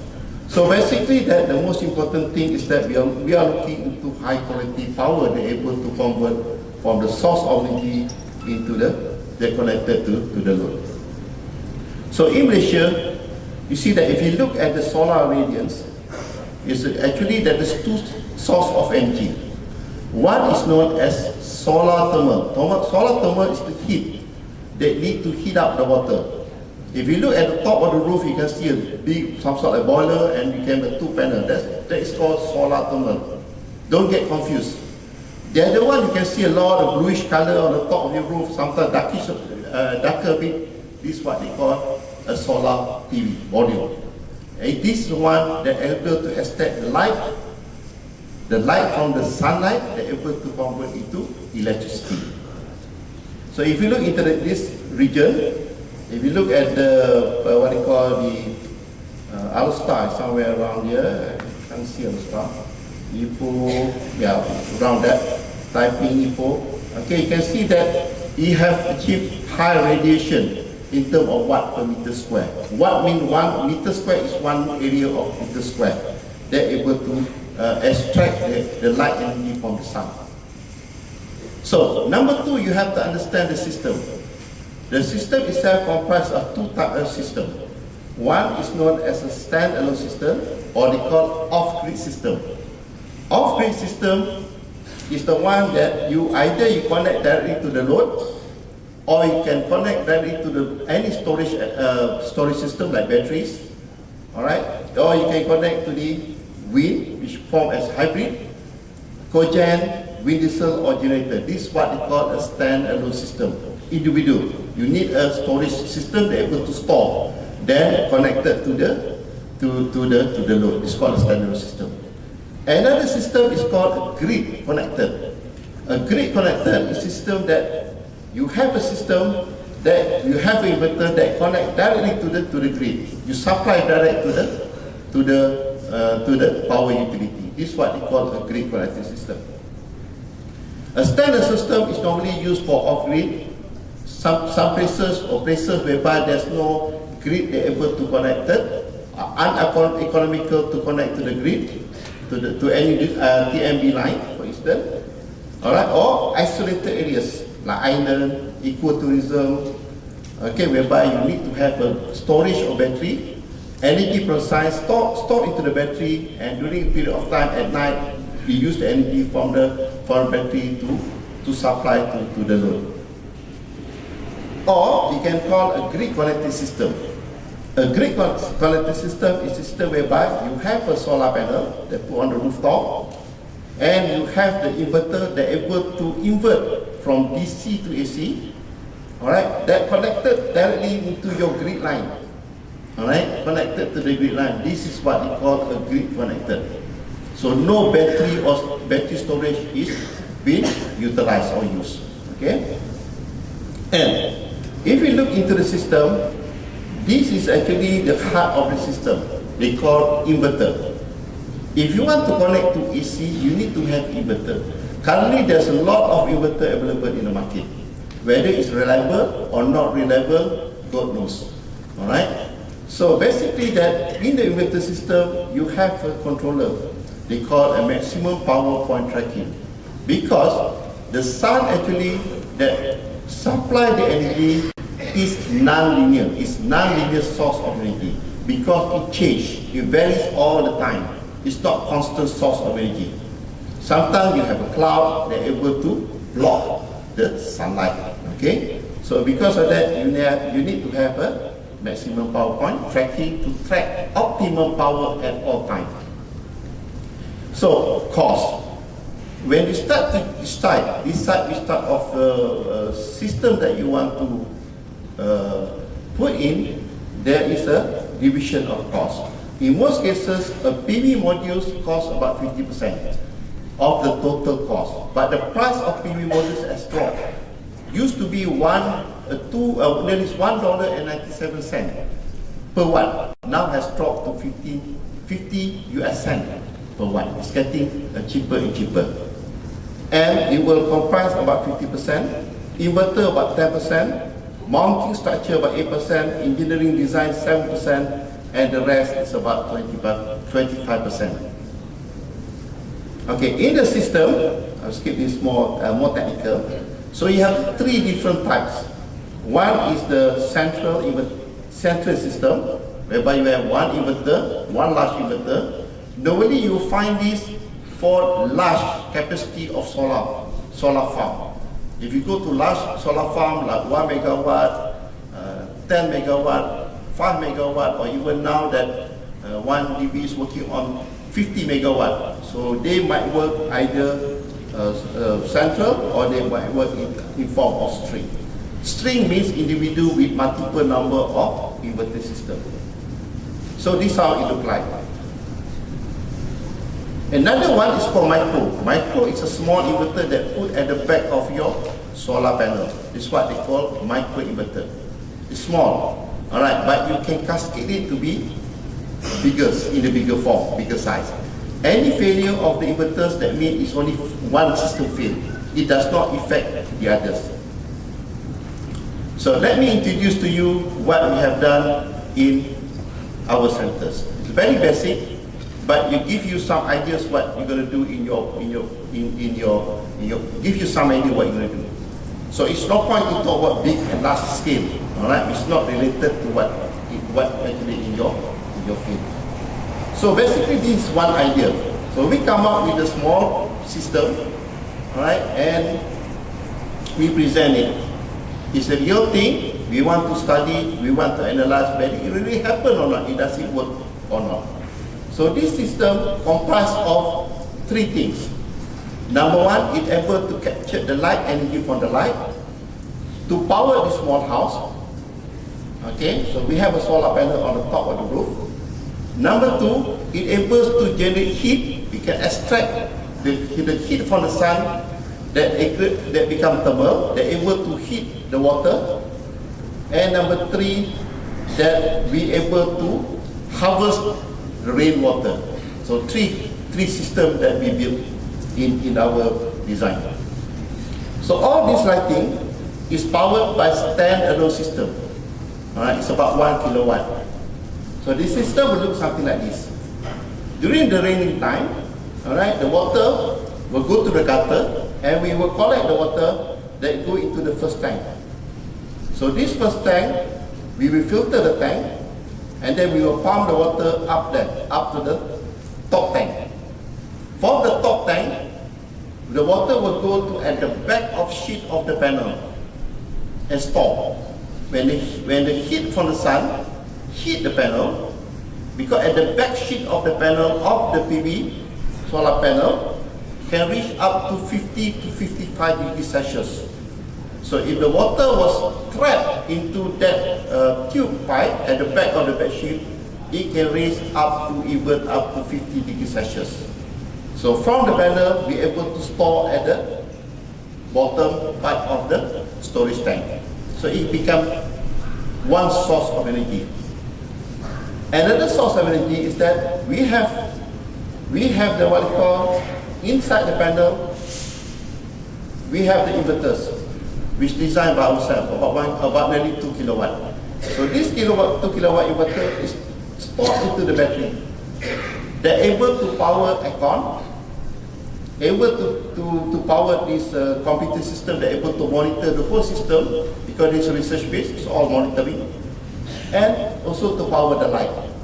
And on top of that, it's able to power the street light during night time. This is what they call the tree system. We have patterned the system, and currently we are talking to TMD of their houses, their what they call their one of their hotel in Langkawi to install these projects. So if you look into here, so this is how the system works. This is an inverter. So you have solar charger, and then you have a battery that's stored into that small house. So this is a solar panel, all right, and then the back is all the pipe. They're able to heat the water, so you got three functions. You have energy, you can heat the water, at the same time you harvest the water from the rain, all right? And we're able to monitor. So we monitor the system, all right? So we monitor it, this designed by us, and we monitor, we want to study to know that whether we're able to capture the heat and also the light at the right time. So this is data that we're able to achieve, and this is how it looks like. Okay, detection that we're able during shading, during when the cloud stop right in the when the cloud is hold at the top of the panel. This is how it looks like. Alright, this is in the normal case. So this is a study that we make in terms of water that able to extract, the temperature that able to extract from the pipe of the back sheet of the solar module. This is the thermal efficiency that we are able to capture. Alright. And on top of that, we are able to extract by using the what we call the remote. So we are able to extract from level 3 to level 4 of our reading. So these are data that we are able to collect and extract. Okay, these are some of the things that might be, okay, you can look into it. Like you need to have a PV inverters.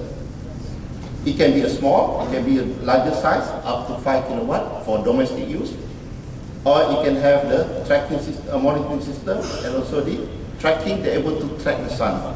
But in Malaysia, tracking system is not as much what you call differences compared to the fixed as this type of what you call the inverter system that connected into it.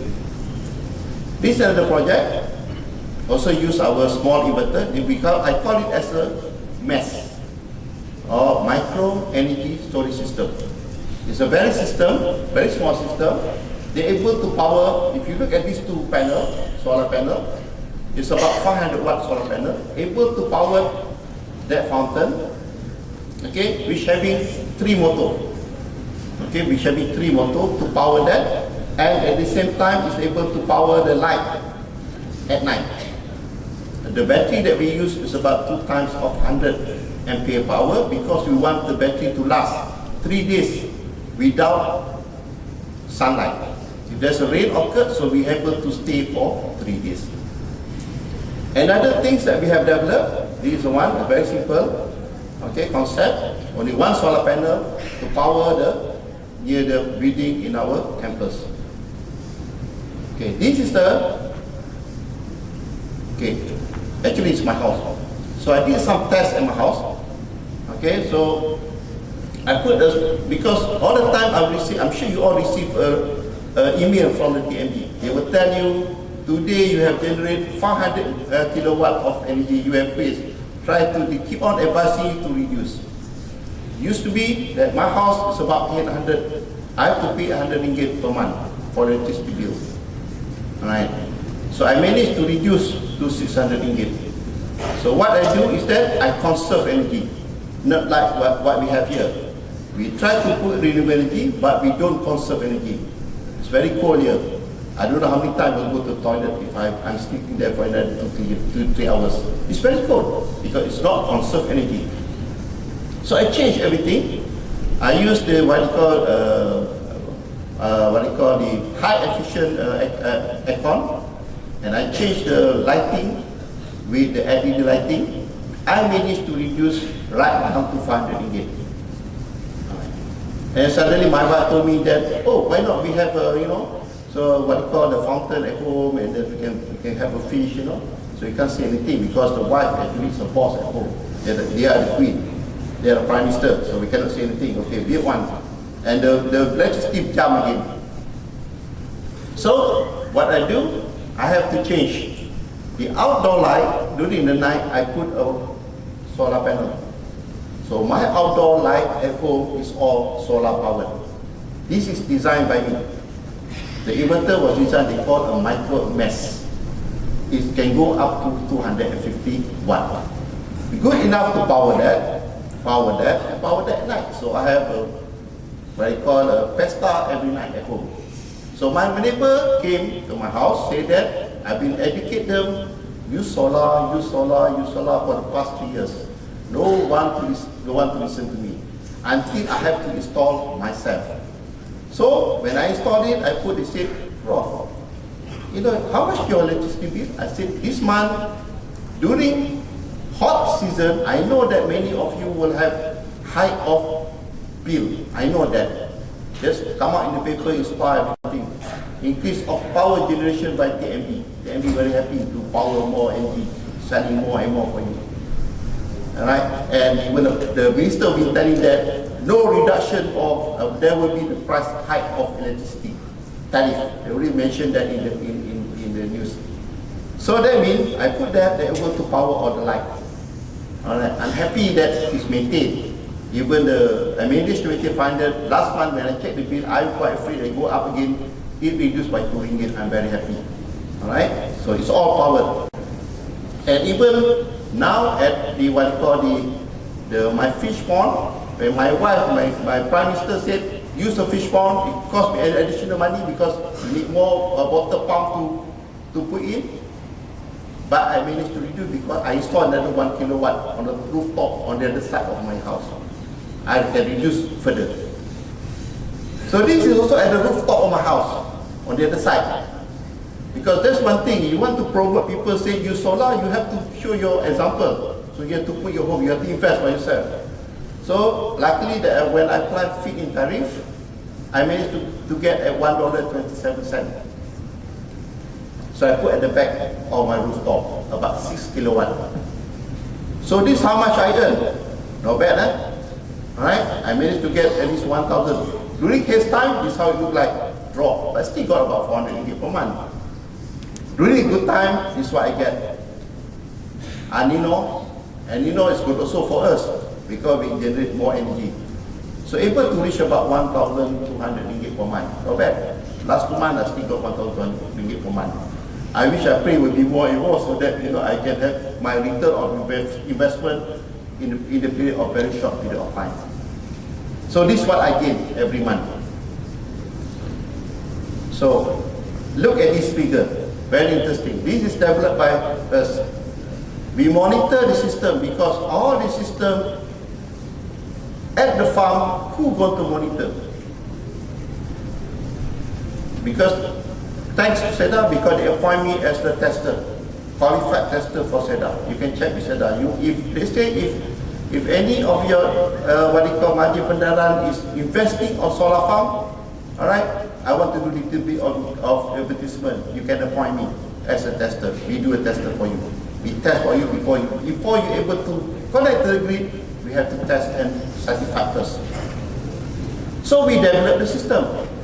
Once the system has been installed and tested and passed, who cares? How do you know whether it's still working or not working? Because sometimes that you might get lesser and lesser every day, or every month, or every year. And you will complain to the installer, and the installer will tell you, oh, it's a lot of what you call cloud, that's why you don't get any light. So you will say, okay lah, maybe there's rain or whatever. You thought that is happened. No, that's not the case.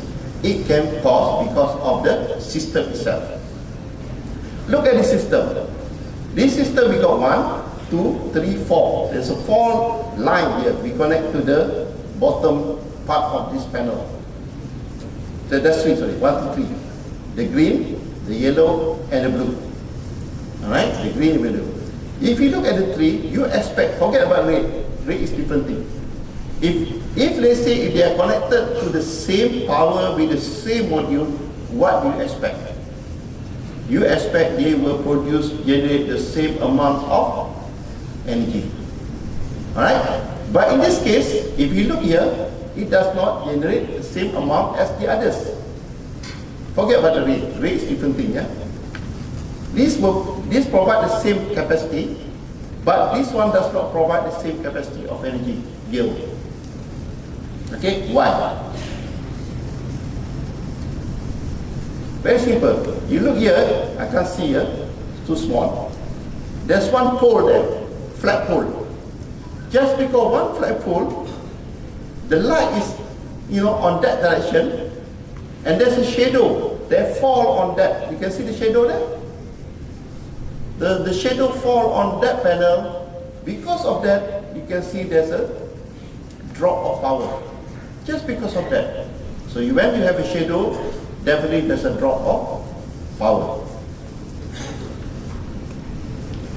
So this is what you see outside. They call a solar eye-kiosk. Alright? Solar eye-kiosk, just put the solar panel, use our system and power the light. That's it. Why? Because it's clean, you don't spend the diesel. Okay, you don't spend.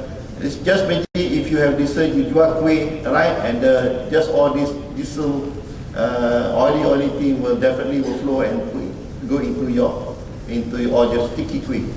What will happen? And you eat it. Alright? So it's not healthy. So we have a solar system. Thank you to Majlis Penganjuran Alor for ordering 10 of our system there. But now kiosk is not mine. We just provide the system for them. This is how it looks like. And this is also another system that if you want to have a floodlight, the biggest supply of energy, source of energy. You will say that, well, how come that it does not last for 3 days? If you want to last more than a week, also you can have it. But the more days that you want to have, the more money that you have to spend. Because the more battery that you need to store. So since you need more battery to store, definitely you have to pay more. Okay? So this is what comparative between the normal and our what we call the eye-kiosk that we propose. And last but not least, if you talk about solar farm, this is how we do large solar farm, and this is how we do the testing for the large solar farm. Alright, you see that whether it is reliable or it stay that for certain period of time. And these are the things that we have developed in our lab. Alright, on top of that we have done elevators, we have done for scooters, alright, and many other things that we have developed in our labs. And this is how it looks like from the air view, and this is how it looks like the inverter that localized inverter. So most of the product that we come up is actually make our own design and our make. Because why? Because if you depend from imported product, you can't do anything. You can't change. You can't control because everything has been designed as what it is. Thank you very much.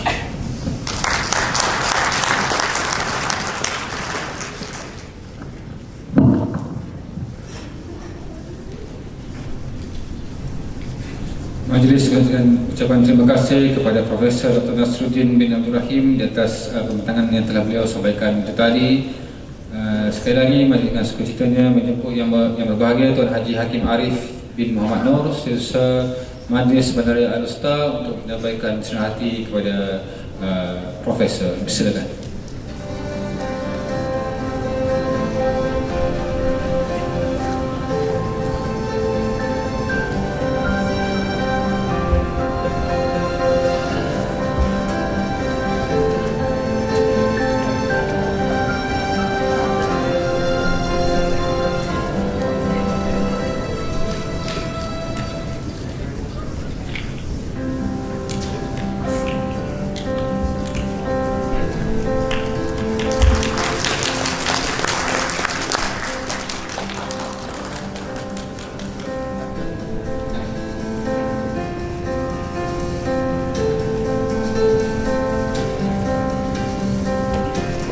Sekali lagi ucapkan terima kasih kepada Profesor dan juga Setiausaha Majlis 16. Bahagia Datuk, silakan.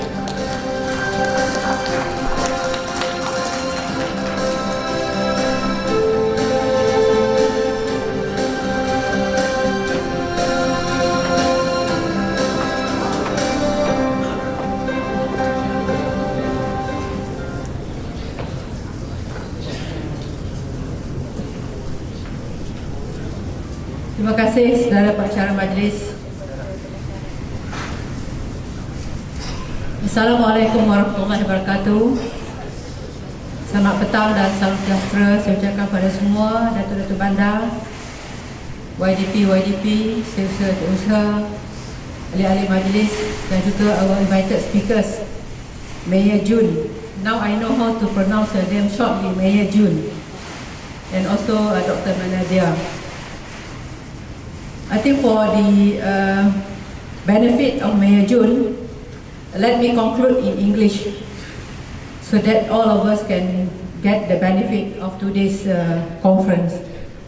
First of all, I would like to thank everybody who are very patient until this time to be seated in a quite challenging room. It's quite cold. That's why before I stand up here for my conclusion, I have to go to the ladies first. But anyway, thank you very much for having the patience to be with us. And here I would like to make some conclusion or some rumusan under the agenda, under the program of what are transpired during the whole day of our event, of our conference today. If you can reflect back from our KSU speech, he concluded that Mala is a platform for all the local governments, for all the local authorities to interact, to collaborate, and to share the best practices and innovation. I think no doubt that with his presence today and also his presence tomorrow to officiate our AGM in the same place here shows the commitment of the ministry and also the engagement and the close relationship between the ministry and Mala. So here I would like to thank the ministry for taking us as their partners. Thank you very much. And Datuk Haji Muhammad also mentioned about transforming IKPKT as a center of excellence for all local governments. And he also mentioned that no more 3 stars of a local government. He would like to see and to use the IKPKT as a center of excellence for innovation, for sharing the best practices, and for creativity, and also to improve our services from 3-star to 5-star. And I also mentioned, and also Mala, when we met him during our courtesy call, we also informed him that Mala is willing to collaborate as a partners in IKPKT for doing the syllabus and also for the training syllabus for us, because we, Mala, the mayors, the young people tour and setiausaha, we know what we want, we know what is lacking in us, and we know what should be done, and also what are the things that we need from the ministry, rather than the ministry putting down the syllabus, the courses, which we feel that is not that, not to say that it's not that important, but maybe it's not that critical to us at the moment, and he agreed to that. So this is also one of Mala's achievement. Innovation and creativity should rather be the ingredients of today's organization. Since all the local authority, I'm sure every local authorities here in this hall, either they are city hall or municipal council or district council, all of us, I'm sure we have our best practices in any way. Either it's a small or a big system, but it's still a best practices. So why should we incur cost if we already have the invention? Why should we reinvent the wheel?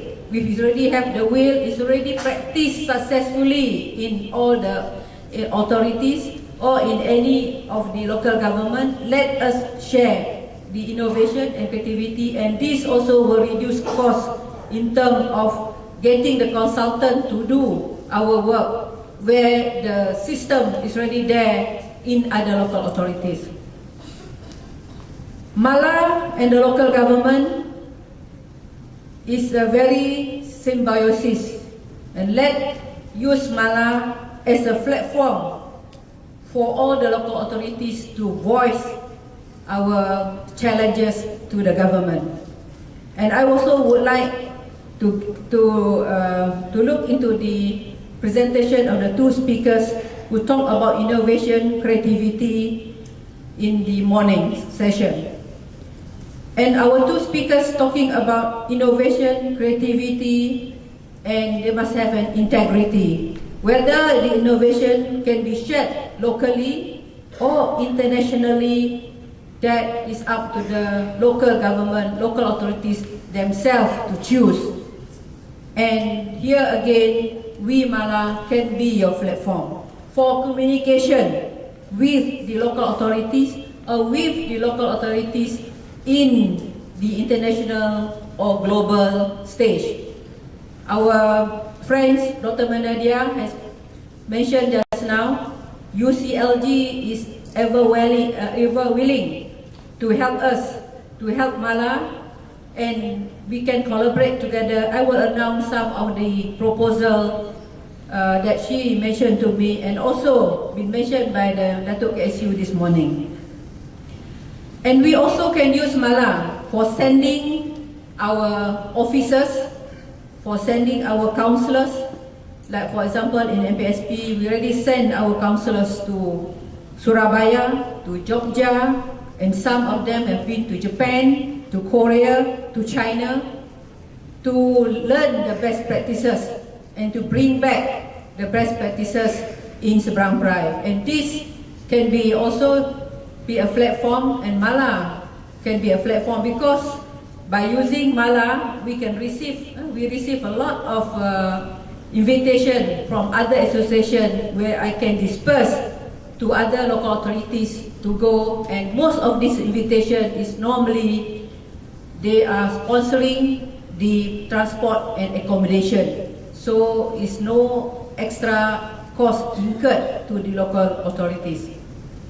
And for Puan Asia, even though I missed the presentation, but I think all of us here in this room knows about the new plan transformasi PBT, which has 6 pillars: capacity building, efficient services, financial strengthening, stakeholders' livelihood, community engagement, efficient and effective communication. So these are the 6 pillars. I think we heard about this. I think the KPKT also has been going through the local authorities for the town hall meeting together with the Yang Britua, Datuk Bandar, and all the officers, and then also the stakeholders about the plan transformasi PBT. As for Dr. Bernadia, she also mentioned about the best practices among cities. We are here together in this hall trying to collaborate the best practices among us in Malaysia. But to bring ahead, there will be best practices among cities out there. So that's why Dr. Badadia has mentioned about UCLG. They have many cities.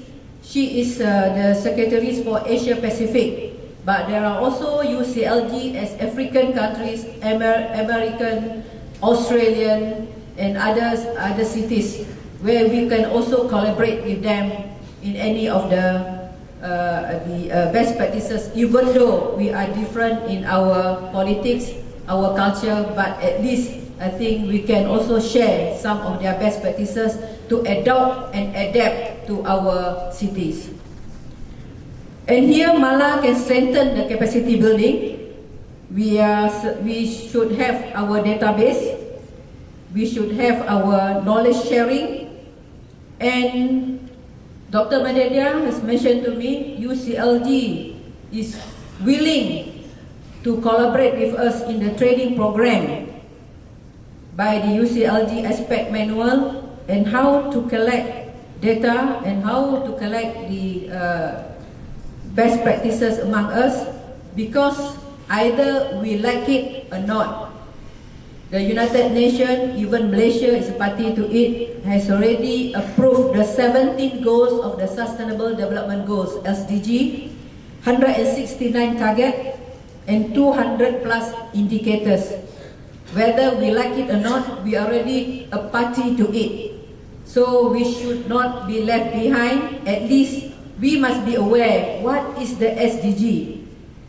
What are the 17 SDG? What are the 169 targets and the 200 indicators? What is the new urban agenda for 2030? What is the zero draft that have been talking by United Nations, UN Habitat, and all this? Malaysia is a party to that. And we also mentioned about the Asian Mayors Forum. I think we remember in this morning's KSU speech, he challenged us. We have the national conference. Why not that we have Asian Mayors Forum? I attended the 2 Asian Mayors Forum. First was in Surabaya on the invitation of the Wali Kota Surabaya, Ibu Tri. Second is in Makassar on the invitation of UCLG. And I realized that it's a lot of things that we can learn. When I went there, I'm not as the capacity of Mala. I went there as the capacity of Municipal Council as Bramprai, and which I feel that we should go there as a capacity of Mala. If a capacity of Mala, then more local authorities can join me and also attend this capacity building. And it's a lot of new things that we can learn, which is beyond our normal day-to-day reading. Because I know that as a mayor, as a Datuk Bandar, as a YDP, we are bogged down by day-to-day work. Longkang tersumbat, sampah tak angkut, pokok jatuh, dan sebagainya. We shouldn't be bogged down by this day-to-day routine work. We also should look into the international, what are these people are talking, and we don't want to be left behind. So the future of our city, as our Mayor June mentioned just now, and also as our Dr. Manadia, the future of our city depend on us for the future generation. And Mala have to move forward, local authorities have to move forward to the world-class and international standard.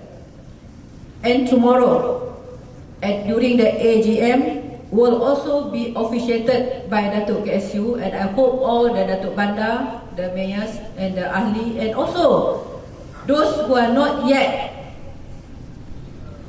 be a member of Mala. Actually, during the last year's AGM, we already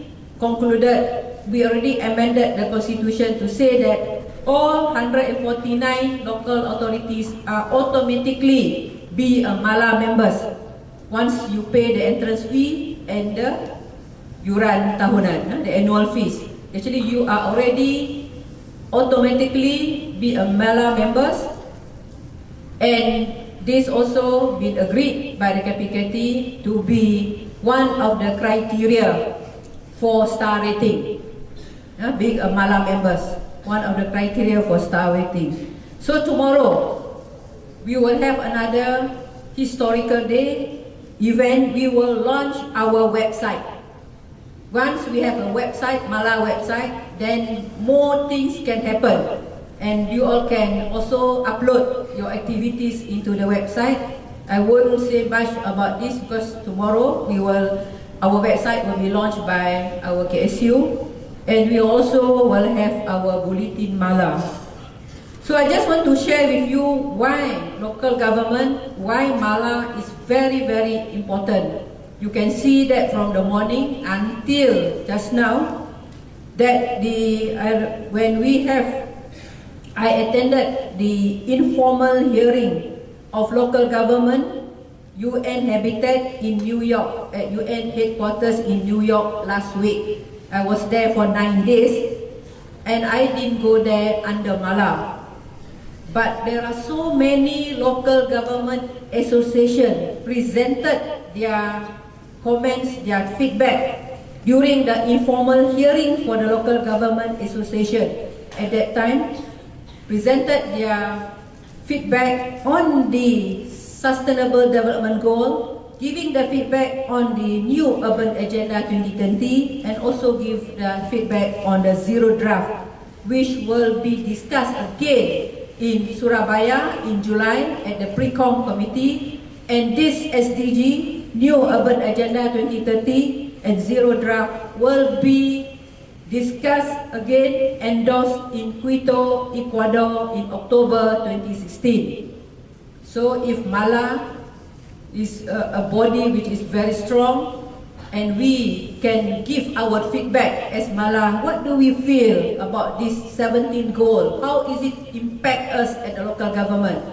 Because whatever goal, whatever policy at the federal, at the national, international, without mayor's participation, without us, because we are the third layer, third level local government, we are the one who are very close to the people. Without us, I think they cannot implement the SDG successfully. Do you agree with me? So they need us as much as we need them. So let us collaborate, and I hope that in the next meeting in Surabaya and also in Quito, Ecuador, there will be many local authorities, local government from Malaysia to attend this meeting, and I will also write in as President of Mala to the UN Habitat to get more seats for us to go there. In Surabaya is very near, and also in maybe in Quito, Ecuador is quite expensive, but normally they give some funding. We can get for some funding from these people. And also, I would like to also go through the Mayor Jun city, where he mentioned about city, poverty, agriculture, and community engagement. And he managed to change his city from survival to subsistence and self-sufficient. And this is also very true and also very clear and forward as the SDG number 1, poverty SDG number 1. Because we have, I mentioned just now, 17 SDG, and local authorities related to all the SDGs, even though the very direct one is SDG number 11, that is resilient cities. So how the cities transform from poverty to self-sufficient through best practices green farming. And when Mayor Jun was presenting his case, my councillor is already whispering to me, Datuk, the next place for us to visit. Then I said, you better do a good report of today's conference. Then we can put up to the paper, and we can see whether we can go to Philippines and visit Mayor Jun. Then you can see my councillor very happy there. So we'll see that how we can do that. And I also actually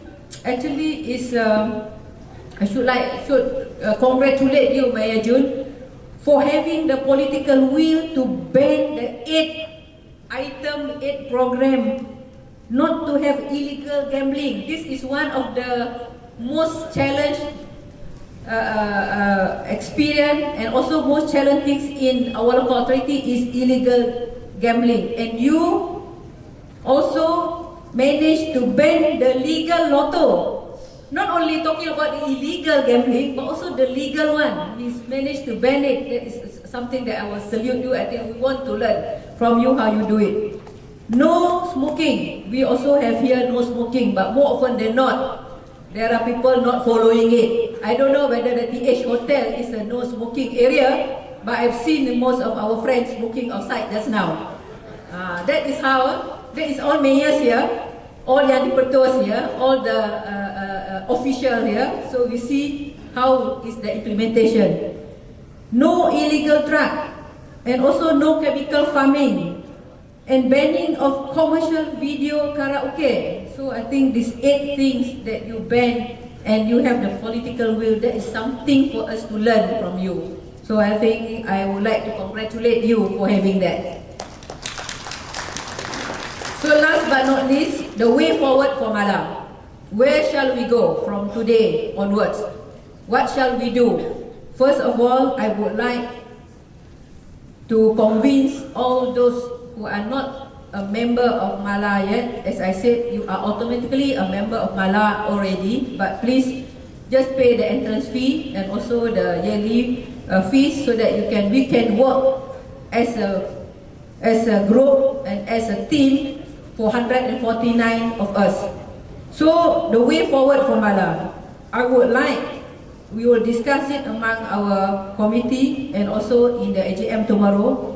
It will be good if we can compile all the best practices of all Mala members. Now we have the website. By tomorrow we will have the website, and I hope all members can compile all their best practices, maybe by end of this year, the data, the statistics, so that we can share. We know what are other local authorities, what are the Majlis daerah have, and we can do the matchmaking, and we can see, I'm sure there are so many best practices among us which we don't know.